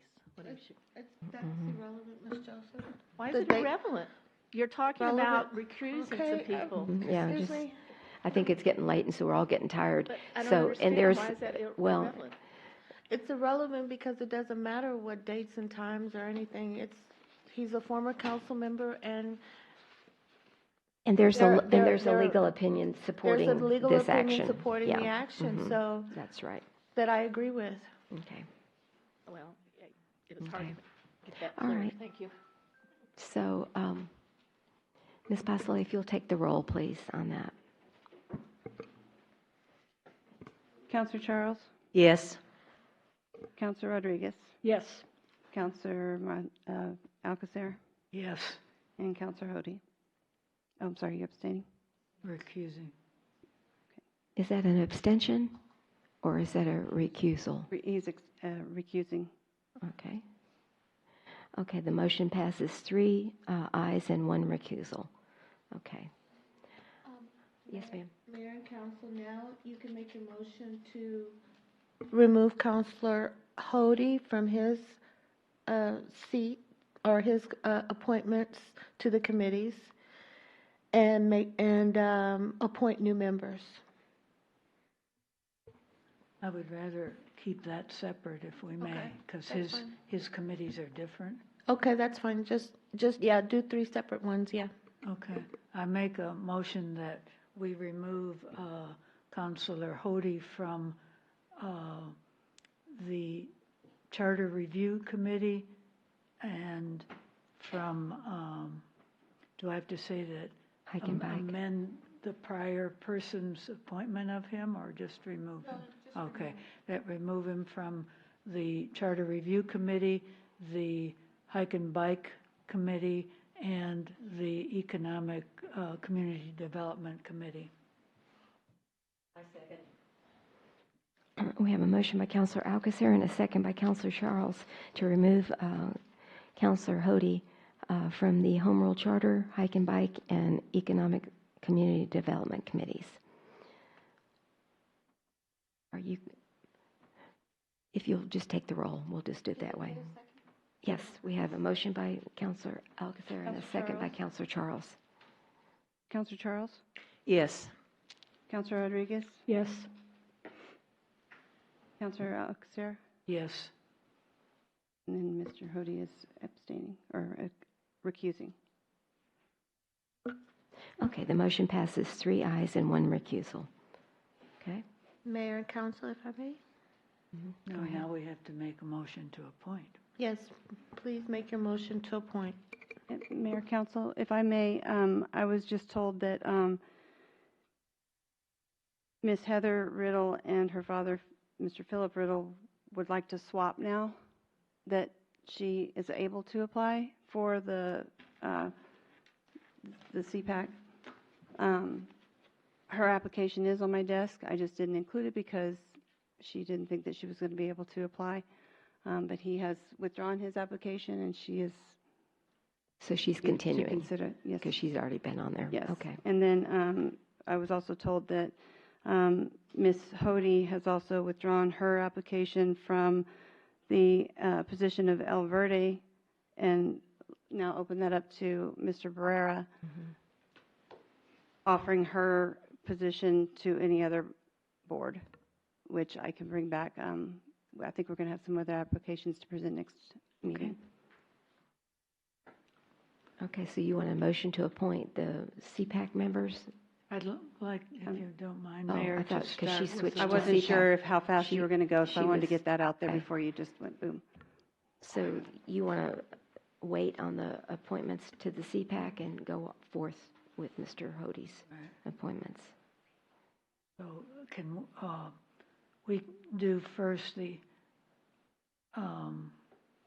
ethics? I'll let you make your motion. I make the motion to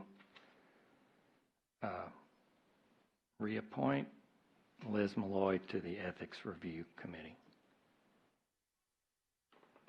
I'll second.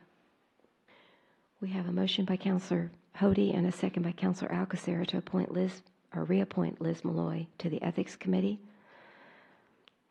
Any further discussion? All those in favor say aye. Aye. Any opposed? The motion passes unanimously. Okay. Then I make a motion for the Charter Review Committee to nominate Michelle Alonso and Abraham Diaz to that committee. And Donna's, you have to She name hers. she needs to make hers, or Oh, and, okay, I see. And Donna's choice, Dr. Geraldine Smith. Also to the Charter Review. I'll second. Okay, we have a motion by Counselor Hody to appoint Michelle Alonso and Abraham Diaz to the Home Rule Charter Committee, and Dr. Geraldine Smith, Donna Charles's appointment to the Home Rule Charter. All those in favor say aye. Aye. Any opposed? The motion does carry unanimously.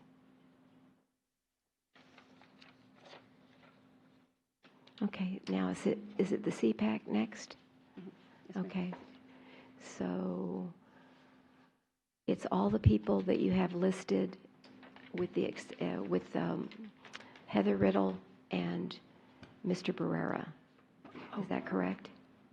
and then Those were the for two Grass- decisions, right? Yes, that we had Grass to. Valley, you had 2 applicants. Oh, we had 2 applicants in Grass Valley. Okay, so we have to make Okay, that. and the Riddles are not in Seneca too. Right, that's the other thing. You got to tell me where they are, because what They're in apparently They're in they are. Seneca 1. Okay. And you're showing Suzanne Rodriguez, that I think you said was on, is that the one on Countess, one of the Countesses or Count? I don't know. Well, I think that's a separate neighborhood. That's how I look at it. But I If mean, she's on if we're gonna Countess appoint, Adair. we'll appoint her to us.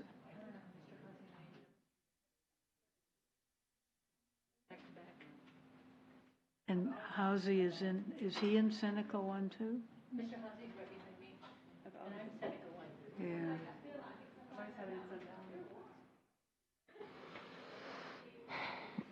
Okay, we have 3 people in Seneca 1, or 2. Suzanne Rodriguez, you said, lived on one of the counts. She's a new applicant.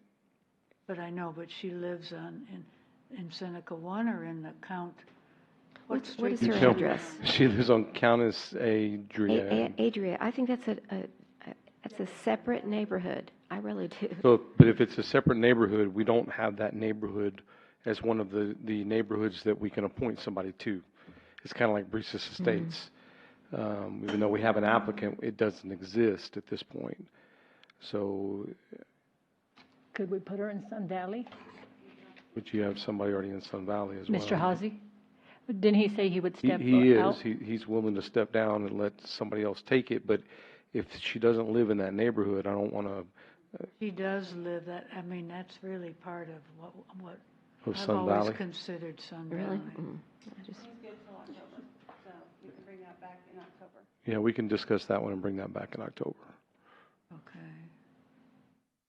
You mean the Where he sits and where she sits, and y'all can, that gives y'all a little time on that one to make a final decision. okay? So who's the Grass Valley representative?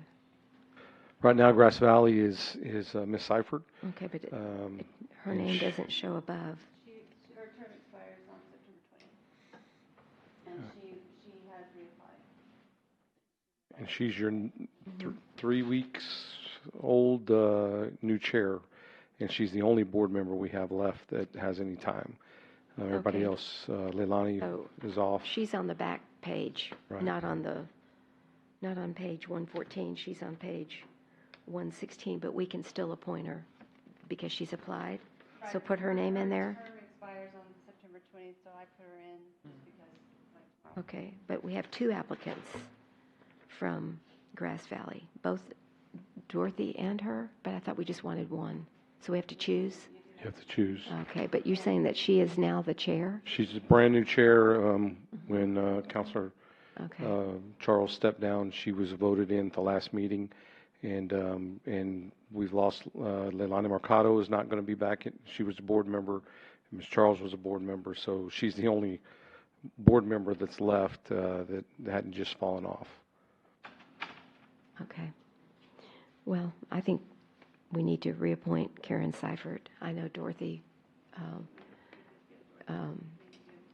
I think she's on the Park Commission, or she was on the Park Commission. I don't know if she's still on there. on any other Really? committee right now. Yeah, I thought she used to be on the park. But Uh-huh. she did leave that Yeah. a year or two ago. So maybe Sandra, she'll consider applying for something else? So we have Amber Mauser, Richard Blackmore, Jennifer Tiller. Is there still a dispute on Hodges and? No, it's Jesse Barrera. No, Hodges and Althea. It's one, and so that'll be retitled Hodges Althea? Hodges / Althea. Yeah, okay. That would be an ordinance change, so I need to change that in the item. Okay. But she can still be appointed. Okay. and Okay, then- so Suzanne Rodriguez, leaving her at Seneca 1? No, she's, Sun Valley. she's not in, Seneca, she's not, well, she That's- is that's in the one- that's the one in Sun Valley. That's the one, ma'am, we said, if hold y'all can off sit down until and the take a look at 30th. it, and then we can look at appointing her in October when the term actually expires for Mr. Housey. Okay, so so it's Mauser, Blackmore, Riddle is not in one. Right. Where is she? I mean, Riddle is in one and not in two. Do we have somebody in one already? She's the one's been representing, I don't think we have One's vacant. we don't have one and two, we don't have two people in Seneca. We have somebody in Seneca West, but we don't have one and two, we only have one. We don't, Seneca 1 and Seneca West are the exact same neighborhood. And we have two people, one is saying that lady on Jameson lives in Seneca 1, she does not live, Leon Valley Ranches is long gone. Okay, She so lives right on now, Jameson, 1 block from Minnie Ruiz, yeah. yeah, and they repeatedly come in and say, I'm confused. I said, I am too, thank you. So this is confusing to them as well. But as far as Heather, But if there's nobody in one, we can appoint Heather. yeah, there's nobody in one right now. Okay. So we've always had her as Seneca 2 for whatever reason, but we can move her up to Seneca 1. We can do away with Seneca 2, but we'll have to do that by ordinance. We just won't appoint anybody right now. And then Seneca West, You have to change it by ordinance. Seneca Correct. 1 and, Seneca 2 and Seneca West are the same, so, but we already have people in 2, so we'll just put Heather in 1. Correct. So, all right, I'm ready to make a motion. And then Richard Blackmore. I'm ready to make a Richard motion. Blackmore is in Forest Oaks. I'm ready to make a motion. Don't forget Excuse him. me. She's gonna Excuse me, ma'am. Okay. I make a motion that we appoint Amber Mauser to Shadow Mist, Richard Blackmore to Forest Oaks, Heather Riddle to Seneca 1, Jennifer Tiller to Hodges, Karen Seifert to Grass Valley, and Mr. Barrera to El Verde. I'll second. Real quick, will you let me do the terms, stagger them as? Yes, ma'am. Okay, thank you. That's why I didn't include them, so you could put them. All right, we're ready, Mayor. Okay, there's a motion by Counselor Alcacer and a second by Counselor Charles to appoint Amber Mauser, Shadow Mist, Richard Blackmore, Forest Oaks, Heather Riddle, Seneca 1, Jennifer Tiller Hodges, and Karen Seifert, Grass Valley, and Jesse Barrera Elverde. Is that correct? Yes, ma'am. All right. Any further discussion? All those in favor say aye. Aye. Any opposed? The motion does carry. And you'll just come back with the staggered terms? Oh, the liaison? Okay. I believe, what did the rules say? 1 year. Per year, and it's to be rotated. Okay. All right. So unless nobody else nobody wants wants it and Correct. you want to do it again. So that's what I remembered. Okay. So is there anyone, with the exception of Councilor Rodriguez, who's just now come off as liaison, that wants to be the liaison to the Citizens Police Advisory Committee on the council? But of course, I don't know about Mr. Bradshaw. Well, I know it's not because he didn't want to be. I know, but Okay. All right. I mean, but your term is up when? Done. Oh, it's already finished? Oh, okay. I'm sorry. Okay. So I'll open it up for discussion then. I was going to suggest that we wait till Mr. Bradshaw gets back, but I didn't realize yours was already. But is it on the, It's a member position. It's a non-voting member. but when I had asked, I thought I'd asked you about it, and you said it doesn't expire till October 1st? No, that one expired on 8/16. And do we have it here on our appointing members of the Charter of Ethics? It is a member And the position. and the Leon Valley Citizens Police Advisory Committee. Yes, it is a member position. Non-voting. Number 7 on the ordinance is one city council member shall be assigned as a non-voting city council member liaison to the committee. The city council liaison shall be rotated at the end of 1 year of service to the committee and may be extended if there are no other city council members desiring to serve. Did you want it since you took your wife?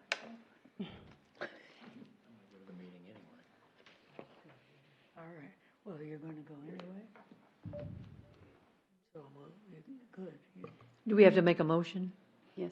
I make a motion that Councilor Rodriguez serve another term. I'll second. We have a motion by Councilor Charles and a second by Councilor Alcacer to reappoint Councilor Rodriguez for another 1-year term as the liaison to the Citizens Police Advisory Committee. Any further discussion? All those in favor say aye. Aye. Any opposed? The motion does carry. Okay.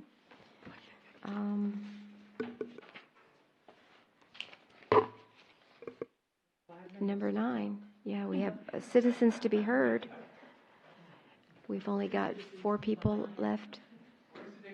Okay, very good. All right, if there's no citizens to be heard and there's no objection, do you have something to say? Go ahead. Yeah, just real quick, thank you, Alonzo's, for hanging out. And since I was removed from the Economic Community Development Advisory Committee, I believe there were 2 alternates on there, Mr. Jordan and Mr. Yarnell. I think Mr. Yarnell has been on there longer, and I would expect that he would move up to fill my position, but I'm not telling you to do that. I think it's like that. It's the progression. Yeah. Mm-hmm. I think so, but I Yeah. want to make sure that happens. Okay. All right. So noted. All right. Anything else? All right. If there's no objection, then we move to adjourn at 10:48. There we go. Good evening, and we'll see you in 2 weeks at our next meeting.